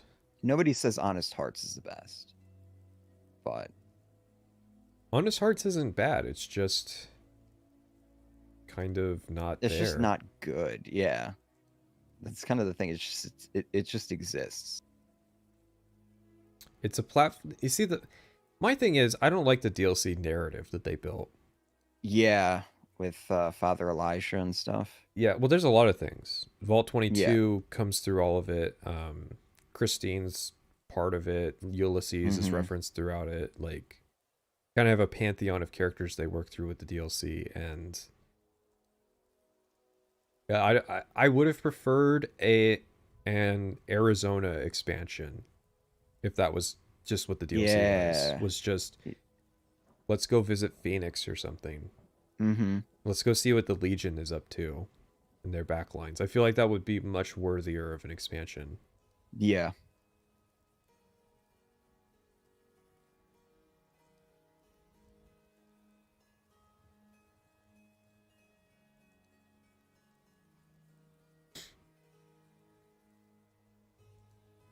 Man, gameplay. Yeah. Well, why is this the way? Man, Fallout New Vegas was fucked for so many reasons. One of them being this is how they decided to advertise it, because this is not what it's remembered for. Yeah. I mean,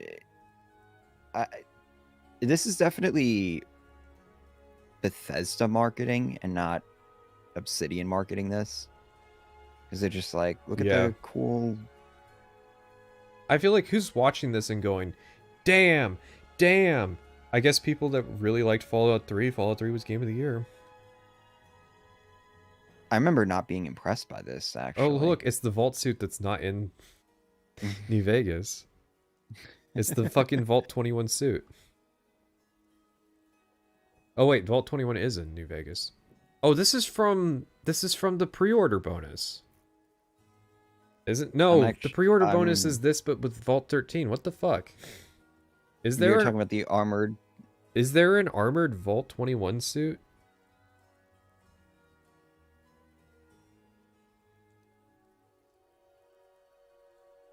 I'm on a different frame, so I don't know which one you're looking at.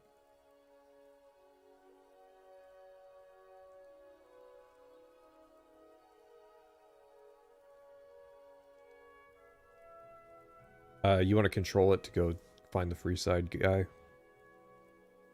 It's Freeside guy? It's a guy walking into Freeside, and he's wearing a Vault suit.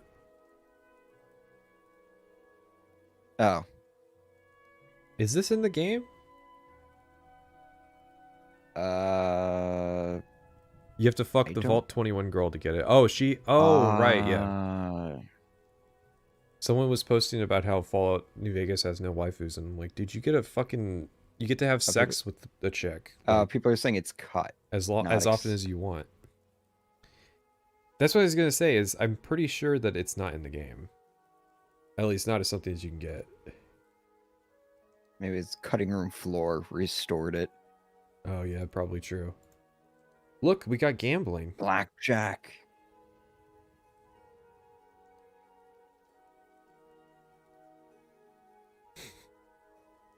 Look, there's no NPCs on the strip. Oh, and look, dude, the Lucky 38 and the Ultralux are in the same space. Yeah. This is before they added the world division. Yeah. Oh, and they have the stone wall. Here's what I don't get. Why did they change the stone wall out for the junk wall?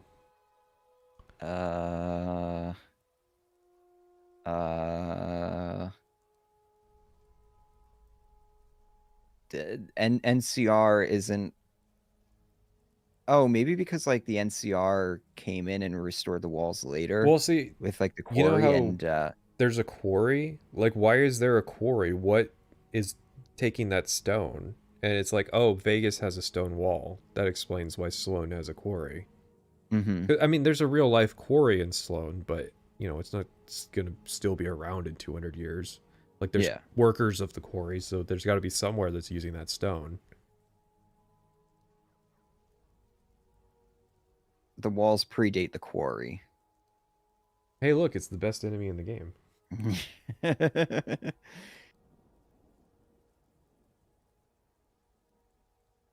A random bighorner. It's funny knowing the context of these, of like what goes on in these quests. They're really Yeah. like showing everything. Yeah. Look, it's John New Vegas. They had to cut the walls. No, it's two different things. It's the loading screen in the middle of the strip. That was one thing. The second thing is that the stone walls were replaced with junk walls. You can see it on Steam if you have the Ultimate Edition. There's art of the courier walking towards New Vegas, and New Vegas is surrounded by a stone wall. My guess is because the quarry, New Vegas's defenses would predate the quarry because the NCR is the ones who got the quarry up and running. But House says he got the 5 families and stuff or the 3 families, to rebuild Vegas and like build up its defenses before the NCR got there. So it's like, why would the walls be made out of stone if the quarry wasn't up and running by that point? I think that's what. Well, I thought the quarry was running because they had blasting dynamite before the powder gangers. That's where the powder gangers got more dynamite. Was from the quarry. Yeah, but the NCR set up the quarry and stuff. I mean, New Vegas has been around for like 15 years. The NCR's been in this area for at least 4. I think that's the implication. It's weird, and I've noticed it. Maybe they just thought it looked aesthetically better.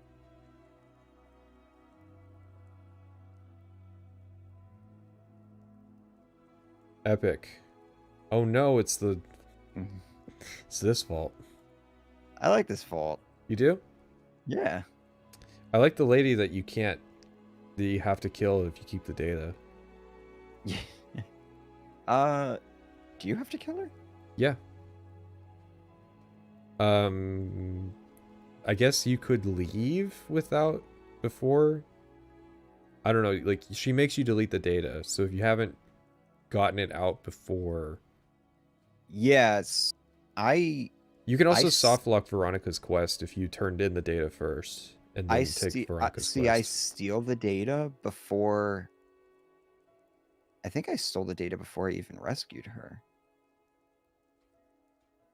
I think there is a way to. Oh, well, if you need high science, that's probably why, because science was more of a mid-game, like mid to late game skill for me. Mm-hmm. Yeah, you can lie to her. Yeah.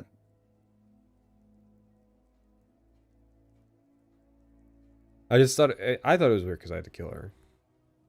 That is definitely a very disingenuous trailer for Fallout New Vegas. Yeah, like all these explosions and stuff. No wonder it did poorly at launch.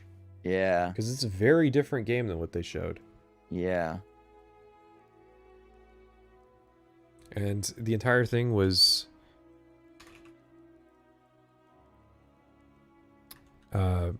copywritten music. It was also just not a good trailer. Like, yeah. In its composition and stuff. It looked very, like, thrown together. I mean, I wouldn't be surprised if it was thrown together. I feel like Bethesda thought that Obsidian wasn't going to put as much work into it as they did. Yeah. I think that they underestimated what Obsidian was going to make. And I mean, as far as they were concerned at launch, it didn't really do that well. Mm-hmm. Now, Fallout New Vegas got its cult following. It's a cult classic. It's beyond cult classic. I mean, it's pretty mainstream. I've got videos of the most random people saying they like New Vegas. I'm just saying, like, at launch, it wasn't huge. It built that following after over years.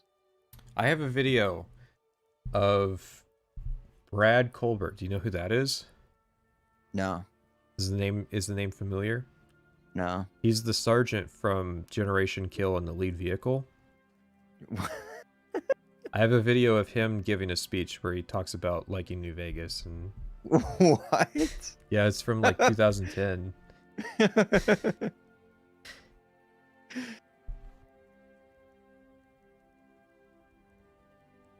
All right, we're just starting. We're not gonna do all of it though. No. I think we'll do some of it, and then next stream we'll finish it, and Alright. we'll talk to Indigo if he wants to. Yeah. Yeah. Hopefully, it's not like an inconvenient date for him. So this is Fallout was sold, not saved. The rise and fall of Interplay. This is more like a prelude for Fallout. So not really Fallout 3 and New Vegas, but a lot of context. Do you know the origin of why he made this video? He probably explained it to me. I don't remember. The origin of this video was when the Fallout show was coming out. There were some people who were talking about how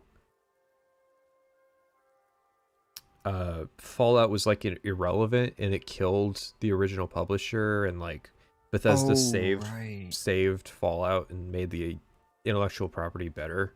Yeah, yeah. And so he was like, no, that's really not true. And he wanted to share some context of like how the IP changed hands. Yeah, I always like to say Fallout's kind of, as an IP, it's kind of just this, like, it's never had a good home.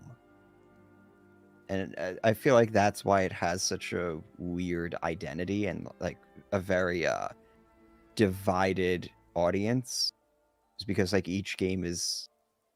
Like, what is Fallout? What is its, like, core identity? Aside from its, like, 1950s aesthetic thing.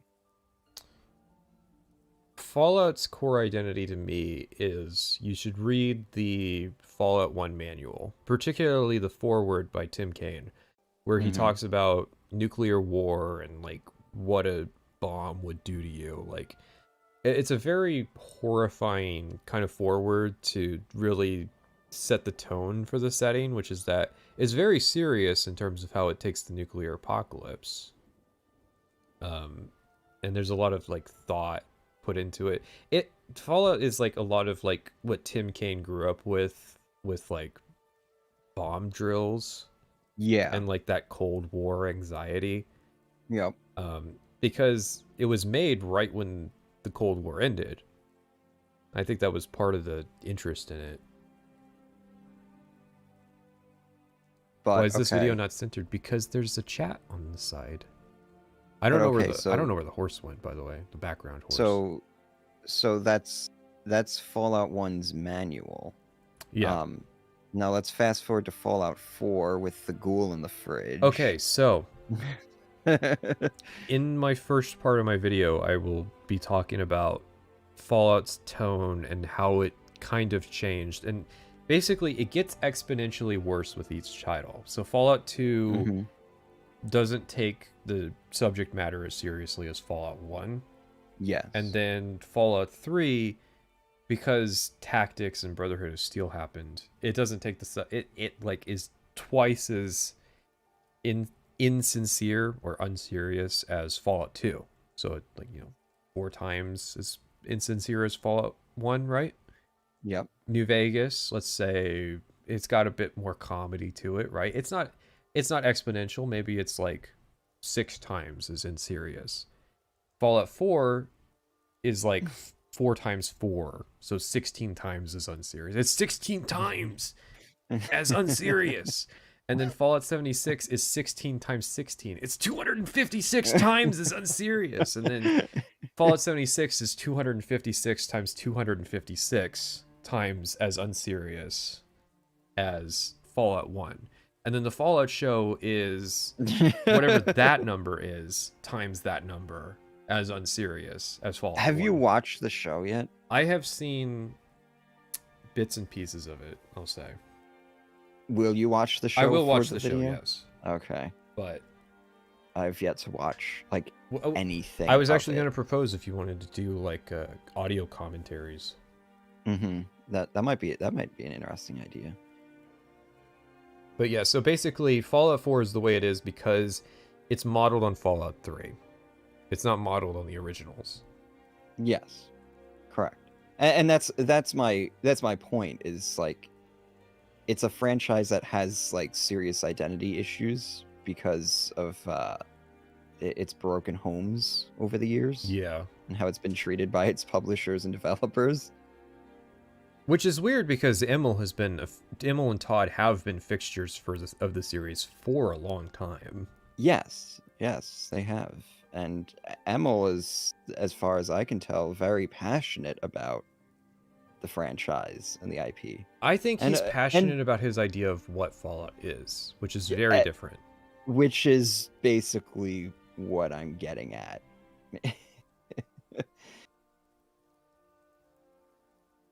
But yeah, so this is an Indigo Gaming video. Do you think this is... It's already muted from the last one. Do you think this is... Oh,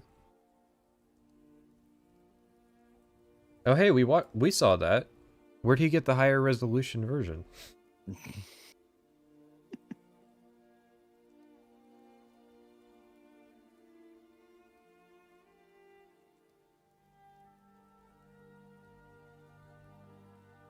Oh, hang on. We got unmuted. That was very sudden. This is like license-free 1950s style music. Mm-hmm. I don't know if he plays the copyright game. If you own an IP, don't you now determine what it is? You determine what it is, you don't determine what it was.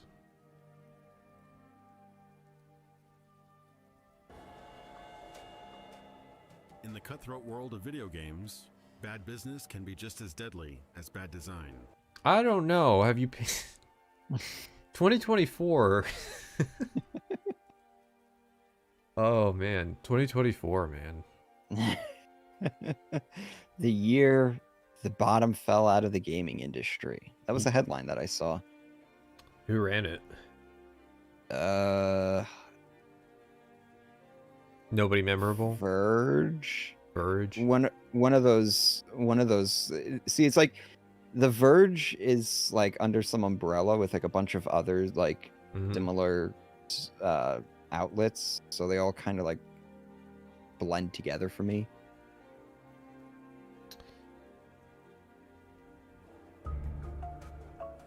What if I told you that the same person canceled Fallout 3 and Baldur's Gate 3 in the same year? You'd probably think I got my companies and years mixed up, but if true, it had to be one of the biggest blunders in video game business history. So was the chaos and uncertainty of Interplay's later days. I mean,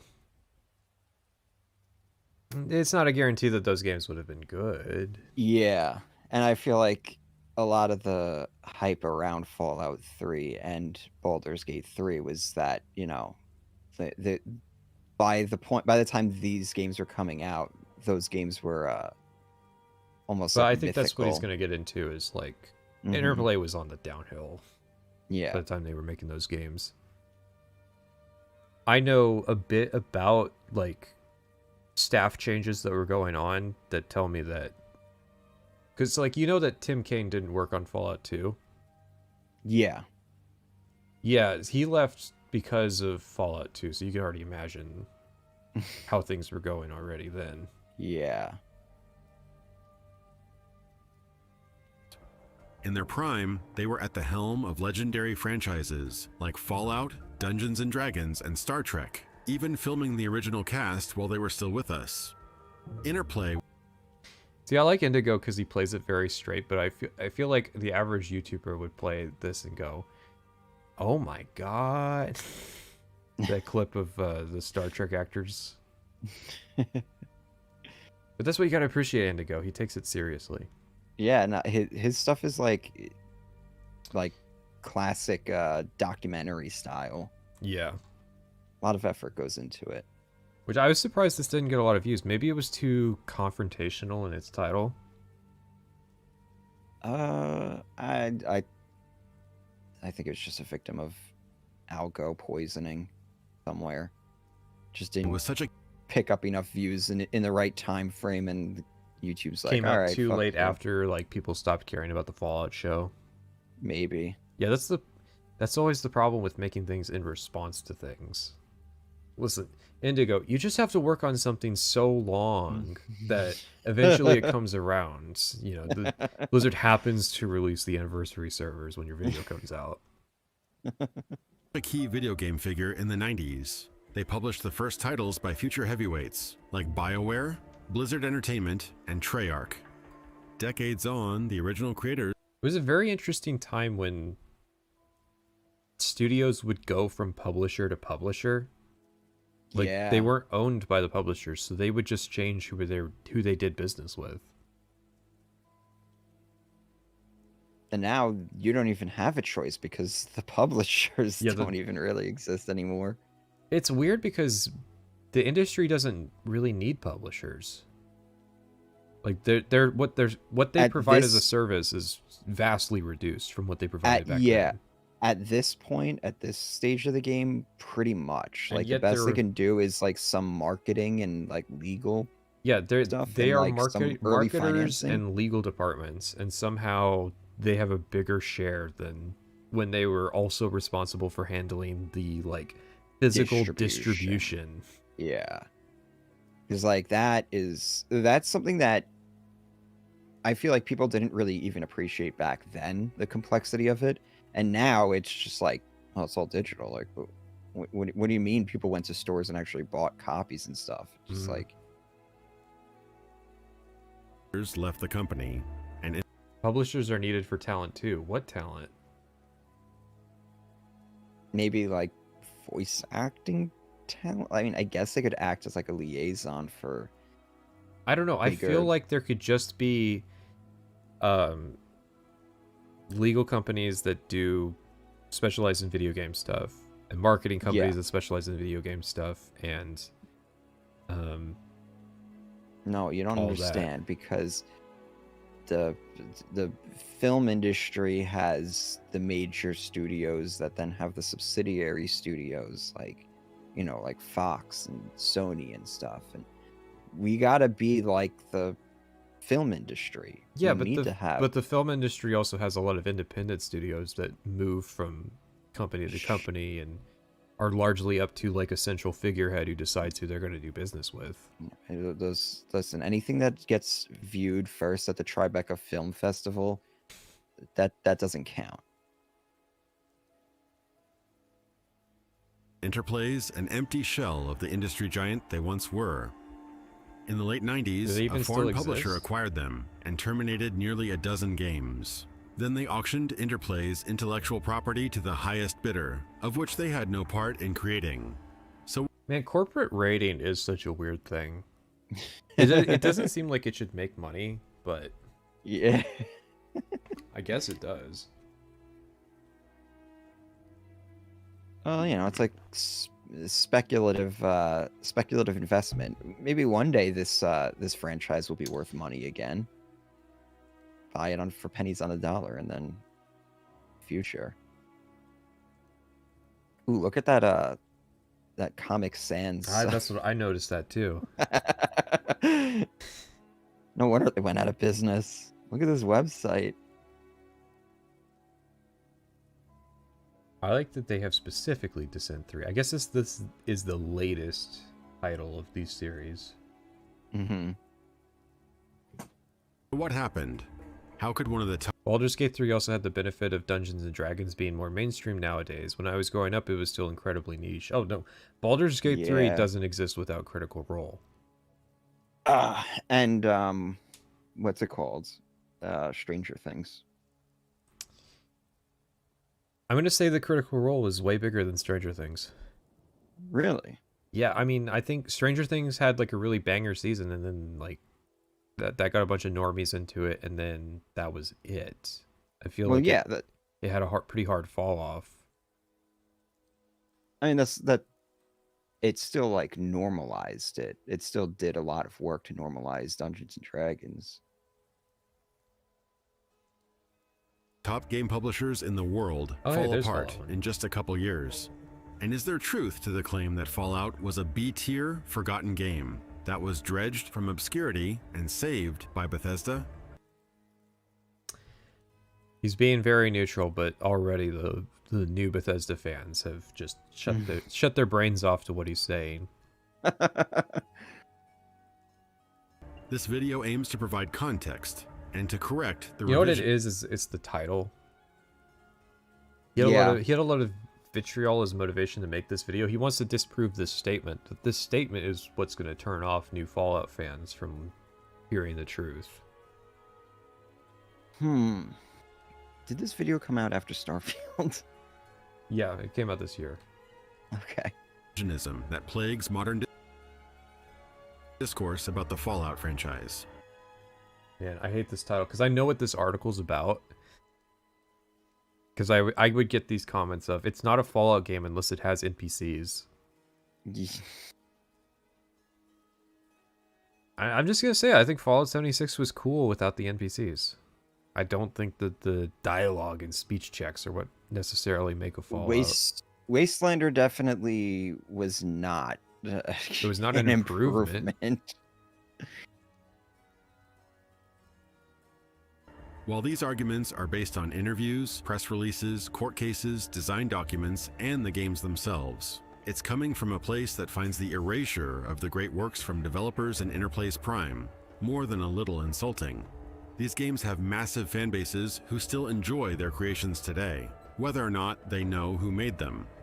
So let's dig into the reasons bad business killed the Fallout franchise, not the game's design, and why Fallout wasn't so much saved, it was sold out.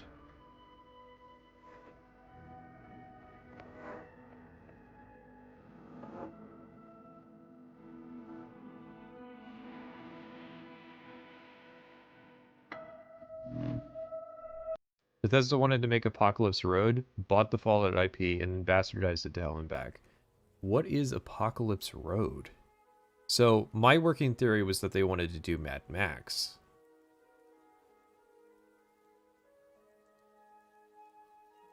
I think have you watched this video? No. Oh, okay, I'm pretty sure he goes into like detail about like what their original plans were. Fallout 1 and 2 were successful games. That may seem... But was... Apocalypse Road was their Fallout before they bought the rights, but is it a new IP, or is it just another thing that they were licensing? like a controversial statement in today's revisionist history, where the notion that Bethesda made the Fallout series popular is accepted at face value as fact. I feel like the well of this conversation is still poisoned. I think it's fair to say that Fallout was popular before Bethesda, and that Bethesda was a multiplier of its popularity. Yeah. Bethesda made Fallout popular amongst normies. And they also brought it to a new platform. Like, they made it more accessible. And I think Bethesda's part of how Fallout 1 and 2 were marketed, because aren't they responsible for the anthology? Yeah.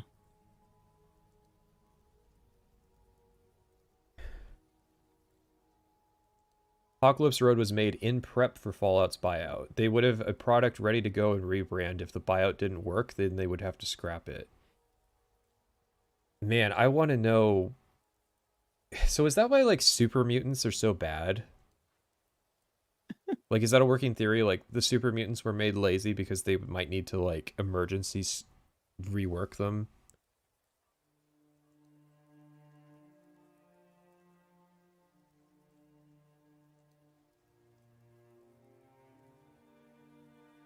But there is... I'm not sure how you title this in a way to not insult, not insult, but not upset Trigger them. new Fallout fans. I don't think there's a way to do it. No. I think that's the inevitable, like, problem. No, that's kind of the issue with Fallout. Discussing Fallout in general is just you're going to piss off somebody just for saying something. There's a long history in the soil beneath this rebooted franchise's roots. The game has seen releases on PC, console, and mobile tens of thousands of community mods, and over 50 million sales culminating in Fallout becoming a household name thanks to Amazon's television show.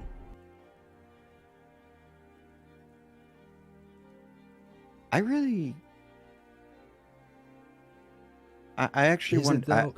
Yeah, that's kind of like my I parents would aren't I would talking wanna about know. Fallout. So, My like, my parents- parents knew about Fallout before the show. None of my siblings or anything. I don't know anybody who did not already know Fallout. Yeah, I want to say, like, Fallout 4 was pretty big. Yeah. Yeah, Fallout 4 was already pretty big, very normie. I feel like it was even more normie than Skyrim. I'll give it to him. There's people. It's definitely added it to the repertoire of people who don't play games. Maybe. Mm-hmm.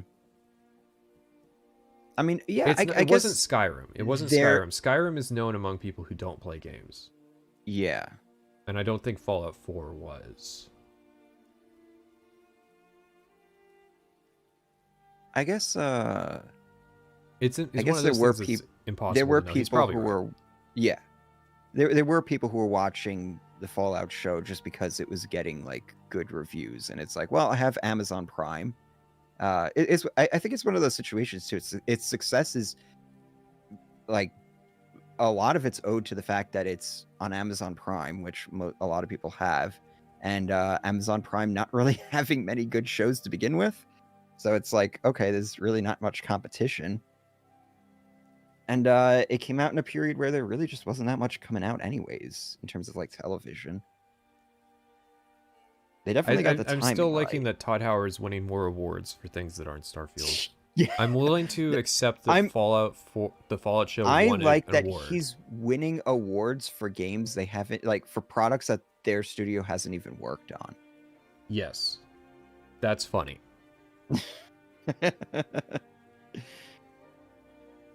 But that's The because I trailer hate Starfield. Yeah. It's in bold lettering from the acclaimed video game creator Todd Howard. But Howard, for all his successes, So, That's interesting. okay, That they would advertise. it's not wrong. He worked on the show. He was No. I don't. Yeah, he was. I think it's it's a complicated thing because I think they're advertising that he worked on the show and that he's a Mhm. video game creator. I don't think it's necessarily. I think there was a different thing that said that he made Fallout. I'm surprised he got credit at all, like in the trailer like that. Oh no, I think his name has pull. It gives him cred among the game fans because you got to remember game adaptations.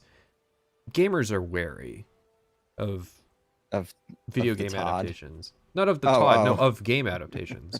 And I think Yeah. that having the name associated with at least some of the games is going to be that reassuring. See, that's already, because remember, there's what was. But of what was course the he's in the credits. adaptation? He's the executive producer. Yeah. Like of course he's in the credits.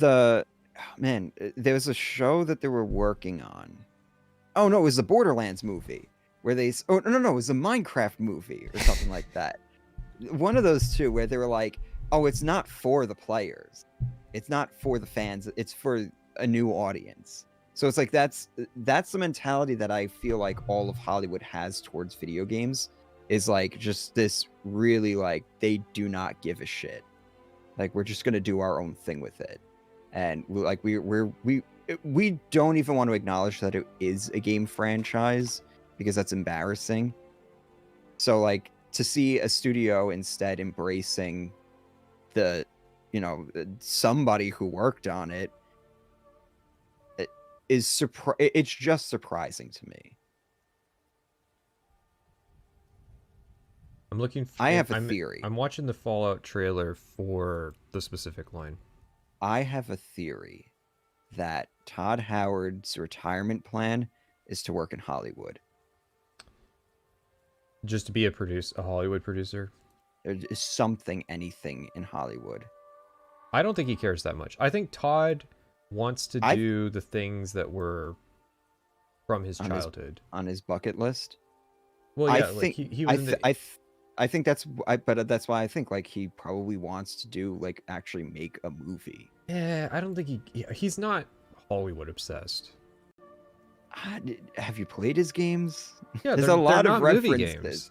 There's a lot. Yeah, There's but references. A lot of that references. doesn't make him movie games. He's not a Neil Druckmann. I don't know. He seemed really happy to be on that stage with Harrison Ford. That was like genuine. Yeah, I mean, there's genuine. there's no extra context. It says and mirth. So it starts with, oh my god, it's crashing my browser trying to look at this because I'm using like the advanced scrolling. It says from the director of the award-winning series Westworld, Jonathan Nolan. Mm-hmm. And then it shows a shot from the trailer, and then it says, and the acclaimed video game creator Todd Howard. That's true. That's true. Yeah. It doesn't say an acclaimed video game creator. It doesn't say, and the guy who made Fallout 1 in 1991. No. But I get it. I get it. Probably, I think there is something that implies it.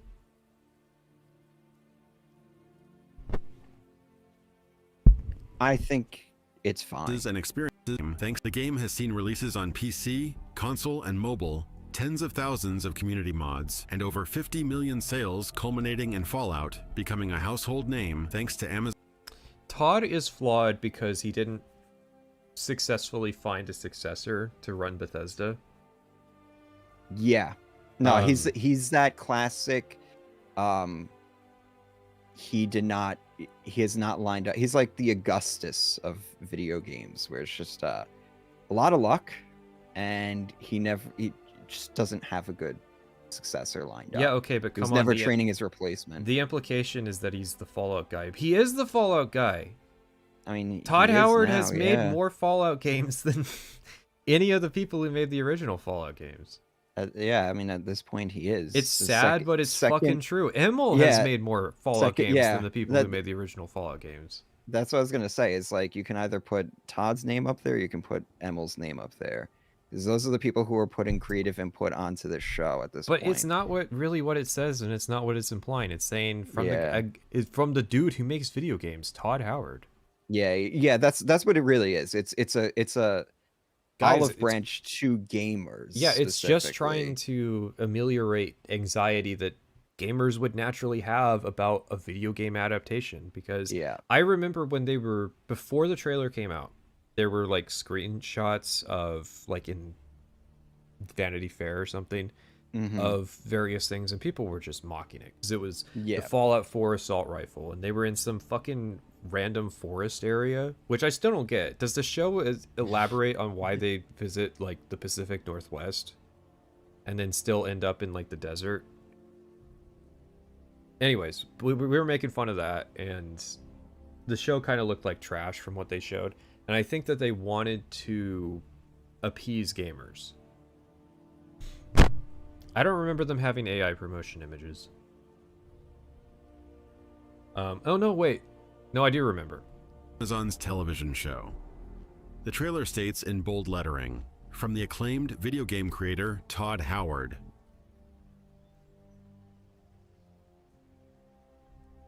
I don't know, Fallout fans, the old school Fallout fans. I don't know if I'm with you on this one. I get it, but at the same time, you gotta think about it like more of a normie.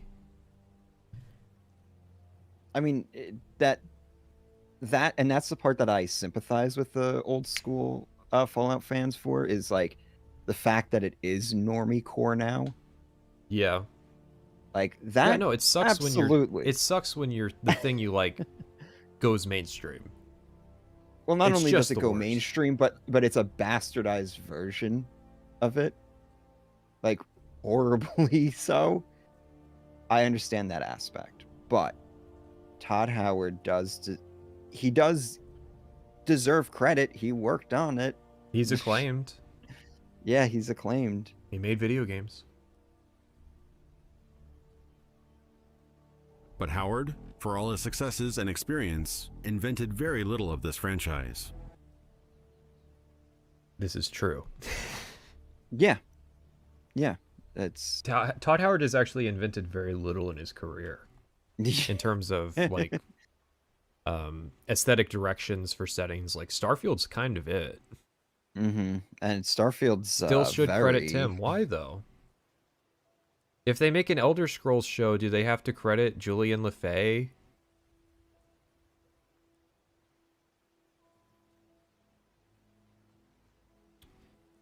I mean, do they ever give him credit? Look, Like, I'm going to is he say something in the credits controversial. of the show? I'm going to say something controversial. Tim Kaine, interesting guy. People jack him off a little too much. Hmm. He made Fallout. Fallout, I like Fallout. It seems like a pretty cool game. I was enjoying it. The WoW project got in the way of me playing more of it, but I was like, literally, you can pick up... It amazed me. It's a game from 1991. You can just pick it up and play it. And it works really well. It was so cool. I don't think he needs to be credited, like, in the Fallout show trailer. They can put him in the credits of, like, of, like, the first episode and, like, based on the work of Tim Kaine. Yeah. That's kind of how you'd have to go. I feel if they didn't do that, I feel like that might even be a legal issue at that point. Yeah, like, because like the guy who writes the Witcher novels, he gets credit in the shows. mm-hmm. He's the one who created the IP. I think crediting Todd that way was part of a contract. Maybe he's the executive producer. Not even a contract thing. He gets a say in how it's marketed. Yeah. Like, I don't think you guys are understanding. Todd Howard had the same role on this show that he had on Fallout 76. What if the Fallout show bombed, he would probably treat it like his involvement on 76.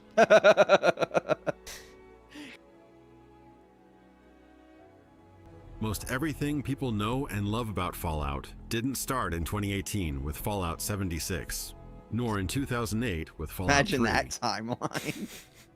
Where Fallout 76 is the inventor of the franchise. Oh man. It would be weird because it's insane that there's so much soul in this game. Like there's so much, it's so much that they were inspired by, and it feels like there's this entire rich setting and it just comes from nowhere. I don't really buy this narrative that Todd is this major narcissist. It's literally just his name is in the trailer for 3 seconds so that gamers go, that's the video game guy, that's the Skyrim guy.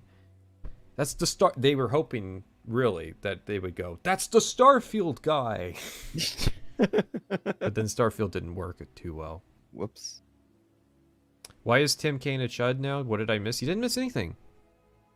I just said people jack him off a little too much.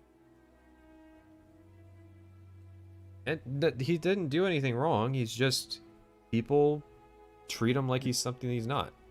Yeah. He made a really good game. He also ran Troika. Had some hits, had some misses. You can't control that, though. No. Like, that's the thing with being a celebrity, is that you'll have a point where you're underrated, and then you'll have a point where you're rated, and then you'll have a point where you're overrated. You haven't changed anything that you do.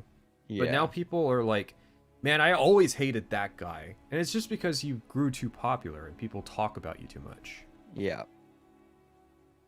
Replace an unnecessary amount of emphasis on your contribution or something like that. Yeah. I think part of it, too, is that Tim Kaine talks about what he did on his YouTube channel. And people put too much emphasis on, like, see, he's stroking himself off. And it's like, no, he's just... There's a lot of people who are enthusiastic about his games that ask him questions. Well, I mean, it also lends him more credibility in a lot of people's eyes because at least he's talking about it. So I can understand why people would be like, well, why are they listing Todd Howard and not Tim Kaine? And Todd Howard rarely goes out and talks about the game and the franchise and the stuff. Todd Howard made the show. Like, he was part of making the show. Yeah. Yeah. That's why Jonathan Nolan's in it, too. And he made Westworld, and... well, it was good, and then it wasn't.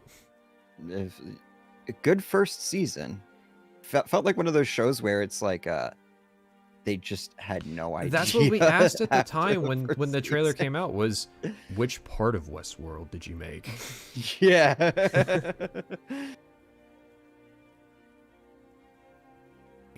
The Pip-Boy, the Brotherhood of Steel, the Enclave, New California Republic, Super Mutants, Dogmeat, Ghouls, Rad Scorpions, Deathclaws, the Retrofuture aesthetic, Power Armor, Robobrains, Vault Boy, Vault-Tec, Nuka-Cola, the Overseer, Vault Suits, Raiders, Shady That part where the Vault Seer says that you can never come and live there again because he sent you out to go kill mutants.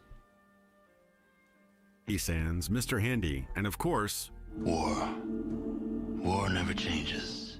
these were all featured in Fallout games in 1997 and 98, 10 years before. So I feel like this is a damned if you do, damned if you don't situation. So, Yep. do you know the story of the Red Rider?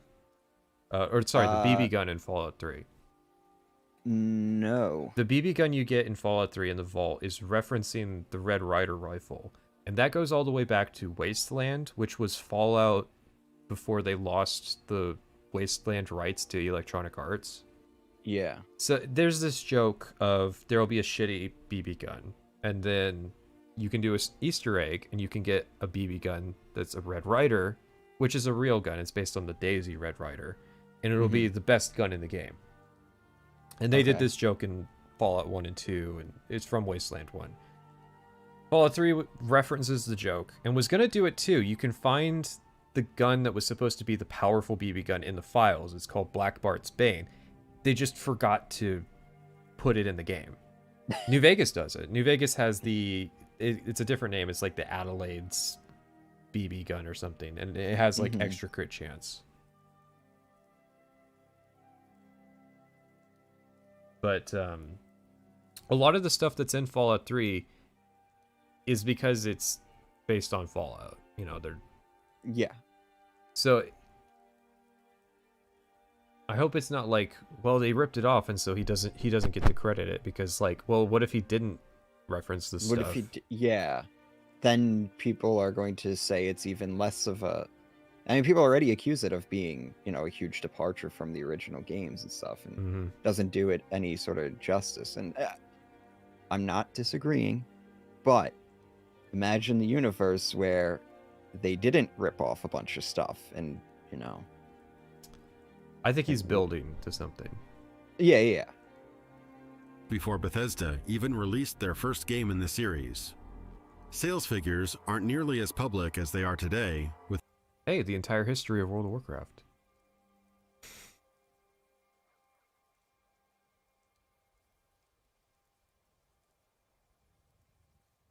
digital storefronts and online reporting. So Fallout 3 sold 4.7 million units. Wow, it sold more than Starfield. No. Starfield has had 12 million players, which made it the biggest launch in Bethesda history. But it sold even less though- than Mortal Kombat, and Mortal Kombat sold 3 million copies. Well, okay, no. Well, the funny thing too is, even if you take that number, Fallout 4 sold like 12 million copies in its first day.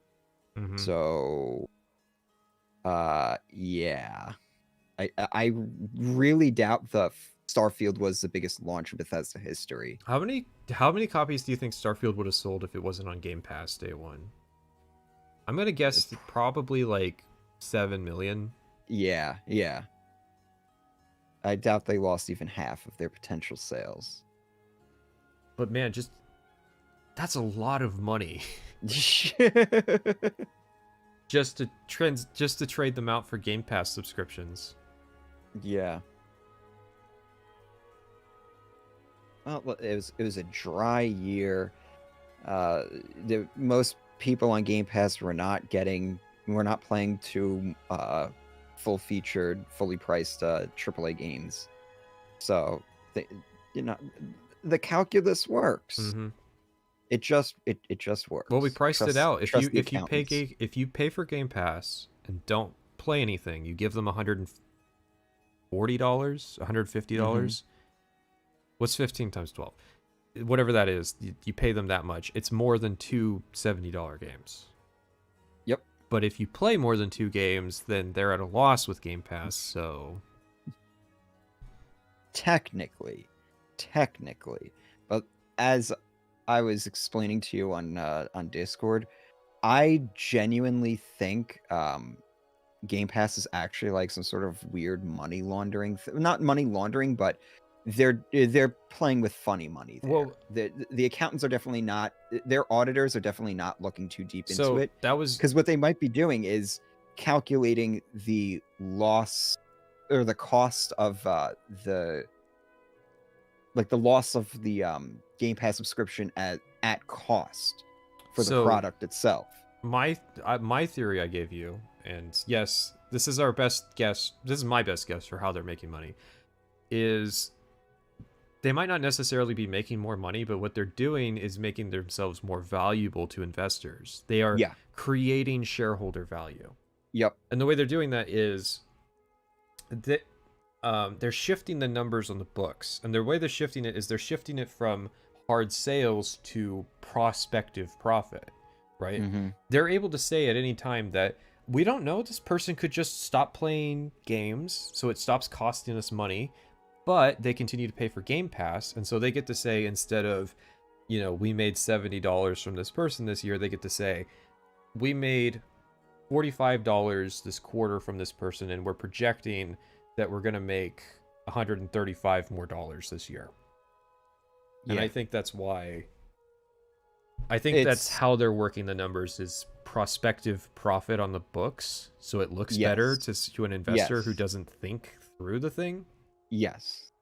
Or they're just too illiterate to be able to even decipher this stuff. This is definitely something that needs to be regulated, because this is absolutely this is fraud. Basically what they're doing here is fraud. But it's not regulated, so good luck. We're not doing anything illegal, guys. Hey, we're just saying what we're projecting that we'll make. I'm just wondering how their audit... They must have some really fucking sketchy ass auditing company that's coming in and doing that shit. Because any serious, reputable auditing team would be like, okay, but what is the actual valuation of your assets? What was the actual cost of this? What are you actually losing here? They would be asking some hard-hitting questions. I don't think they're being asked those sort of questions. Profit.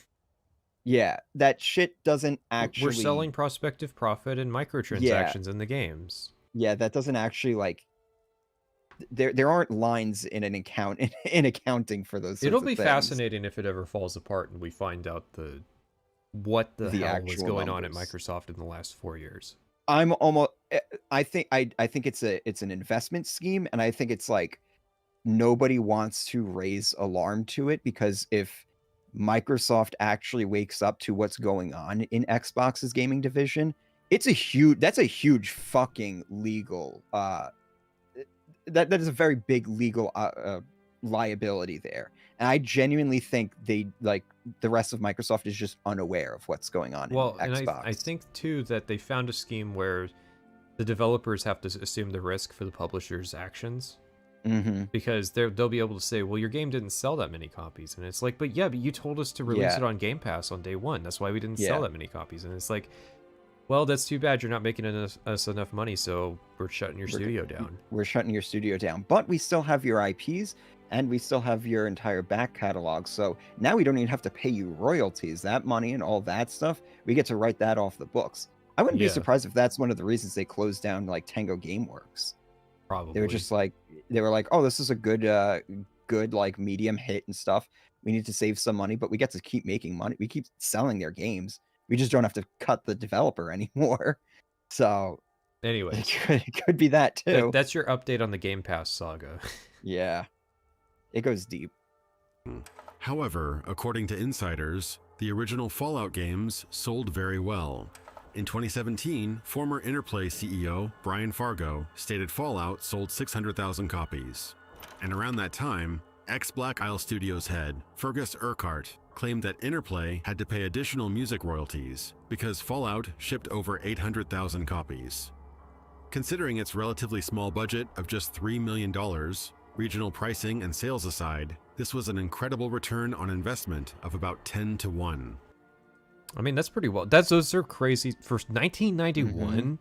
Yeah, those 800,000. That's crazy. that's huge. Before Steam. Like, seriously. The physical dark age, like adolescent internet era, when like Yeah. games were being sold physically, and people were cagey about physical games at the time Yeah. because they had been burned like a decade prior by Atari. Mm-hmm. 97. Am I mixing up dates? Hang on. Where's my timeline?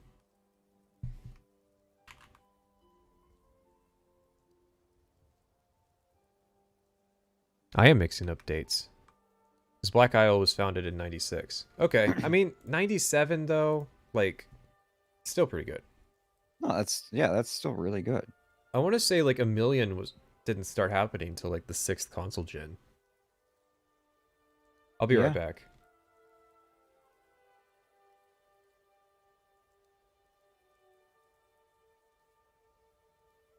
So guys, anybody has I hope everyone has their Game Pass on auto renewal.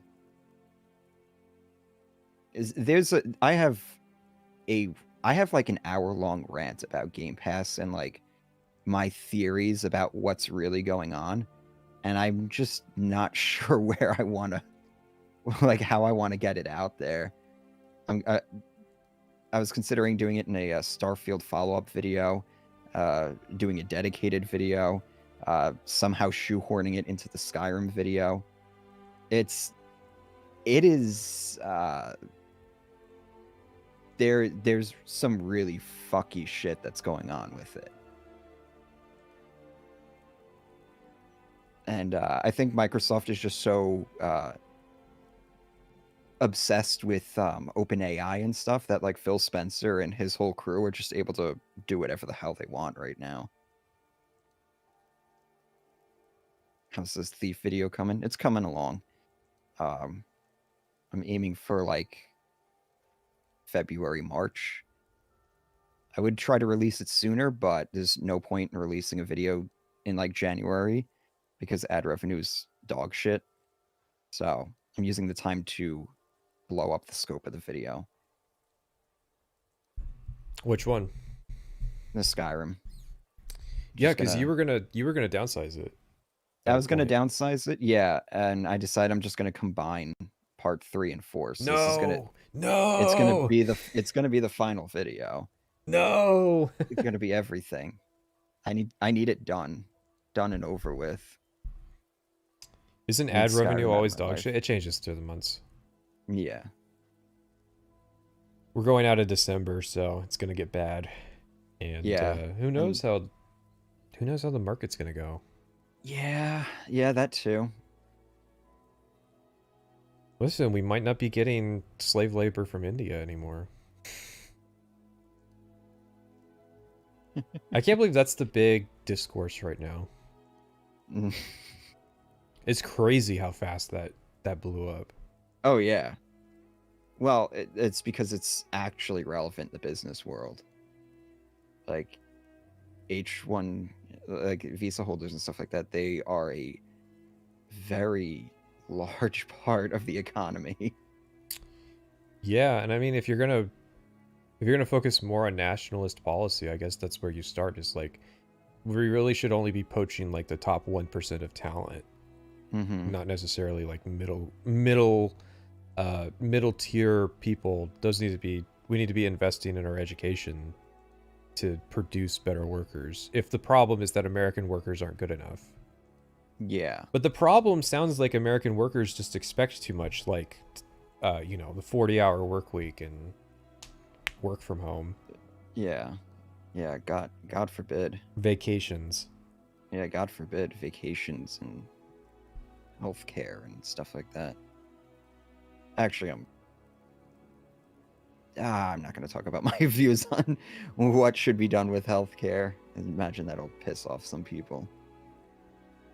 Okay, so like, I want something to be done. I don't care what it is.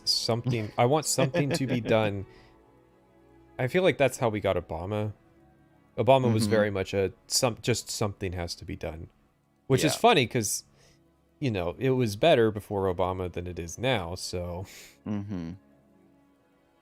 Well, see, the problem too is like just absolutely like the costs of treatment and stuff are absolutely ballooning now, and a large part of that is just like a well, lot of it because has to do with like R&D. Honestly, do you know how much like those fucking like new machines and stuff costs? Like new MRI machines and stuff. mhm. It's Well, they want to use MRIs for insane. everything too. Yeah. But I mean, it's Here's astronomical how how we much fix like health. Here's how we those fix things. healthcare. It'll sound like it's out of left field, but we got to get people out of their cars because that's a big contributor to how people are getting hurt in the first place and needing MRIs. Never. See, if we No. get people in safer modes of transportation, Excuse me, streamer. Somebody got stabbed on the New York City subway. Somebody got lit on fire dude, on the New that York was City. fucking crazy. It's I like I'll that take basically I'll take my guaranteed. chances. I'm I'll never take going my on the New York chances. subway, and it's a shame because I've always wanted to check out the New York subway because I loved DC's. It really is. DC's I was metro having system I was was having so this nice. I was having this discussion with somebody. It really is it's a game of probability. Millions of people ride the New York City subway every day, so of course you're going to have these like weird things happen every once in a while. Mm-hmm. But Um, why do millions of people ride the Tokyo subway every day? And not be well that the worst listen, thing that happens to them is they might get like upskirt Look- pictures taken of them. listen, you're comparing Japanese and American culture. Someone has to be lit on fire. That's the price we pay for public transit. Yeah, that's the price we pay for freedom over here. Everybody being on bikes would be dangerous. It would increase. Yes, it would increase. Statistically, it would increase bike injuries if everybody suddenly started riding them. This is true. Yeah. But yeah, I like derailing the healthcare conversation by starting with urbanist talk because it is my opinion that if you removed cars from the equation in America, you would open up like 10% of people's personal finances, and that would actually be enough to jumpstart the economy.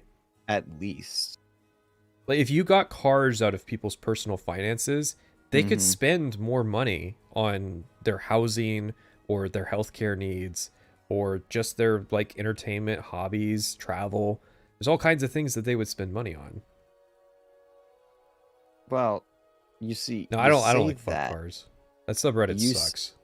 You say that, but there's like companies that were cutting people's pay because they didn't have to commute anymore. And they're like, oh, okay, so you don't have to pay for your car anymore, so we're just going to cut your pay by like 10%. I was like, when I negotiated my pay, my car was not part of the equation. So, on the one hand, I agree. On the other hand, I feel like the economy will just balance itself out. They will try to price it in. The problem is that the American worker puts up with too much. Yes. We need more labor unions.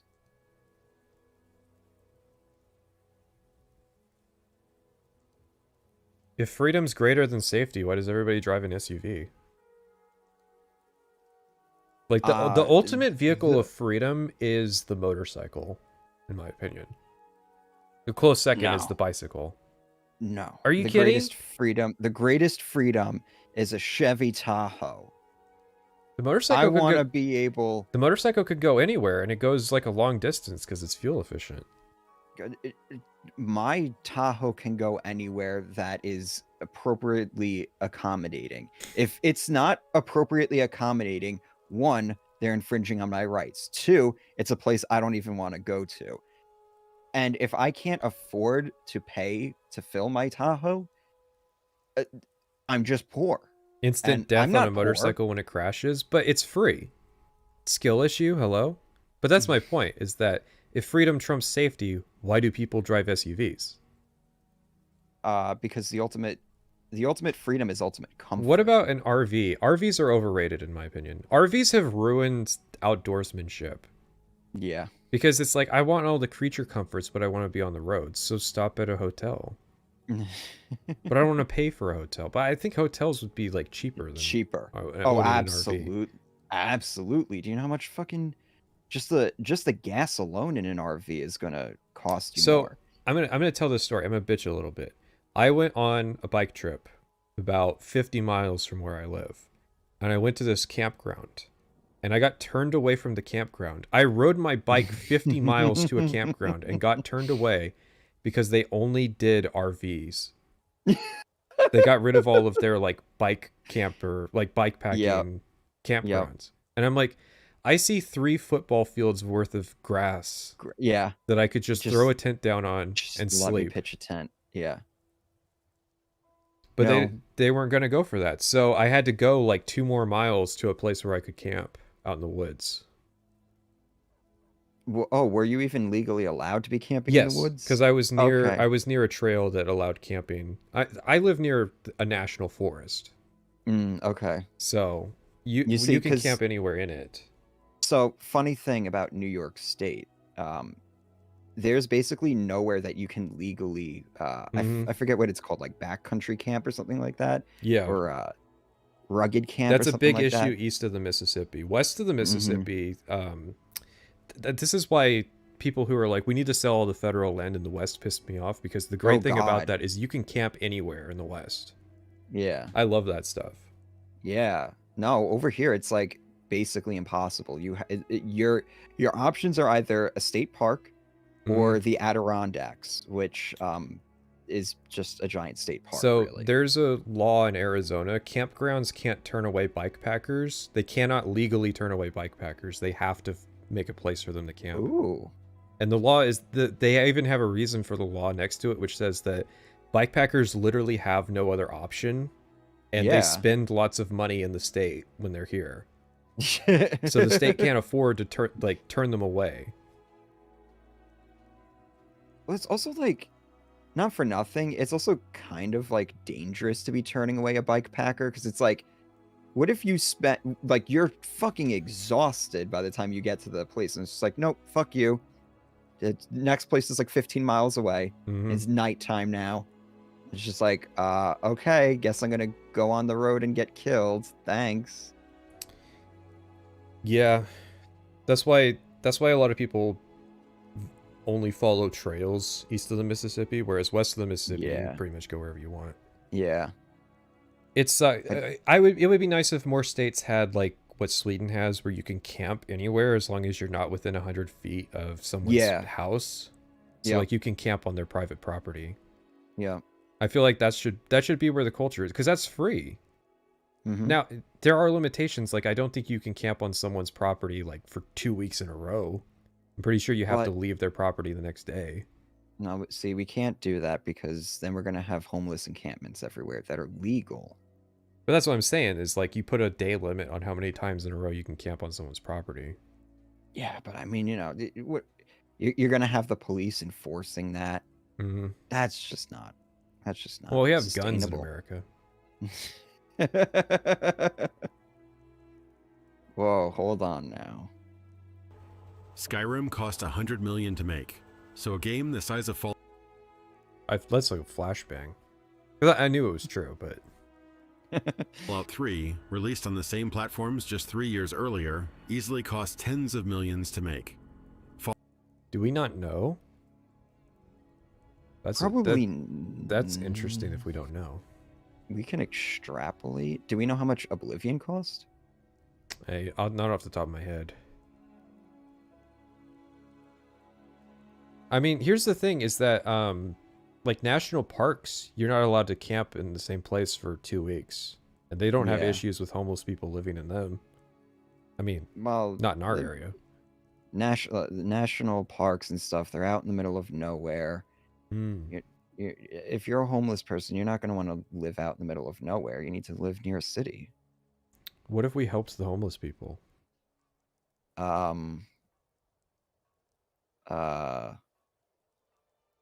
No.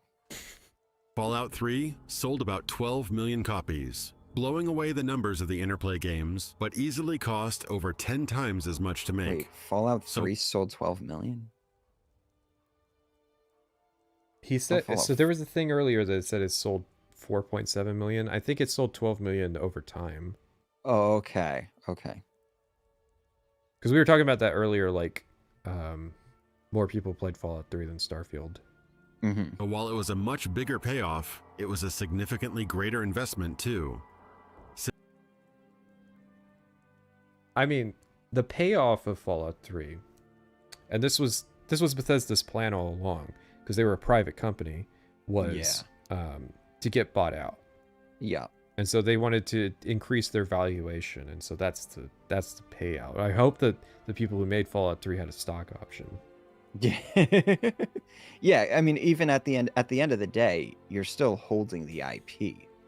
So even if Fallout 3 was a commercial failure, it's like, well, you still have the IP. That has a lot of value. Simply put, there was way more money, advertising, and manpower poured into the later Fallout. Come on, we saw the trailer. That was a very cheap set. The props were impressive. They had real sugar bombs. That was cool. But the animation was like Newgrounds tier. And this part of the trailer, which is like 60% of it, is just very bad. Yeah. Fallout games. Fallout 3 trailers and ads were pushed across both the internet Now this part was expensive, yes. Mm-hmm. and on the streets. While Fallout 1 had just a few modest magazine ads, and its dev team could fit into a cozy meeting room. But if you Okay, hold on. Let's not besmirch the Fallout 3 team. They weren't that big. I think it was like 70 people. Yeah. That's like peak Blizzard size. It's almost like that's just a good size studio. I think that's the meta for good games. Yeah.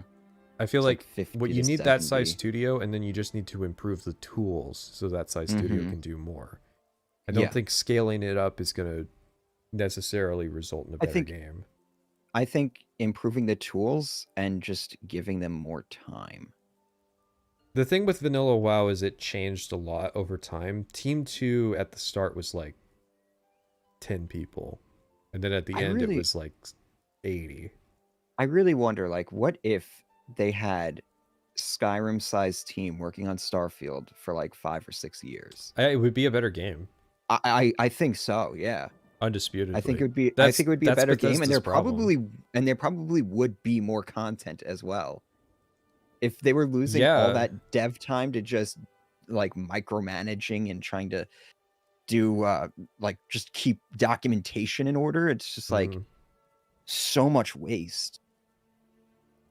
read just about any social media post, forum, or gamer's opinion, they'll tell you it was Bethesda Game Studios that made Fallout popular and successful. I mean, listen, they kind of have a point. You gotta admit, 600,000, 12 million. Yeah. I get it, but they do have a point. At the same time, gaming blew up in a big way between the two games. Mhm. Yeah. Gaming blew up, and again, a new platform. The switch to 3D was a big thing for getting people into it. Look, some people Yeah. can't accept that some video games are going to be 2D. Yeah. He's right, but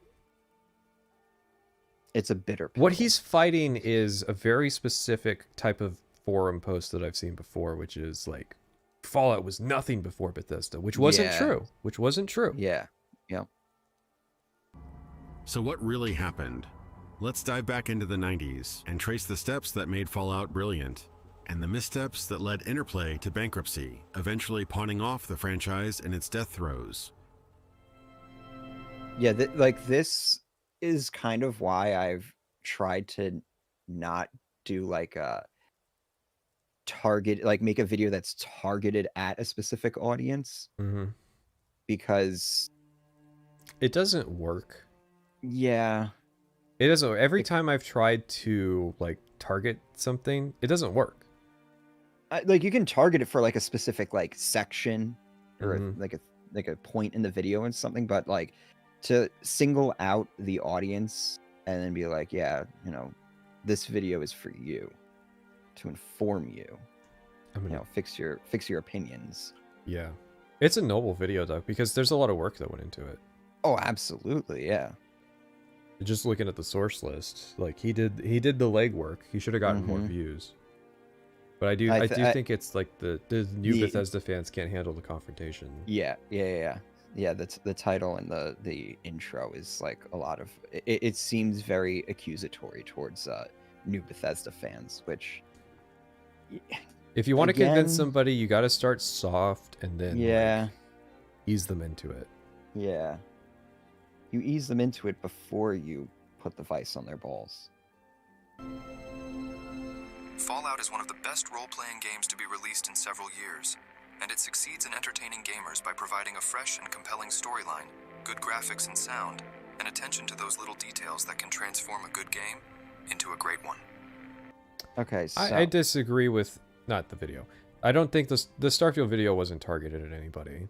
The Starfield video was a product of my immense frustration with Starfield, and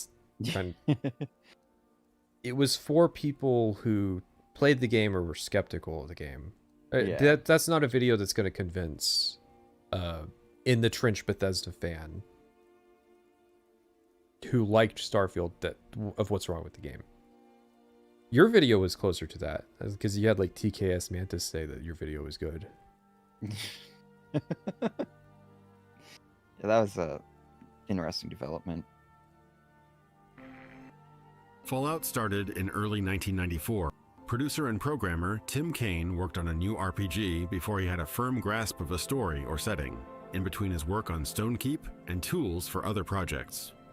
At first, Interplay CEO Brian Fargo wasn't confident about the project and told Tim he wasn't allowed to take people off of their assignments.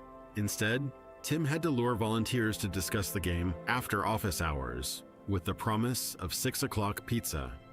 Kaine's love of tabletop systems and especially GURPS, or Generic Universal Role-Playing System, led him to code tools in his GURPS, he said the thing. free time to help run his pen and paper game sessions. This inspired him to reach out to Steve Jackson Games in order to license GURPS for a new computer RPG he wanted to make. It went through several iterations, a time travel game with dinosaurs, and I can buy that Tim Kaine was like directionless with what he wanted to make. Mm-hmm. He seems more mechanically driven than like setting driven. Outer Worlds could have been better. That's just that's all I'm saying. I can't believe Outer Worlds 2 is going to happen. In the same year as Avowed. That part's crazy too. Like, what do you think that's mean? Microsoft pushing them? Do you think Microsoft's going to give them the Tango Works game treatment next? I mean, that's if my theory is correct about them wanting to not have to pay out developers, have them rush out the games and then shut the door on them. I mean, it wouldn't be the first time in Obsidian's history.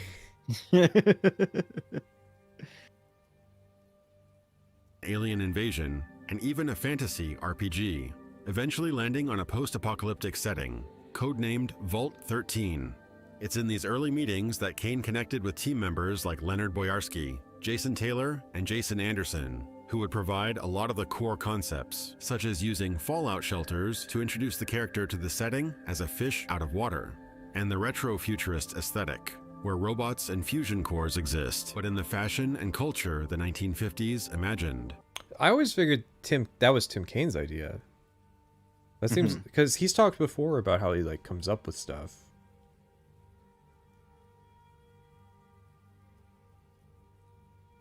I always figured that was the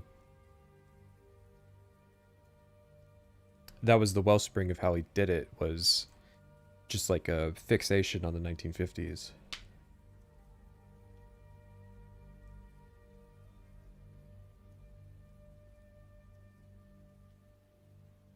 Eventually, Brian Fargo agreed to assign more people to the team, including lead designer Chris Taylor, who designed much.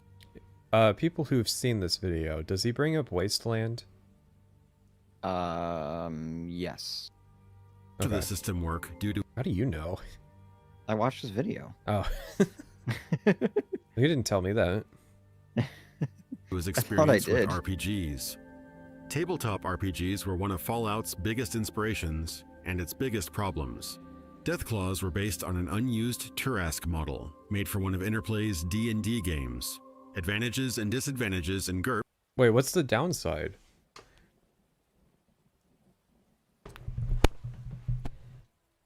inspired the perk system, and as a testament to their pen and paper origins, Fallout 1 and 2 still have a print button on their character sheets.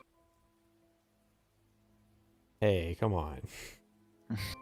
When Interplay became an official licensor of the Dungeons & Dragons franchise, Brian Fargo nearly canceled the project, because at the time, official D&D titles were considered a safer bet. They practically printed money.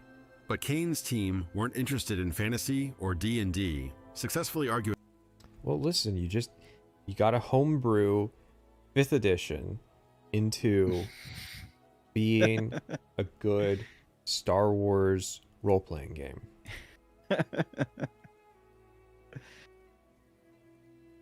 that a RPG wouldn't cannibalize Interplay. This was a preview to the craziness Hang on, interested skip it in around on fantasy me. or D&D, Yeah. successfully arguing that a post-apocalyptic Together RPG being- wouldn't cannibalize Interplay's thing. D&D lineup.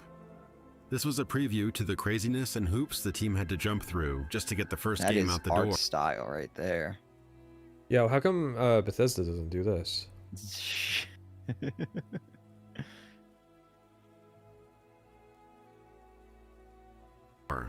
But this tabletop influence resulted in a randomization-heavy game, with less than stellar controls, par for the course at the time. Okay, so is it the Et2 Fallout that makes what I was playing better, or is it what I was looking at the differences and I thought a lot of it just seems like, oh, you can control companions easier, and I forget what the other ones were because I set it up like 4 months ago, but it seemed like Fallout 1 was just like a slightly more obtuse Fallout 2.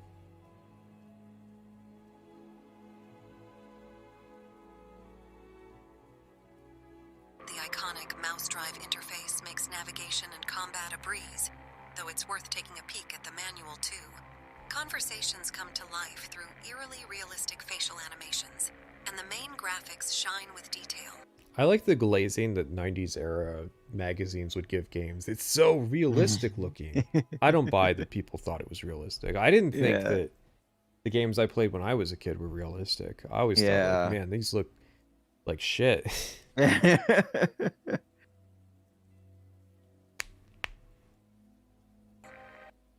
dialogue and other crisp audio elements complete the post-apocalyptic scene. Interplay set out to create a real role-playing game for the PC, and it's more than succeeded. Even mild fans of RPGs will find Fallout easy to fall into. GURPS creator Steve Jackson took issue with many creative choices in Fallout. I mean, okay.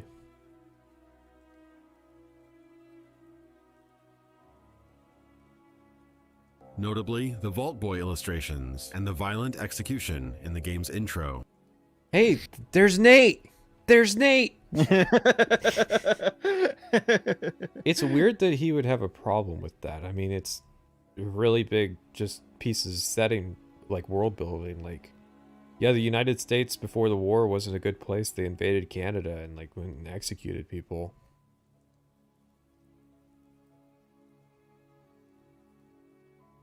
Yeah, there he is. It's Staff Sergeant Nate Hig.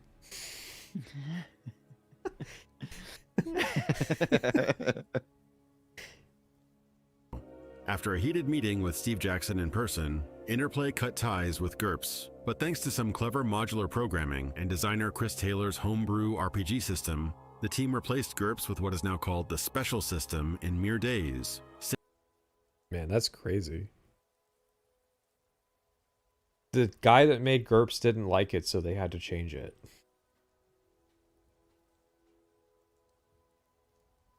Yeah, you would think they would just have like a contract that's just Yeah. like, why I would he assume have this any is sort of before input? the I mean, it's a D&D thing, but D&D has the open games license where you kind of have a fixed contract to do what you want with the game. Probably for this, honestly, probably for this reason. Mhm. Probably for, like, too many people got fucked over by TSR and such. Saving the project once again. Development progressed steadily, but continued to miss deadlines, originally intending to release in 1996. But when Diablo blew up in popularity in 1997, Interplay stakeholders repeatedly suggested that Fallout should convert to real-time combat with multiplayer. Just switch it to real time. Investors never change. Just make Skyrim's combat like Dark Souls. Just add multiplayer to Skyrim. Yeah. Just add multiplayer to Fallout. He's summarizing What all of could go Tim's wrong? videos right now, by the way. I mean, that means I don't have to watch them, you know? This is the interesting parts. They were months out from launch at this point. Taking clever advice from his colleague, instead of fighting it, Tim rolled with the punches and detailed the sizable budget and delays required to make such changes. I mean, that is the way to do it. Mhm. Don't bitch, just make out a clear reason why your boss's plan is stupid. Especially if you're talking to investors, it's like, oh man, it's going to cost us like a bajillion dollars to do it. Yeah. Yeah. I have lost mouse control. I can't so my fucking trackball takes AA batteries, and I can't find good AA batteries that last. He didn't hear about it again after that.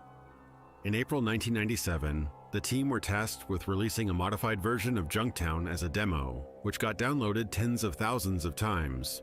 Another early sign that they might have a hit on their hands was that the QA team, unusually, would come in on weekends to playtest Fallout, unpaid. They were enjoying it enough to want to finish another run before the new build released, erasing their save games. Man, imagine if Fallout 76 was so good that the QA team was willing to come in and work on it unpaid. They And might not have instead- unionized. Yeah. There you go, you did it. But not everything was perfect. The game lacked quality of life features, time limits on the main quest were divisive, Source. Everybody today seems to like the Fallout time limit. I think he was saying at the time. No, I know. I'm saying everybody today likes it, so I'm curious if there's like who didn't like it.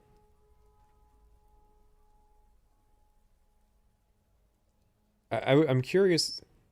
Is it like Morrowind's combat was divisive at the time? The time limit in one being generous is a big understatement. Mm-hmm. I think the time limit works at making sure you get invested, and then you find out later it doesn't matter when you replay and go, okay, I can work with this. even among Interplay staff, and were patched out after launch. And the bugs that Technically, what was patched, the 150-day time limit is still there for the first quest. What was changed was there's like a mutant attack that would happen after 500 days, which again, more than enough. They patched it to the mutant attack would happen after 13 years. Oh God. I want to That's, emphasize the game takes like weeks.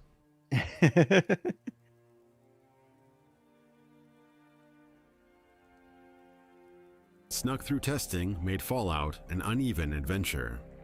Don't mistake these glitches for big problems, however. Fallout is easily the best role-playing game released in the past year, and maybe longer. It's a game that clearly was a labor of love for the design team, with humor, style, and brains to spare, and with a wonderfully refreshing emphasis on character development and decision-making. For role... So, the humor is an interesting thing. I was playing Fallout 1. It's not really that humorous of a game.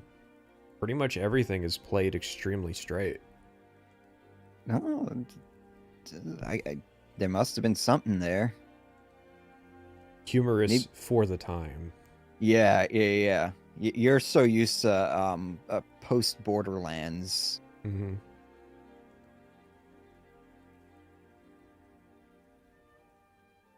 Must have, but anyone with even passing interest in the genre should check it out as well. Further solidifying the tone and aesthetic that would be reflected in future games, the team scoured classic music albums for their intro song. Their first pick was I Don't Want to Set the World on Fire, I've heard this but the story. label demanded a ludicrous amount of money to license the song, in the six-figure range. Instead, Interplay settled with another, less expensive track called Maybe, and so the famous television screen intro was born. The weird thing about it is that it's by the same artist and I think from the same label. But it's just, it was cheaper for some reason. Yeah. Less popular song.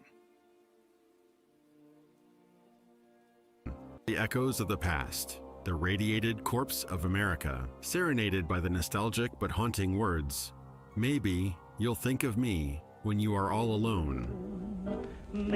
No. Come on, Indigo. Yeah, he does like a thing that distorts it and stuff, so you wouldn't have gotten hit. No! He keeps showing up in videos. I keep being haunted by Jeff Keighley. He's more relevant than you sea want to admit. Of blogs, journos, and YouTube channels crowning games with dozens of Game of the Year awards, we didn't have nearly that many outlets in the 90s. We're better off for it. This is a relevant story to Fallout 3. One of the reasons that I think Fallout 3 was considered Game of the Year was because it won a lot of awards, but that was because this was when newspapers were just like, we gotta have a video games division. Yeah.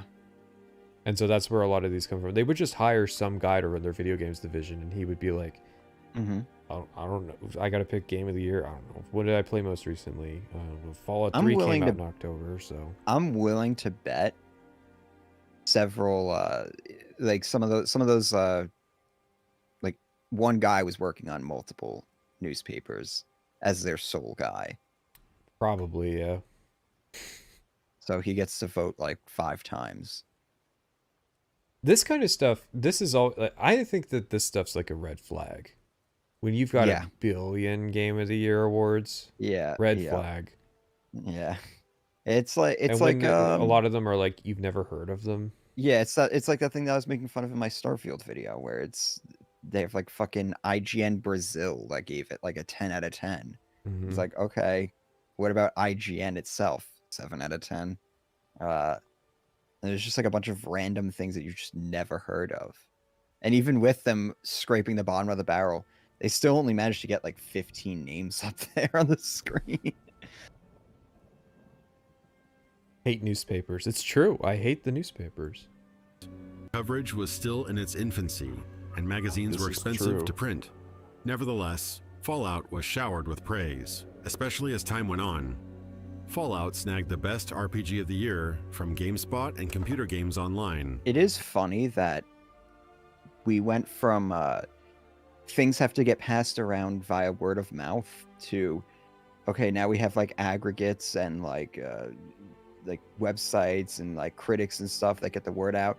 And now it's become so oversaturated that we're basically back to word of mouth. It's like the best way to learn about something. Yeah, I've been talking to people about this. Like, you got to get off of these algorithmically curated content platforms because they're just slowly going to become increasingly worthless, and we're just going to go back to like, you should check out this video via word of mouth, and you trust this guy's taste who's recommending it to you.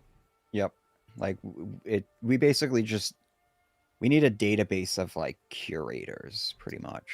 Yeah, that's feel why I run. That's why I run the videos channel on my server. It's like, yeah. here's the good I feel stuff. I feel like Steam would be an appropriate place. Well, they have that with Steam curators. Yeah, but like they need to do more with it. 'Cause, you know, it's like I'm not compelled to be a curator on Steam. Why not? You could get the acclaim. You could expose the woke. Yeah. Yeah, I forgot about that side of it too. And for DICE Awards. At one point, PC Gamer listed it as number 13 out of the best 100 games of all time, right behind Half-Life, even beating out the likes of Baldur's Gate 2 and GTA Vice City. Pretty cool. But it's not San Andreas.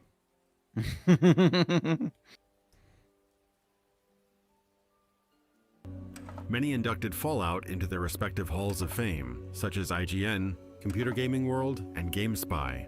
The future looked bright for this new and refreshing franchise, but there was a slow-motion train wreck happening behind the scenes at Interplay that would ultimately doom Fallout and the company itself. Downward spiral. One of the things I saw happen at Interplay was that we were just stretched too thin. There were too many games in development. Before you have success, you have to be really lean and mean and focused on the one or two things that are going to make you successful. Are you listening, Microsoft?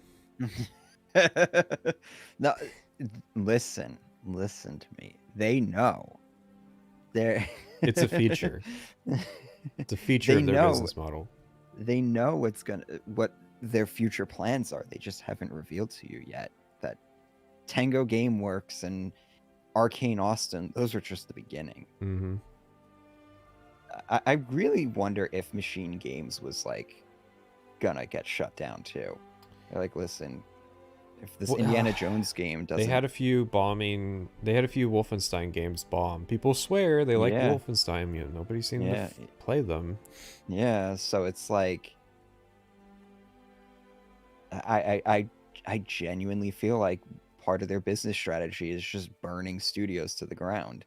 Take their IPs, then we'll make a new studio like 343. The rate at which they make new studios is very slow, though. Yeah. Well, I mean, why even make new games? Why even make new games at this point? Evidently, there's such a bad brain drain in the industry. Just make remasters and stuff. You'd get a you could win Game of the Year. Yeah. Oh my god. But yeah, like just do shit like that. We don't even... We're gonna make money off of we own the rights to these games, so the more studios we close down, just the better our... Okay, but Phil, I have a question. What do we do with the rights? Do we make movies with them? Duh. We franchise them. I like that the route out for the gaming industry is that we got to rely on an industry that historically makes less money than video games. We'll make movies, we'll make TV shows, we'll sell merch. Phil, we put you in your position because we want you to make games. I thought you put me in my position to make you money. I'm telling you that making games is not how you make money. He's brilliant! What we really want to do, we want to become the Apple of... Apple doesn't make shit. They don't make much software or anything like that anymore. They have their operating system, and then they have their storefront. Phil. We are just trying to make the storefront. Apple doesn't make games. Exactly. Why are we making games But listen... We have the main Microsoft division to not make anything. We have you to make games. I'm telling you, making games is not profitable anymore. We don't know what gamers want. We don't know what gamers want. it's impossible to know a game. Have you seen that Balatro game? Who can predict that? No one can. Fuck making games, shut down all the studios, steal their IPs. We'll sell gamers. We'll force them to just. Everybody wants to play the old games anyways, so we'll just force them to play old games, and then we'll just sell the rights to movies and everything like that. Let Hollywood take all the risk with the investments on making more products. I don't know, Phil. This sounds like it has a limited market cap of people who would be interested in playing old games. I'm pretty sure that your Game Pass model is reliant on new games in order to get people interested. When we run out of AAA studios to burn down, we'll start buying indie. Have you seen Steam? There's so many different companies on there. Do you know that the people who made what is that game? Risk of Rain 2, they sold the rights to the game, to the franchise, to Gearbox, and Gearbox subsequently fucked it into the ground. That's what we need. We're going to go to Balatro. We're going to go to that guy. We're going to buy the rights from him. And then we're going to fuck it into the ground. And we're going to fuck it into the ground. Balatro 2, baby. Listen, just because the AAA studios are closing down does not mean that there's nobody making games anymore. We just keep finding those people, and we give them enough of a payout that we make them an offer that they cannot refuse. God damn, Pete. $100 million to Phil Spencer. This man is brilliant. You become successful. Development. Before you have success, you have to be really lean and mean and focused on the one or two things that are going to make you successful. Once you become successful, now every door is open, and you have to have a different sort of discipline. Why is Rob Pardo showing up here? Interplay's tagline. Something. I guess he worked. They technically published a Blizzard game. First trust, then retention, then profit. Yeah, I gotta pay attention to what he says. They're going to make you successful. Once you become successful, now every door is open, and you have to have a different sort of discipline. I mean, it was true, and Rob Pardo went on to make Blizzard great, so. Interplay's tagline was, by gamers, for gamers. By gamers? Were they woke?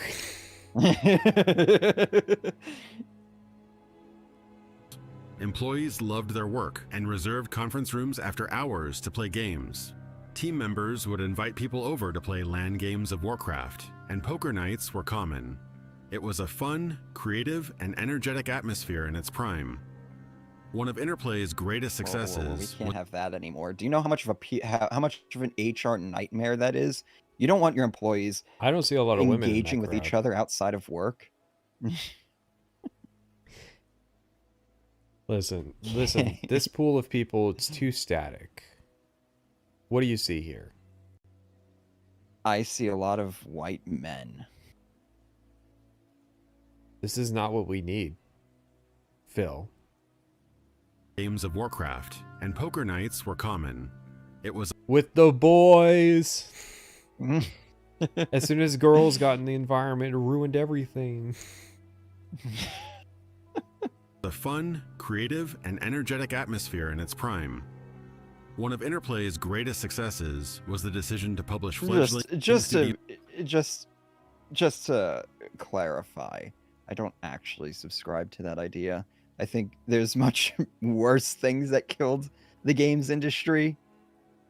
Yeah, avaricious. It started dying in like 2005, right? Yeah. We're just reaching the point where the glide is coming to hit the earth. Yeah. What I really think drove the boom that was like 2006, 2007 to like now was just cheap financing, the tech bubble. Like really the video game like the glory days of this video game whatever golden age we had. I really wouldn't call it a golden age, but definitely very profitable. I would call it a golden age. Okay, which part? In AAA. What years? like 2007 to like 2021. Oh no, that's no. Golden Age is, I don't know, 96 to 97 to like 2005, 2006. Silver Age is 2006 to like 2013. And then we're in the shit age. Yeah.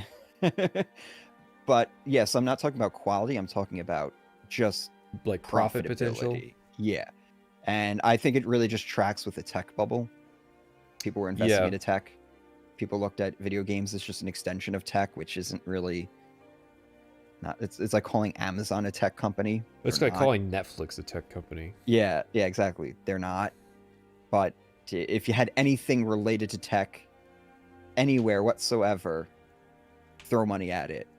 Cheap. You know, finance is cheap. 0% APR on like everything and shit. Yeah, I was gonna say like interest rates are pretty seem to be tied to how well the games industry does. Yeah, exactly. It's almost like low interest rates makes it easier to be a dumb investor. Yeah. And when there's high interest rates, it's almost like you got to be more competitive in the business market. So true. And I think the video game industry just like really got caught with their pants down. Yeah. They did not expect, because like remember, like in the beginning of 2020, that they were having like a huge boom, and then tech, like the rest of tech was starting to like look wobbly, but video games were doing really well. But then tech went down, and they went with it. And they went down hard. What's funny is there were a ton of people who could have played video games, but because the games industry is fairly liberal, they were big into the mask mandates. And so they got big into work from home. And it completely fucked over their pipelines to do the switch over. And you can see this, like, it's like this 65 million years ago, there's this layer in the rock. It's a very thin layer of gray. It's when ash was covering the surface of the earth. Yeah. That's going to be like the 2020 to 2022 era of video games. It's just like you can, from then on, you can tell this is when the COVID era hit and started affecting games development. Like Starfield. Yeah. Starfield is a COVID product. Oh, yeah. It is. I mean, we'll be picking out COVID for the rest of our lives. There'll be shit we're like fucked up from COVID. But yeah, definitely video games had a real, because it's like if it just was like a constant downwards like slope from when COVID started, I feel like the bloodbath wouldn't have been as bad. But because like we had those like that year and a half of like video games doing exceptionally well, because the fuck else is anybody going to do except play video games? That got them bold into investing into it, not realizing that they're going to have to pay that back. Yeah, that there's downstream consequences, which is that the games that are coming out soon are going to shit the bed. Yes. So we had that year when everything was like, what was it, 2022, when everything was like, no, it was 2021, I think, that we did an E3 stream, and like everything was like slated to come out in 2023 or 2024. Yeah. Like we had a year where nothing was coming out. Nothing coming out. Yeah. That's like 2021. Yeah. But they were making so much money off of just like people playing games and stuff. So that's probably why they got into Game Pass. That Game Pass is a COVID idea. Was it? I think so. I bet it came out of COVID. Like, Game Pass will be more stable because we can make money on the existing games. So if there's more tumultuous market action, like, you know, they're trying to prepare for the next COVID when the next COVID's not something you can prepare for. BioWare's games. First, a mecha shooter called Shattered Steel. Then Fergus Urquhart, head of the RPG division, suggested that BioWare repurpose their RTS engine into a Dungeons & Dragons game. This, of course, led to the legendary Baldur's Gate. Co-founder and CEO... Never heard of it. The winner is Baldur's Gate 3. Baldur's Gate 3. Iconic. Baldur's Gate 3. Having a good night. You guys will understand what I'm talking about when you see the first like 20 seconds of my Skyrim video. Literally how the video opens. Todd, you got to get on this fantasy thing. But Phil, they'll be into sci-fi when by the time that we finish test 6, you got to get into fantasy. That's the new thing. Test 6, come on, we needed that 2 years ago. You promised me, Todd. You promised me when we were sitting in your Tesla together. You had your hand in my cock. Into a Dungeons and Dragons game. This, of course, led to the legendary Baldur's Gate. Co-founder and CEO Brian Fargo helped build the company from the ground up, starting in the 80s as a developer. But they experienced growing pains while transforming into an international publisher with subsidiaries, high-profile tabletop game, TV, and movie licenses. Why would you ever want to be a publisher? Where's the money in that? I wanted to make games, but I couldn't make it. No. I wanted to make films, but I couldn't make films. So I got into making games instead, but I couldn't make games either. So I guess I'm a publisher now. It's like that thing where if you can't teach, if you can't do, you teach. And if you can't teach, you become an administrator of teachers. That's where publishing lands. I assume publisher takes most of the profits. Not really. It depends on the deal, but at the time, not really. Yeah. I remember the breakdown split. I think publishers got like 20%. Yeah. And you gotta bear in mind, they do bear a lot of risk. That's why they have to do like sports franchises and shit like that. Like they need those cash cows. And even an office in Japan. Mistake number 1. Game companies building offices in Japan is like European militaries invading Russia in the winter. It's never worked. The Western industry has never been able to penetrate Japan. Mm-hmm. Even now, they're still making that mistake. Yeah. Because the problem is that like Western-minded business people don't understand Japanese culture. Yeah. And it's too much of a shock to them to play ball in that market. Yeah. He was willing to take big bets, probably bigger bets than I would have taken. He could only do so much and work so many hours. That's how it got ahead of him. There were more products and more products and more products. Exponential growth. It sounds to me like the people he was answering to knew nothing about the market. Mm-hmm. In the middle of Fallout's development, the team moved to work under Dragonplay, the D&D and RPG division of Interplay. But after Fallout released, Brian Fargo asked division director Fergus Urquhart to give it an official name that represents the breadth of games they would make, not just D&D titles. As a Scotsman by blood, Fergus chose Black Isle Studios, a reference to his ancestors' homeland. All right, I was curious about the origin story of Black Isle. Because it just seems like the company showed up one day in the middle of Fallout's development. Which, yeah, pretty much.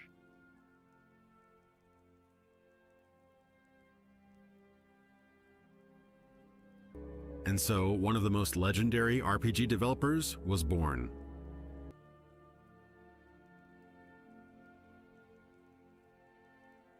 Kind of? Fallout 2's production began with a new team, even before the first game had finished. But once Fallout released, Brian Fargo wasn't thrilled with the sequel's design work that had been done thus far. So Tim Kaine and the core Fallout team were ordered to start full-time on Fallout 2. Already tired after a 3-year development, when told they needed to put out a sequel in just 1 year, it ate at the crew's morale. I mean, if you've already got the framework. Listen, we'll pay you in guys in pizza. we just need another hit, all right? This sounds very similar to Blizzard's story. With StarCraft. They had a lot of crunch with StarCraft, and they realized it was a mistake. They got rid of the guy that was kind of running the project and kind of changed their work culture. Mm-hmm. 9 women can produce 1 baby in 1 month.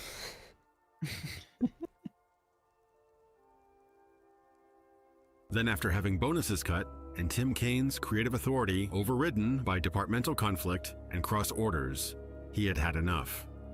After finishing a story outline and several scenarios, Tim Kane, Jason Anderson, and Leonard Boyarsky. See, he had brown hair when he started Fallout.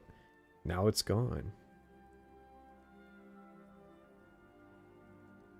Left Interplay and founded Troika Games. This was the studio that would go on to craft cult classics like Arcanum. Emphasis on cult. Yeah. Temple of Elemental Evil, and Vampire the Masquerade Bloodlines. Back at Interplay, a new team led by Chris Avallone started on Fallout 2.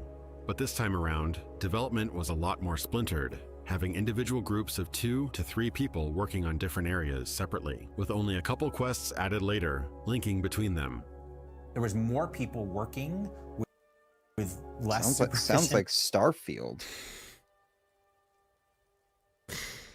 It does sound like Starfield. It wouldn't surprise me if that was the case, and that's why it's so disjointed between the 3 like main areas.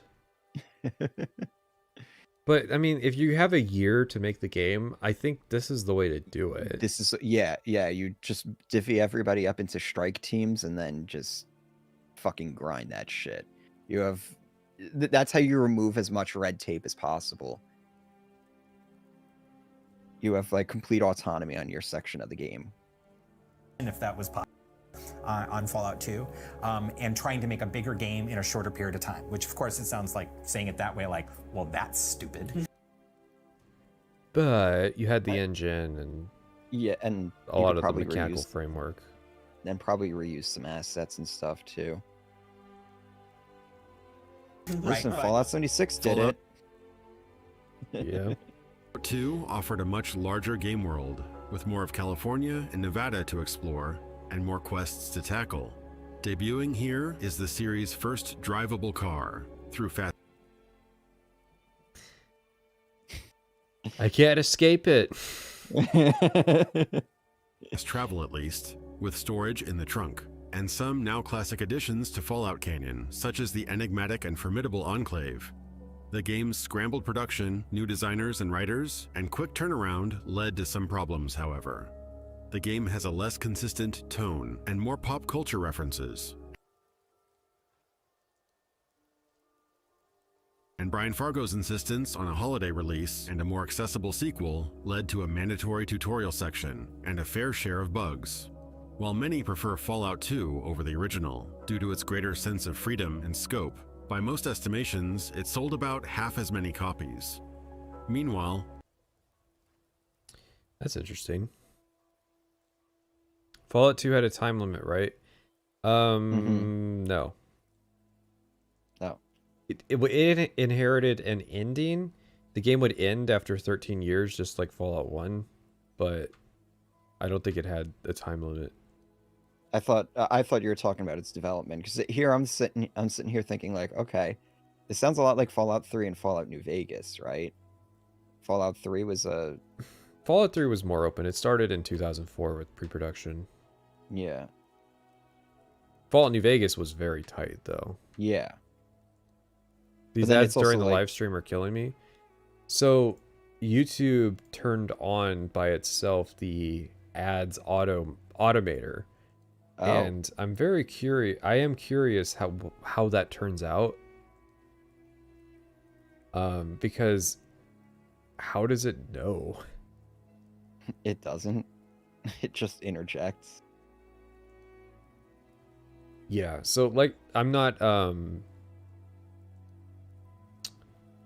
throwing ads in manually. That's YouTube. Good to know. But we're doing this on this video. I get ads every 5 minutes. Jesus. Oh my god. Interplay continued to ping-pong between brilliance and bankruptcy. This is why I don't understand how Twitch makes money.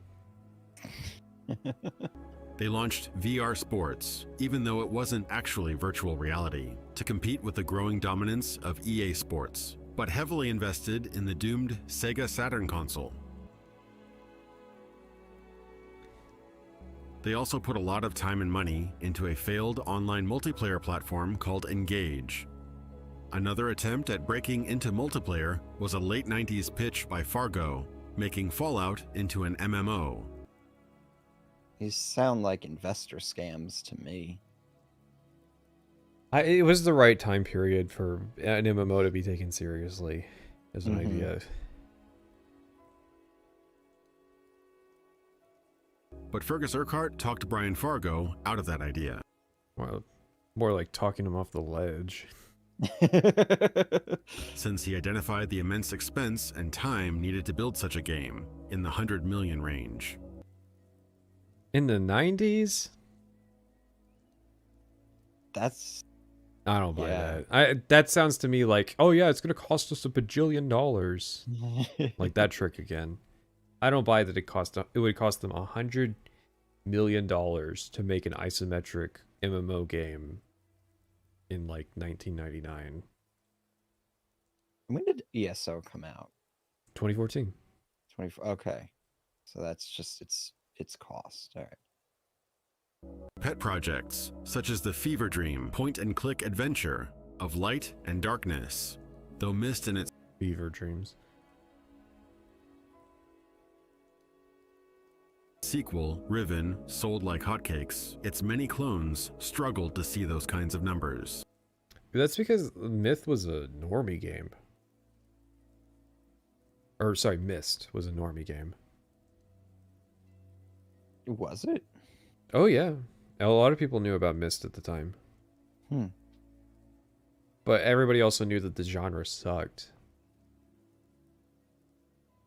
The point-and-click, like, puzzle games just... They didn't work, and they weren't very popular. People knew back then that they, like, the logic would be arbitrarily, and they would be, like, cheaply made.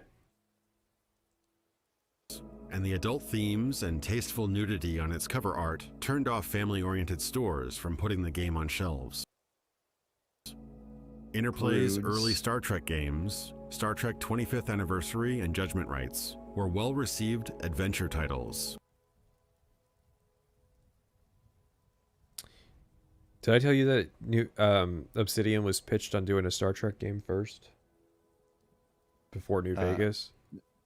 Really? Mm-hmm. And we know Todd is a fan. He's a fan of Star Trek? Mm-hmm.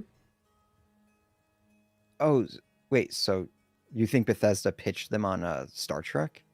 No, they did. We know they did. Oh, Bethesda actually pitched it. So, how are they going to... I guess they would have just licensed the rights on their behalf? So... Star Trek was going through an interesting time period, licensing-wise, in the mid-2000s. That was when J.J. Abrams was going about...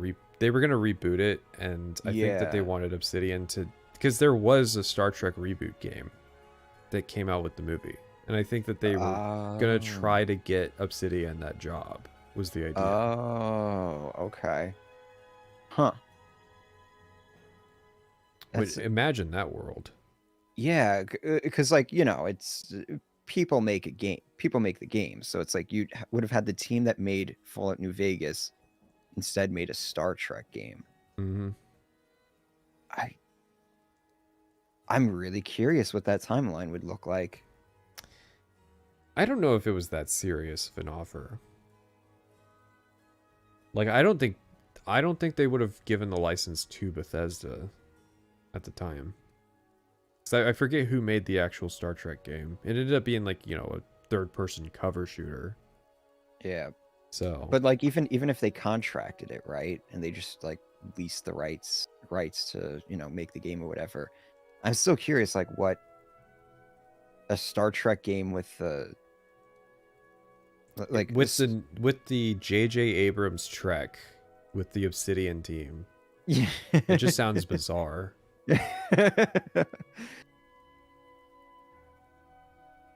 However, their later Is there? efforts, like I got a question. Is there like a really good Star Trek game out there? Not that I'm aware of. I think it was Raven. They did a Star Trek game in the same engine as Jedi Knight. But it's about Voyager, so. Yeah, Star Trek's one of those franchises where it's like I can see at least the appeal of liking some of the older stuff. Whereas with Star Wars, it's more like I don't even know why you're still a fan. I guess what I'm trying to say is that Star Trek has not gotten nearly as like completely and utterly fucked. But then you as don't pay Star attention Wars. to Star Trek. It's definitely I don't not know, as high profile of fucking. You know what it is? I don't see people making like 8-hour long videos You're on not watching the right part of YouTube then. Star Trek has Really? been thoroughly fucked. It has been fucked to the philosophical core on a level beyond Star Wars. I think I need to watch some of these videos now. I think I have some learning to do. I have to catch up. Not just I want you to understand the level that it's been fucked. So there's the old show, and then there was the 90s era show. This was Next Generation, DS9, and Voyager. So the first fucking was Voyager. God, it's too complicated to even get into it. Why it was fucked. But I had this stream idea of like me as like somebody who barely has like any knowledge about Star Wars, sitting down with a bunch of people who just like have been through the ringer with like modern Star Wars and stuff. and like having them explain it Like, to you. yeah, and just like what's wrong with it? I watched the first two movies, episodes 3 and 4, 4 and 5, something like that. Yeah. That's all. That's where my exposure So you begins saw and the ends with good the ones. franchise. Yes. I saw like the best of the best. It's not the now- best of the best. That's now- the good ones. Now tell me the rest. I can tell you Star Wars, but we're on Star Trek. I can tell you Star Trek too.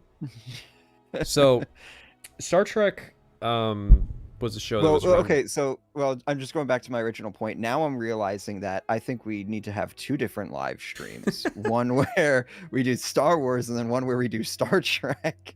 Man, I would have to prepare a lot because there's a lot of detail work. I can give you the cliff notes. So the first thing was there was a big producer shift with Voyager, and they were pushing it on this channel UPN back then, and TNG and DS9 were very like thoughtful, deliberate things, and DS9 kind of built up. So back then TV shows were episodic, right? They would reset to the status quo. DS9 was more kind of linear and like built up the storytelling, and it would be like they lost the station, so now they're not, set on there, and there would be an alternate storyline set on the station for the interim that they weren't there. And then Voyager was like, we got to go back to episodic. And they started like chasing market trends with a lot of the episodes. And so Voyager suffered, but it was trying. A lot of the people that worked on Voyager were at least trying, and it fits into that 90s era, right? Then they made Enterprise. Enterprise was the same producers who made Voyager, but now they're getting to start over. And this was like 2000s era television. So we got to have even more sex appeal. And we got to have 9/11 happen, so they had to do a 9/11 plotline. Oh, God. Yes, there was a lot of really awkward stuff. And Enterprise would just go back and forth in terms of ideas like, let's do a single season that's really focused on a single narrative. Oh God, that's not working. Let's go back to episodic. We got to cancel. They started making movies of the TNG era with the TNG cast. And those were cataclysmic bombs. Just one after another, fuck up after fuck up. Right? The Star Trek franchise was completely lost because it didn't seem like they were able to do anything that people wanted. They just didn't understand what their fans wanted. So eventually, they just gave up, and the IP kind of flopped around for a bit, and eventually they decided, we need to reboot it. We're going to get J.J. Abrams, because he made Lost, and Lost was so good. We're going to get J.J. Abrams to make our Star Trek reboot. So, when you were describing them like trend chasing and stuff, in the back of my mind, I was thinking they had to like, where was the Lost episode? Because like everybody wanted. I to feel fucking like it be predated Lost. after a point. They had quite a few like they're stranded somewhere episodes, but that was more like Yeah. a Star Trek staple. Yeah. Because it's just like when you talk about trend chasing and stuff, like Lost happened, Mm-hmm. and then just a lot of people wanted to make Lost. Yeah, well, J.J. Abrams was given Star Trek, and so he rebooted it. Big move away from like the philosophy and diplomacy stuff, and more into like the guy that's supposed to be emotionless, like beating the shit out of somebody while screaming, "I will kill you, you motherfucker!" You know What? Not the direction I was expecting. Yeah, a lot of stuff like that. Even more sex appeal. You know, we got women in bras now. We used to do just like tasteful nipples through the shirts, and now we got them just like naked, right? Oh, okay. There's like heavy emphasis on like action scenes and big explosions, and it was a reboot of the setting. So it was like everything was decanonized now, and it was the TOS era. It was like Captain Kirk and Spock and all those characters from the original show. Now they're all like engaging in bisexual orgies or something. You know, very different. People don't like those movies. Okay, that didn't work. How about we reboot Star Trek again? Kind of. We'll call it Star Trek Discovery, and we're gonna have an engine. We're gonna steal a plot from like an adventure game and get caught out for plagiarism, where they have this engine that it connects to the mycelium network that lets them go anywhere, and they get sucked into an alternate timeline where everybody's fascists. That's from the old show, but they did a whole like half season on it, and it was dog shit. You know, the old show would just do like one-off episodes of like the mirror universe, and it was like all the good people would be evil and all the evil people would be good. That was the gimmick. Okay. So they did like 6 episodes on that because, of course, if there's a bad idea, they got to overdo it. And yeah, Star Trek Discovery's myriad fuck-ups are too like complicated to explain, but they just kept giving them shows and giving them seasons. I think Star Trek Discovery had like 7 seasons, and it got decanonized recently. But then like they made Star Trek Picard, and so they get like the TNG cast to come out, and you know, they're all ancient now. Yeah. But they're like, we got to get these guys back in a show. We're going to have, oh God, everybody's got to swear now. And it's going to be hyper violent. And Captain Picard is going to like run around, and people are going to be like, you're such a fucking idiot, you stupid asshole, Picard. And he's like, oh, and then he dies, and they reanimate him as like a robot. But he's still like an old man, and he's still gonna die of old age. So like, why they even bothered? What the fuck are you talking about right now? This is where Star Trek went. What the fuck? What is this? So you think that Star Wars had it bad? Star Trek has had like 7 attempts at rebooting its franchise. So, my question is, what did people want? What did people want? They just wanted a show where they go explore and they talk to people and they like figure out things diplomatically, and maybe sometimes they get in fights.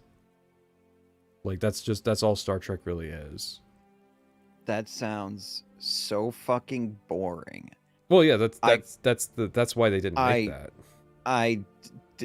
No, we need Have you seen the numbers Game Also, of Thrones is pulling? so it was Warner Brothers, by the way. So if that should answer some of your questions. Okay. Yep. And they were trying to sell their streaming service. And for some reason, they just refused to take the IP away from some people who really didn't know what to do with it.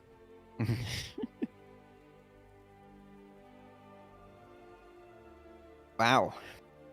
So, yeah. And I'm not even done. There's more. And I can't even describe it. Each show would have an identity crisis. So it's not just that the show, like Enterprise itself was an identity crisis. Season 2 of Star Trek Discovery and Star Trek Picard were themselves identity crises. The writers there just having mental breakdowns. Yeah, because they would be like, well, fans didn't receive it, so do something new. And they're like, what if we did a season where the Star Trek cast goes back in time to the 2020s when fascists have been pushing anti-immigration and they're horrified that like people have to pay for healthcare. And then they're like, so that didn't boost the viewer numbers. Fuck. Season 4. We'll get all the old characters back together and we'll make a show about them exploring space and then kill everybody at the end. It's like, why the monkey paws? I don't know. Because Alex Kurtzman did not want to make Star Trek, I think. Like a lot of things, writers are very uncool with the fact that their original ideas don't get approved and the only jobs they can get is working on existing franchises. Mm-hmm. I don't remember if they killed everybody at season 4. I don't know how season 4 ends.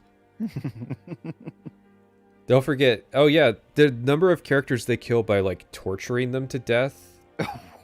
Because like their actor from the 90s had like a uncouth opinion. What? Yeah, so there's this kid in Voyager that they rescue from the mind zombie like robot race, and they're like rehabilitating him and teaching him how to be like a person and stuff. And then when he comes back in Picard, they're like torturing him by like ripping out all his implants without anesthesia. They just torture him to death. What the fuck? Yeah, this is in the show. And they did that because the actor said something? Yeah, basically. On Twitter? Oh man, Star Trek has so much drama and they will kill people's characters because they don't like the person. Just so that they have no way to bring that actor back. It's like red versus blue. How many times are we gonna kill Tex? She ain't coming back, guys. This time she's definitely not coming back. No wonder Star Trek lost its popularity. What I always said about Star Trek was that like I was in the target demo for Star Trek Discovery, and they completely failed to make a show that appealed to me, because for me to be the type of person that was into Star Trek, I watched it as a kid, and I was watching a show about like dudes in a room talking, and I was engaged with that. So you have to make dudes in a room talking, because I was not engaged with the shitty space battle from the 90s. Those all sucked. They looked like dog shit. They weren't very interesting. It was all the tension of like how the battles came about that was interesting. Like that was the drama of the show. And it's like Mass Effect 1. Yeah. Most of the appeal is in the conversations. Yeah, it's kind of like Mass Effect, but like if they made Mass Effect 3, like no, if they made Andromeda like 6 more times. But they did an Andromeda each time where like they went to a new galaxy and completely reinvented the setting. That's Star Trek. Oh, that's awful. But like they keep referring back to the stuff that you like because they're jangling those keys. Yeah. They're like, you remember Picard, don't you? We have 7 of 9 in this season. We're gonna torture her like adopted nephew to death. And we're gonna call Picard like a fat, bald cuckold. And we're going to complain about wealth inequality in the future where everybody's supposed to be like, have all their needs met. Oh, wait. Last of Us 2? They take the popular lead and then kill him, and then it's just... It was sheer fucking hubris. Yeah, no, I love it. I love all of it. That's... How does the franchise even make it to like the early 2020s with the early 2010s? I mean, how do you survive the early 2010s? You don't. How is this even a franchise that still exists? Because it's run by Warner Brothers, and it's like the only thing people watch on their streaming service. They have like a core of like really hardened fans that will eat whatever shit they get shoveled because it has Star Trek. And they're like 45-year-old guys that buy Funko Pops. That's like the core like Star Trek audience that keeps showing up. And it's a very small core, but they don't cut their subscriptions after a month, so...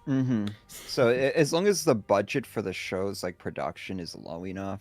And you release like stuff that people want to watch just often enough, like... People like Lower Decks, but I look at Lower Decks and I'm like, people like this because it's referencing the old stuff. That's what Lower Decks looks like to me.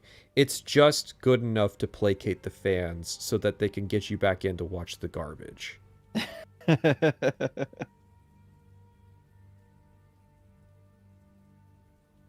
yeah, that's Star Trek. Now, you asked about Star Wars.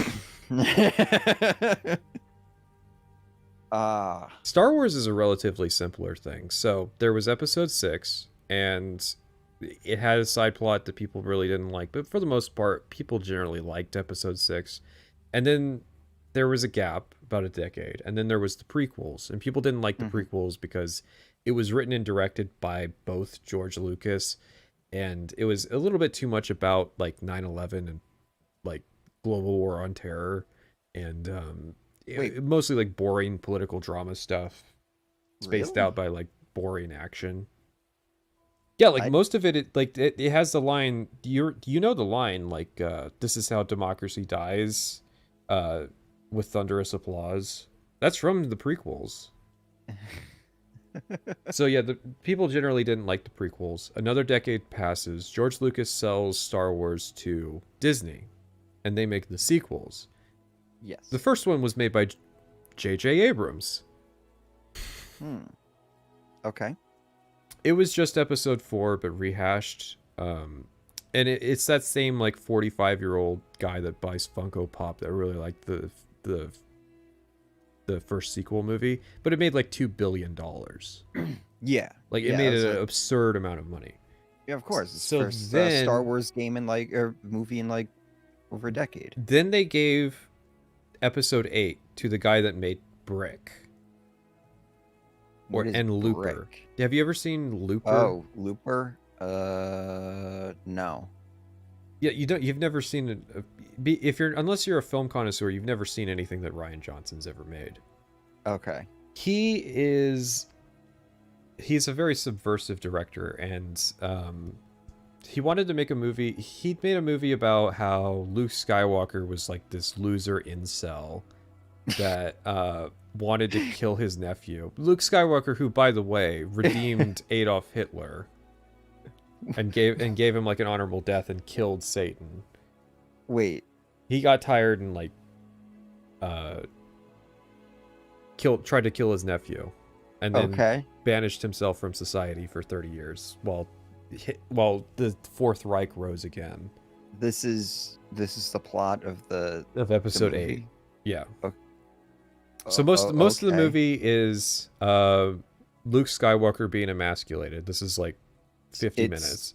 And then the other part is just like character assassination. Yeah, and then the other part is them going to capitalist planet and like visiting a casino and like riding horses through it to ruin it.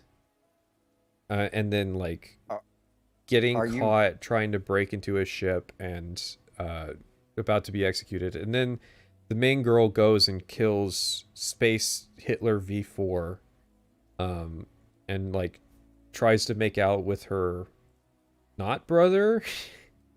What? And then that sets up shipping, and then they go to like a final planet where Luke Skywalker like just kills himself to do nothing, to accomplish nothing, and the rebellion escapes, and it's like the rebellion has been reduced to like literally 6 people at this point. So like it's over. Hitler won. Hitler V5 won, and then that's episode 8. Wait, but I thought they killed Hitler V5. No, they killed Hitler V4, and then Hitler V5 took over. Okay, I got it. So that's episode 8. It was hold on, mildly divisive. So I can, yeah, I understand why that would be a little bit divisive. So the first part of the film is, I guess, Last of Us Part 2 again, and then the second part of the film is, it sounds like, what's that? What the fuck's that movie? It's Vegas. like Soft Outer Worlds. It sounds like Bachelor's a fucking, God, what was that movie that everybody fucking loves? That's in Vegas, and it's like, now you see me too. I don't know. Casino Royale? No. It's some fucking stupid comedy movie. Has like a shack in it, I think, or something like that. Well, Hangover. The Hangover. There you go. Yeah, kind of, yeah. So we go from Last of Us Part 2 to Hangover. Yeah. And then the last part is like I don't even know. Fear and Loathing? the last part is so we haven't even got to episode 9. So episode 8 hits and the internet shits itself. It becomes a political issue. So left-wing people have to love the movie and right-wing people hate the movie. You know, left-wing people are like, it's subversive, it's a commentary on capitalism. 2016? 2016, the year. 2017. So yeah, the year, yes. The culture war is going on. It has started. Oh yeah, like Leia flies out in space. You remember Leia? Yeah. Yeah, she like flies around in space for one part. What do you mean flies around? Well, she just gets like sucked out into space and then like just flies back. Like of her will. What? Is she like Jesus Christ or something? You know, she has the gay, the magic of the setting. So episode 9, Hitler V2 returns. Hold on, wait. Is this like because I remember like the actress who played Leia passed away. Was this like around that time? This was a very unfortunate coincidence.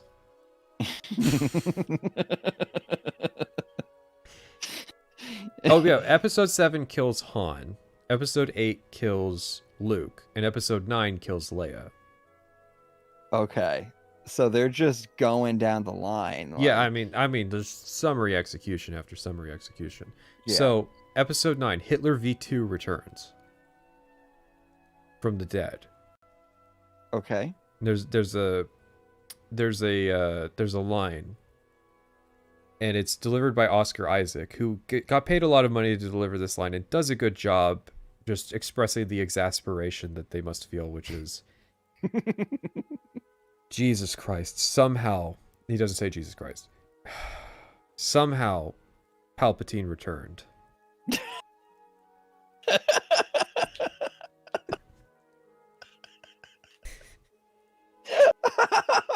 Now, I can't explain how schizophrenic episode 9 is, because it goes all over the place, but the gist of it is that Hitler V2 has returned, and they gotta go confront him. Somehow. So, like, Girl and Hitler V4, they're like on-off, kissy-kissy. At this point, are the writers in on it? They don't know what to do. They're trying to, like, unfuck episode 8 and its contributions. Because J.J. Abrams came back. Oh, oh, they had to bring him back. Yeah, He they had made to they had to deliver like $1 billion to his mansion to bring him back to try to salvage this. So throughout the movie, Girl and Hitler V2, they're all kissy on off. At one point, she stabs him while his mom, Leia, is trying to like call him through the Force, and it's implied that kills Leia.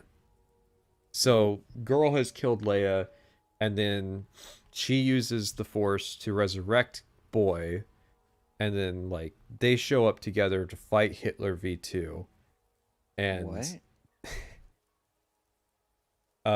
it's the climactic showdown. So Hitler V2 is like, I am all the Sith, and Rey goes, no, I am all the Jedi. And they like channel the power of each like character pantheon, and she beats him. And then, oh yeah, she's Hitler V2's granddaughter, by the way. So like the whole time they're like pretending that she's like a character of no relevance, when actually she's related to like one of the, most powerful people in the universe. Oh, okay. So let me get this straight. Yes. They killed Luke Skywalker. Yes. Right. And To undermined all create- of his accomplishments. to create a female clone of him. No, because she already existed.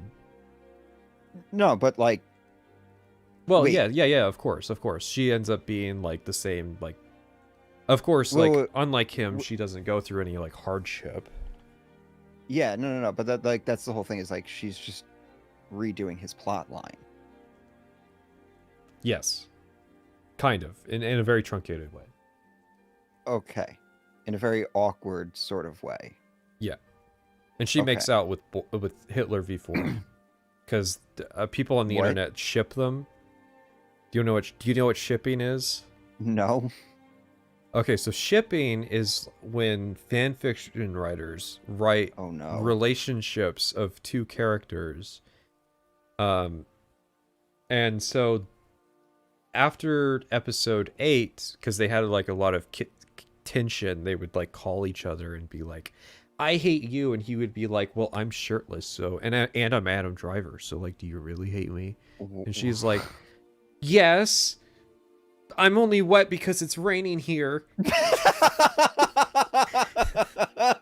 So a lot of people took inspiration from that and wrote these fan fictions where they would do just the most heinous and perverted things to each other. And so they wanted to pay that off, right? So no. No. What? Well, of course. I mean, he only killed like a few million people. Maybe a billion. Yes, he had a super weapon that could destroy multiple planets, but he didn't pull the trigger. He just was there. Okay. I'm still just trying to wrap my head around a writing team yielding to smut. By the way, they fanfiction. plagiarized it from a fan fiction. Oh my god. There was a fan fiction that basically wrote the romance subplot of episode 9, like beat for beat. But that was probably because there was so much smut that was written of these two characters that anything the they wrote anything they wrote would have been plagiarism. So like, why write anything at all is the most obvious question. But like, okay, let's backtrack. So this because we were talking about how writers resent having to work in other people's IPs with their ideas and stuff. So like, up until this point, they've just been ruthlessly just ripping out, like just kicking down pillars of the whole franchise. Well, they got to tear them out to build up their new younger actors. Yeah. Okay, fair enough. but if this is all about like a matter of pride, basically, why are they then yielding to people writing fan fiction? Because that's the only people who liked The Last Jedi. Unironically, because leftists would pretend to like it, and they knew they were pretending to like it just because of the message, right? The only people who genuinely liked Episode 8 were the people who wanted Episode 9 to be at least 60 minutes of them fucking. And would not be happy unless it was that. Oh my god. Listen, they've never shown sex in Star Wars, but this would be a good first time. This is Disney, right? Of course. We haven't even gotten to Mandalorian yet. It gets worse. You have no idea. So anyways, no. listen. Hitler V4 dies because even though it will upset the fans, there's no way they can let a guy that killed 1 billion people live, right? But he's redeemed. He's a good guy now. But he dies redeemed. Oh, okay. So, wait. It's like Hitler fans... V1. Hitler V1 died and was redeemed.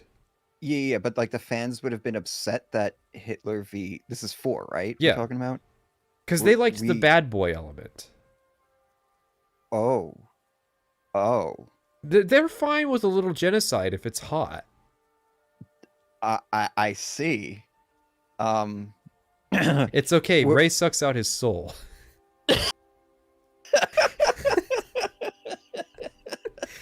There's an allegory for you.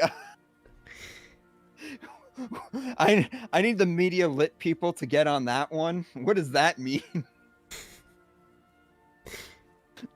Oh my god. Head game crazy.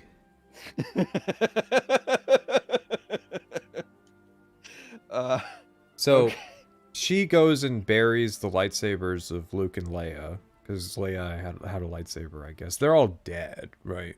Mm-hmm. So Leia's like super dead because Carrie Fisher died. So they got to end the movie with respecting Carrie Fisher, and they were guessing Mark Hamill would die for some reason, probably. Oh my god. So, she buries their lightsabers, and then some lady comes up and she's like, "Who are you?" And Rey thinks about it. She stares at the camera for like 15 seconds, saying nothing. And she says, "Rey." And the old lady responds, "Rey who?" And she contemplates this, and she decides, she's Rey Palpatine, right? But she's realized that she's something greater. She says, Mysterio. Rey Skywalker. Wait. Oh. Go on. How? Well, okay, listen. They may not have married, but it was effectively marriage. And he may have been Ben Solo, but he was related to Leia, who wasn't, by blood was a Skywalker, but actually was Amidala, so she's like Luke was Luke Skywalker. Listen, it's called Rise of Skywalker. That's the name of the movie. It's got to end with her being a Skywalker, because she's the only one left. She killed all the other ones. What? Well, yeah, she killed Luke by emasculating him to the point that he wasn't able to contribute to Episode 8. And she killed Leia by stabbing Hitler V4. And then she kills Ben by sucking his soul out. So there's no Skywalkers left. She's killed all of them, and she's burying the evidence. She's burying the evidence on the sand planet where nobody will ever visit. And then when somebody passes, they ask, "Who are you?" And she takes their name because she doesn't want people to know that she's related to Hitler V2. Oh my! Is she supposed to be a hero figure in this story? Of course, they're making a sequel. They're making a trilogy about her. What? I mean, it's one of the 24 trilogies they're making, but this was one of the first ones they announced. They're doing a Rey Skywalker trilogy where she's like a master Jedi. who was the old lady? Just some desert woman. Just some desert woman who just happened to stumble upon her burying the evidence. They'll find the last evidence. She's like, damn, I gotta find another place to dig this cat hole, or they're gonna try to salvage the shit and dig it out for episode 10. So that's the sequel trilogy. Okay. Well, man. But listen, they made The Mandalorian. The first season was, a lot of people liked the first season. Baby Yoda. Yeah. I heard people.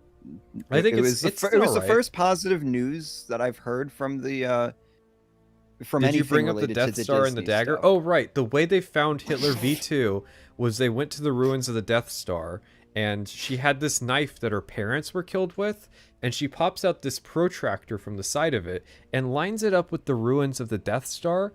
And when she lines it up perfectly, the protractor points at the room she needs to go to find the key that she needs to get to Hitler V2's location. What?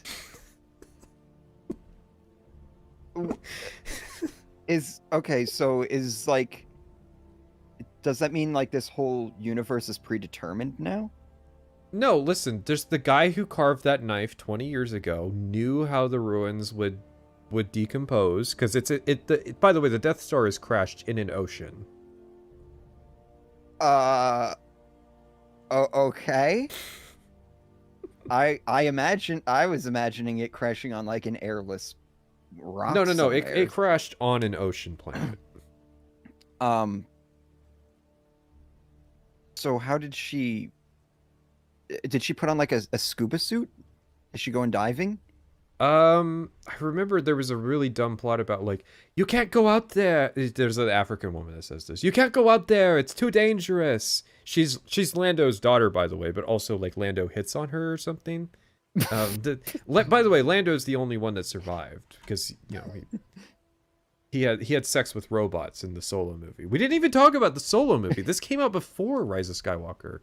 Solo is a movie about Han Solo from before episode 4, how he became Han Solo. And it's about how there was this girl he wanted to fuck, but she got into sex slavery with like a criminal gang, and he got like enlisted in the military, and Lando Calrissian was like this robot fucker who gambled the ship, and he got the Millennium Falcon from gambling the ship.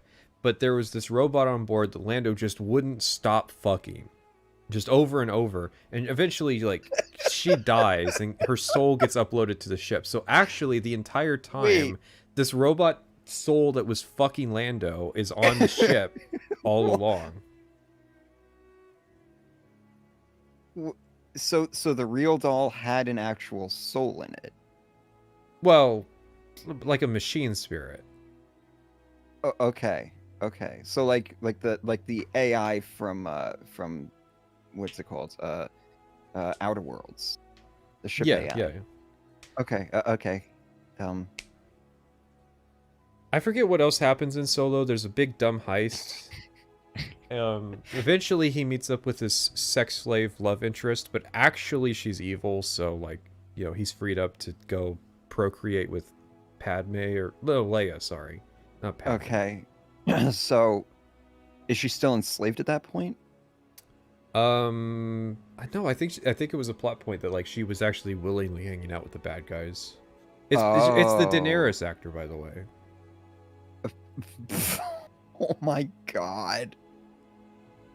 And then like Darth Maul, do you remember? No, you don't remember Darth Maul. You didn't watch episode 1. Darth Maul was the Hitler V-4 from episode 1 who stabbed Liam Neeson and then got cut in half and fell down a 5,000-foot elevator shaft. And sounds like he should be pretty dead. Eventually in the animated show, he comes back and he has robot legs. Like he managed to survive through sheer hatred. And I don't think they've ever resolved what was going on with him in Solo. He's just like running a crime gang. Anyways, that's just to sell merch. So Mandalorian. Mandalorian was, you know, a lot of people will go, it was mid. I thought it was all right, you know, comparatively. It was a TV show. It had Pedro Pascal. It doesn't sound like the bar is very, very high. It had Pedro Pascal, and he wore a helmet for like 7 of the 8 episodes. And he had a thing about like, he can't take his helmet off because of his culture. But it was cool. It was a cool show. So what was the Halo's show's excuse then? Oh, nothing. No, that was the point. Was that the Halo show was embarrassing because they made the Mandalorian and he wore the helmet in most of the episodes. And you have a much higher profile actor there, like Pedro Pascal. Yeah, Pedro Pascal was cool with it. Yeah. Wow. Okay. And then Mandalorian season 2 happened. Okay. So around this point, there was an actress you may have heard of her because there was a lot of drama surrounding this, Gina Carano. She was like a AEW wrestler chick that was in, she was in like this badass kind of warrior woman. And she didn't put her pronouns in her Twitter bio. And she got canceled for this and lost her job on The Mandalorian. That sounds a bit extreme. Well, I mean, you know, it's the culture war. Listen, are you one of the chuds who didn't like The Last Jedi? Oh, okay. Wasn't Gina Carano anti-vax? I mean, listen, we all lived through COVID. So basically, they were like, this lady's problematic for us. If we keep her around, like this actor around, we're complicit. That just can't happen.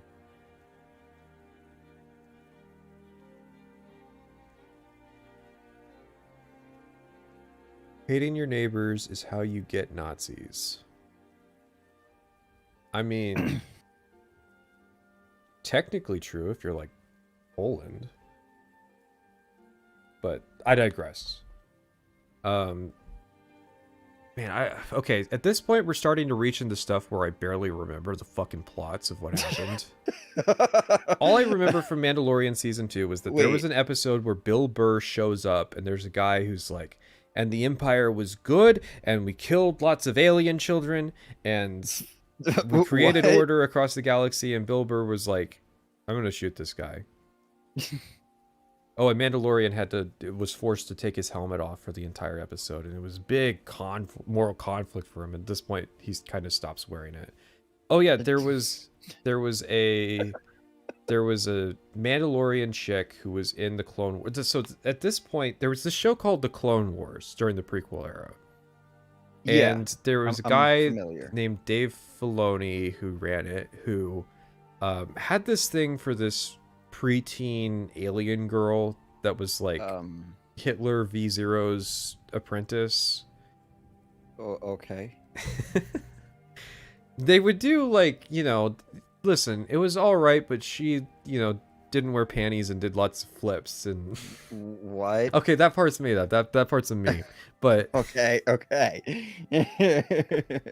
But she was questionable, okay? Like she was jailbait. Oh, and she never wore anything that covered her midriff. Ah. And she was a good friend. Wait, wasn't that an animated show? Yeah, it was. Okay. So it's okay. You know, market it as anime and say she's, you know, 1,000 years old and it's fine. Yeah, so anyways, so he starts bringing his OCs over into the Mandalorian. And it started with like this Mandalorian chick who had red hair who was like, I'm going to rebuild the glory of Mandalore, but I need these certain things. And she forced a lot of conflict through this season. Her inclusion in it seemed unnecessary. And then Luke Skywalker showed up. Because, like, Hitler V6 stole Baby Yoda. Because you know Baby Yoda. I don't even have to, like, mention him. You know him. No, I don't. I mean, I've seen the memes. Okay, well, then you know Baby Yoda. That's the character. He's this little gremlin that like kills children. Sorry, kills child animals. It eats their young. What? Yeah, he eats like baby spiders. So like,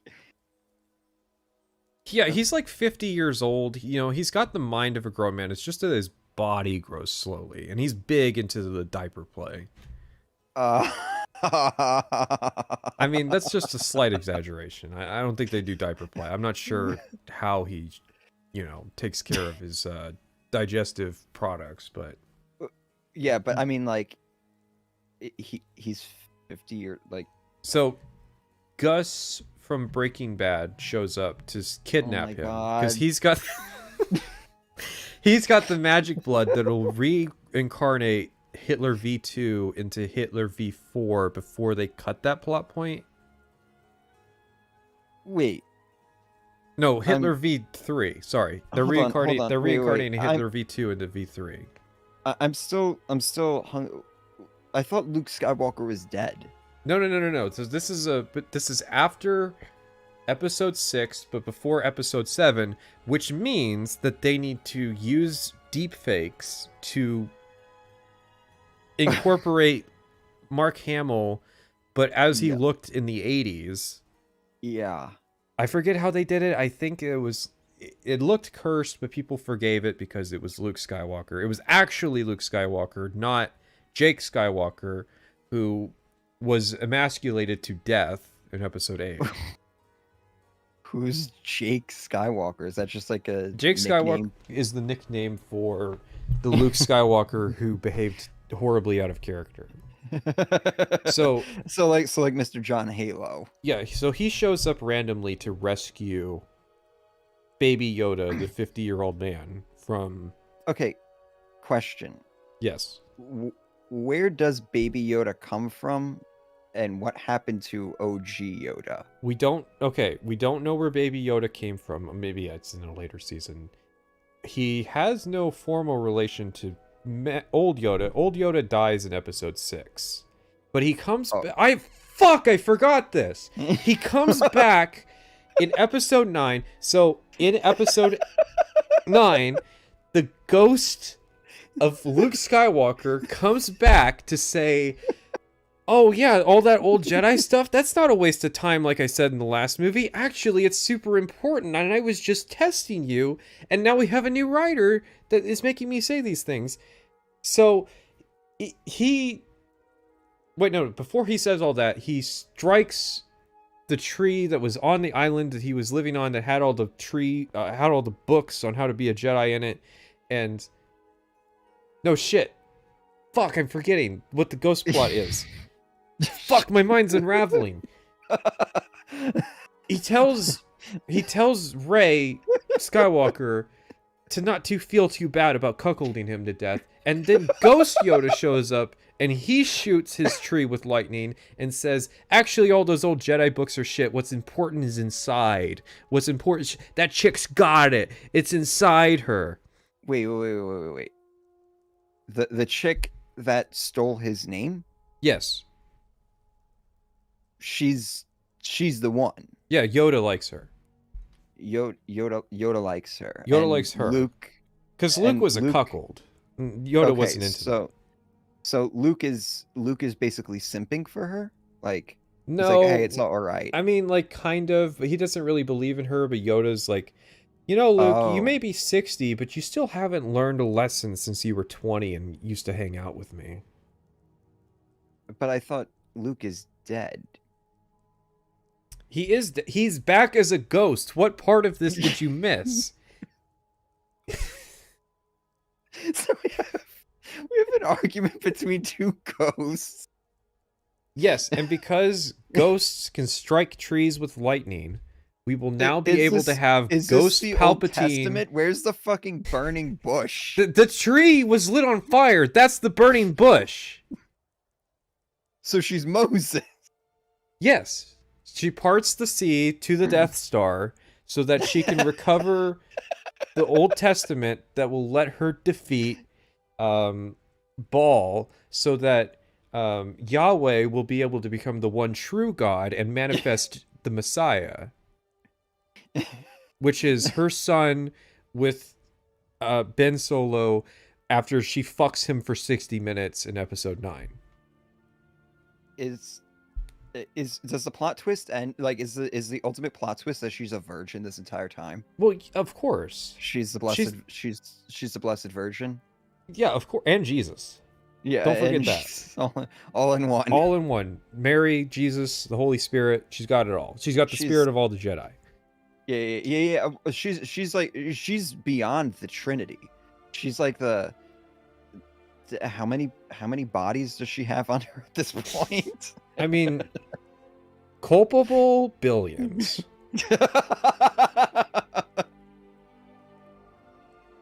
She's all the Jedi. She's all the Jedi. The Jedi are ghosts. They infuse all their past lives into her so that she can beat all the Sith and then... Wait. But why? Because Palpatine has all the Sith and she needs their help to beat him. Yeah, but like, why Fuck, her? She I forgot more. Awful. So there's this scene where Palpatine has prepared 1 billion Star Destroyers, which are giant ships, and they rise out of the earth. They didn't build hangars for them. They just rise through the earth, and they're trying to go up, but they don't know where up is. So they have these dishes and radar towers on the ground that help them coordinate which way is up because they can't figure it out. And then all the galaxy shows up to fight all of these Star Destroyers. And by the way, these Star Destroyers all have laser cannons on them that are as strong as the Death Star. Remember the Death Star blew up a planet? All of these Star Destroyers can blow up planets. So his plan is he's going to send them all out to blow up one planet each and destroy the galaxy. So all of the galaxy shows up to fight him. And then he gets pissed off and he's like, he shoots lightning into the sky and knocks all of the rebel ships out of the sky.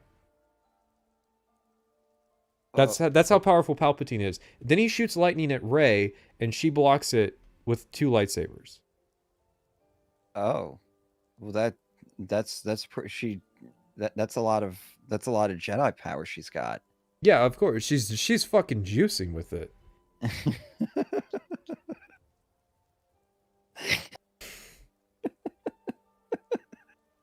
I'm just imagining her sitting in like a locker room somewhere and just like pulls out like a vial. It just says like Skywalker essence, and she's just like mainlining that shit. Mm-hmm.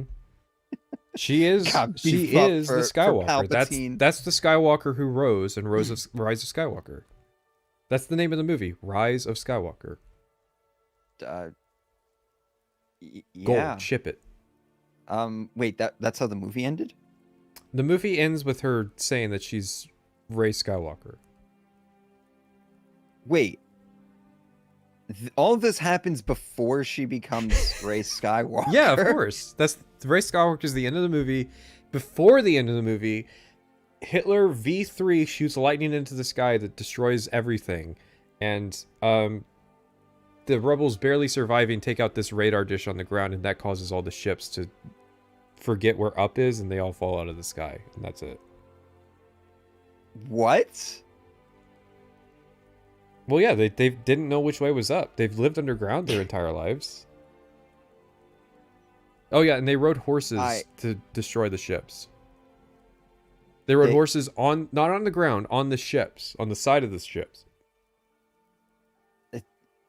What? Because they rode horses in episode 8, remember? Come on, keep up here.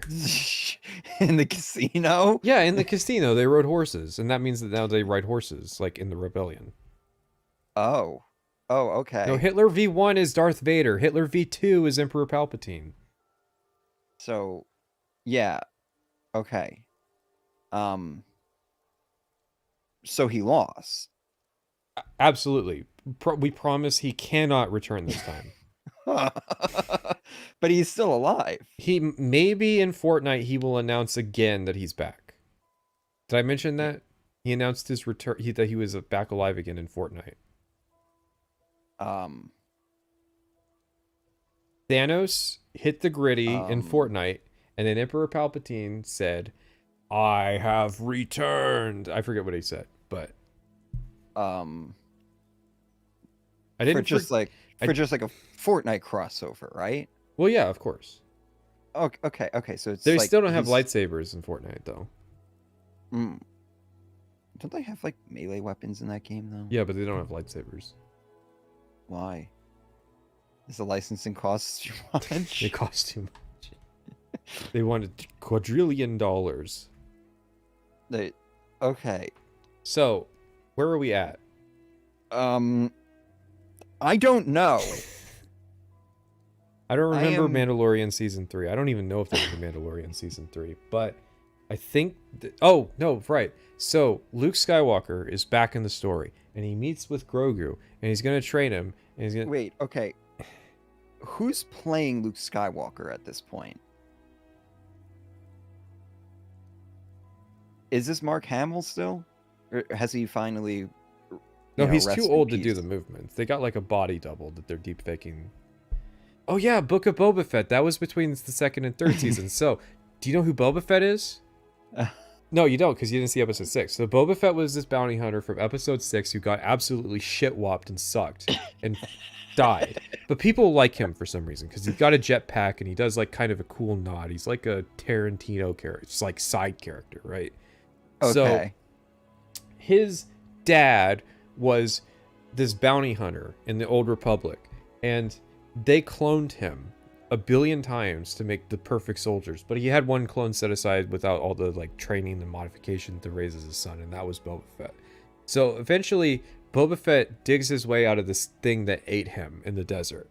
He survives getting eaten by a thing in the desert, and he comes back. And when they made the Mandalorian's based on Boba Fett, so they thought it was going to be a Boba Fett show. Well, now we're doing a Boba Fett show with the actor who played his dad, who got decapitated in episode 2. But anyways, most of the show was pretty garbage, but Mandalorian shows up and just hijacks the show partway through. It just turns into Mandalorian season 2.5.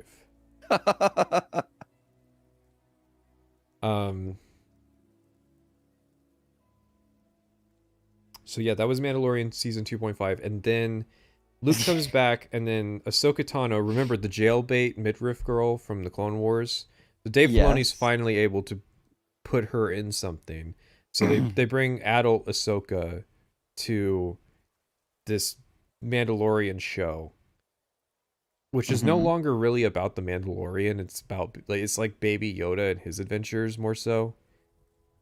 Even though Mandalorian's adventures were more interesting, Baby Yoda sells more merch. So who is Baby Yoda? He is a guy that is good at the Force. But why does he share a name with Yoda? Is his Because name he's actually Baby Yoda? Yes, in canon his name is Baby Yoda. No, his name is Grogu, but everybody calls him Baby Yoda because he didn't have a name until like the second season. Ah, okay. So I guess like he's of the same race as Yes, he's the Yoda. same race as Yoda, but he's a baby. But he's like 50 because they just age slowly. So it's a grown man. Okay. In the body of an infant. Okay. So how old was Yoda in the... He was like 1,000 years old. Okay. Yeah, you know, he was fucking up for like 1,000 years. He was like, "Oh, I can't sense evil. I cannot. Too clouded this weed has made me." In what movie did they like give him an age? Fuck, I don't know. Is that like? But he was ancient, and even is in that the original prequels, it doesn't. I don't think they ever say is it's like extended canon. Okay. Now I understand what Baby Ketamine I must go do.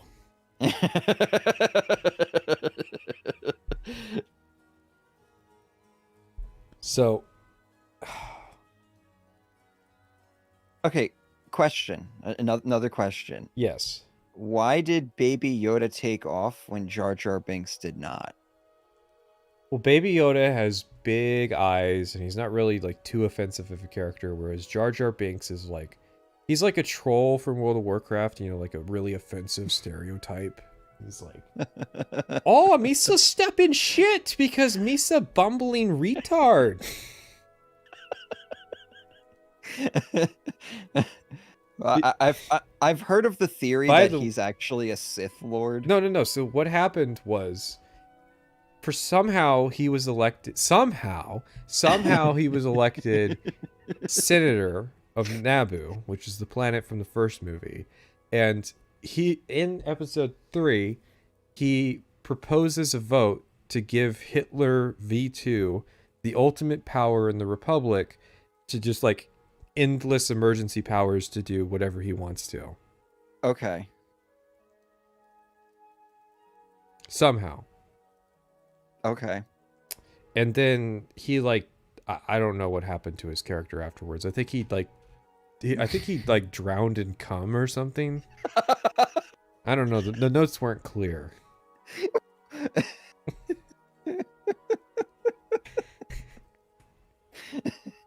He's just straight pimping.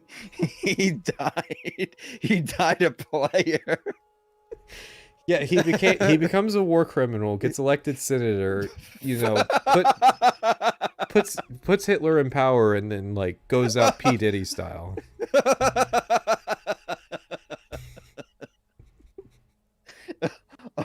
Oh my god.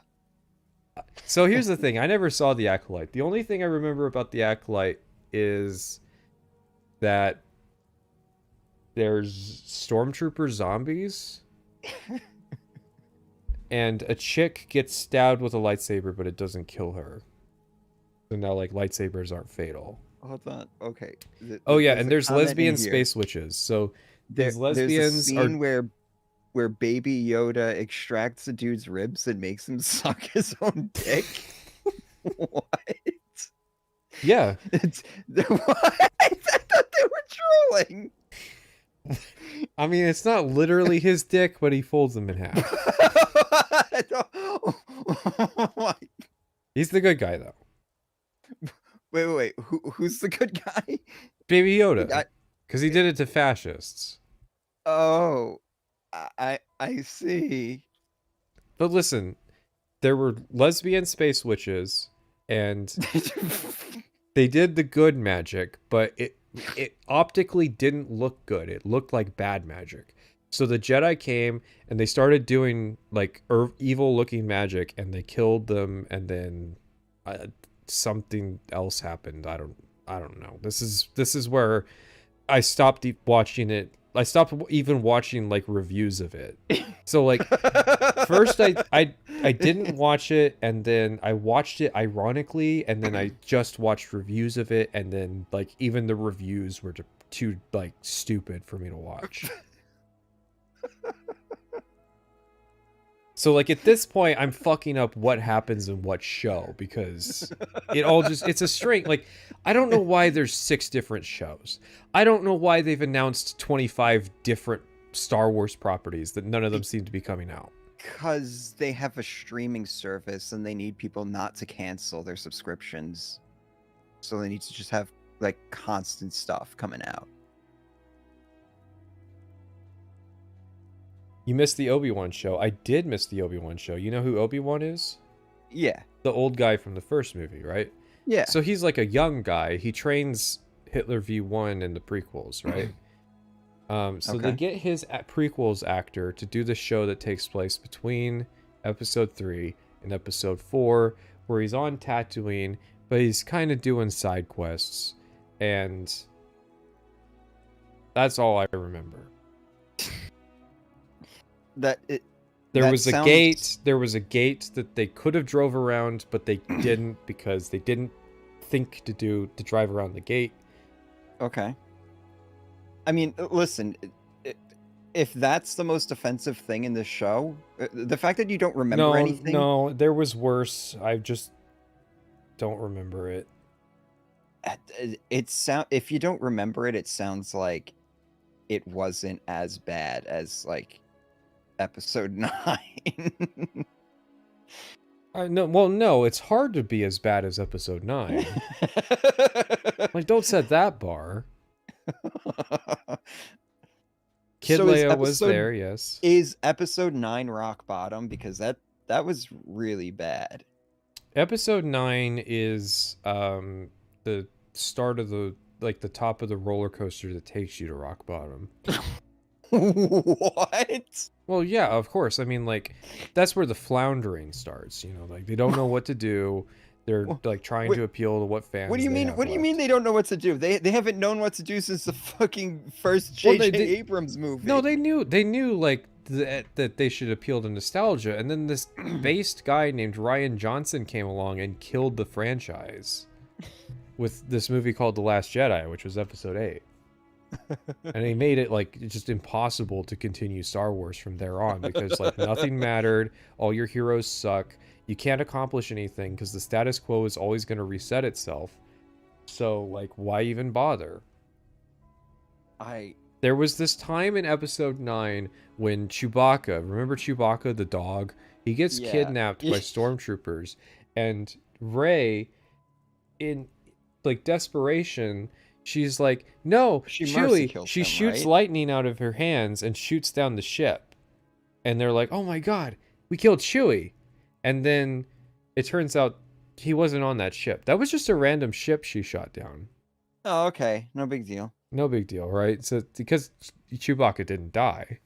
Yeah. So, and mind you, this was like right after her boyfriend was gonna kill her in a DUI. So she turns around from this aircraft that's going like 900 miles per hour at her, and she does a backflip where she cuts it in half with her lightsaber as she flies over it, and like he crashes out at like 900 miles per hour. Okay. So he's fine. He's fine. Well, of course he's fine. He's hot. Wait, so what was the other vehicle was just like was just like some transport hauler. It was carrying tourists. They were there for like Burning Man or something, like Space Burning Man. So she killed like a bunch of rich kids. Like it's not a big deal. That's fine. We don't know who was on the ship, but somebody died.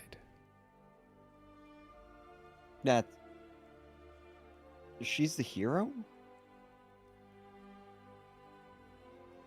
Yeah. What the fuck do you mean? What are you, stupid?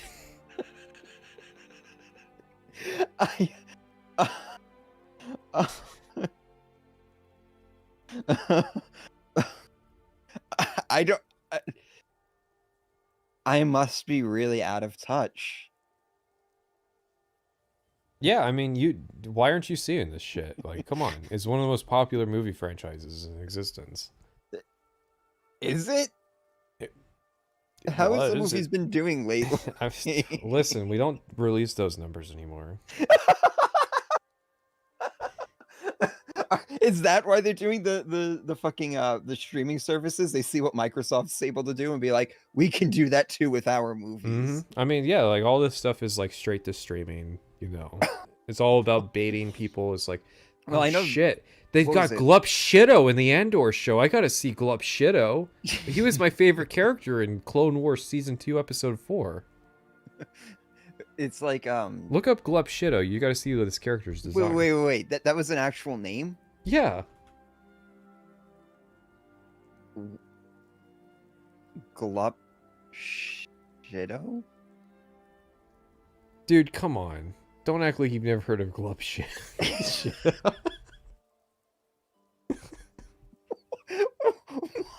What is this? What do you mean, what is this? Hang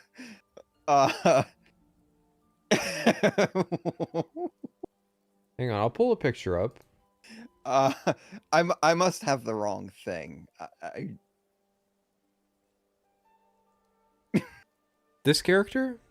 It might take a second for the stream to catch up, but this character? He's one of the announced shows. Yeah, that's in my. That's what came up when I punched his name in. Yeah, so he was originally in the Clone Wars, and then he shows up again in episode 9. Hold on. That isn't his name, right? What do you mean? What do you mean? What do I mean? What do you mean? What about Glup Shido? Do you think Disney wouldn't sign off? It was a George Lucas character. He's grandfathered in. I see.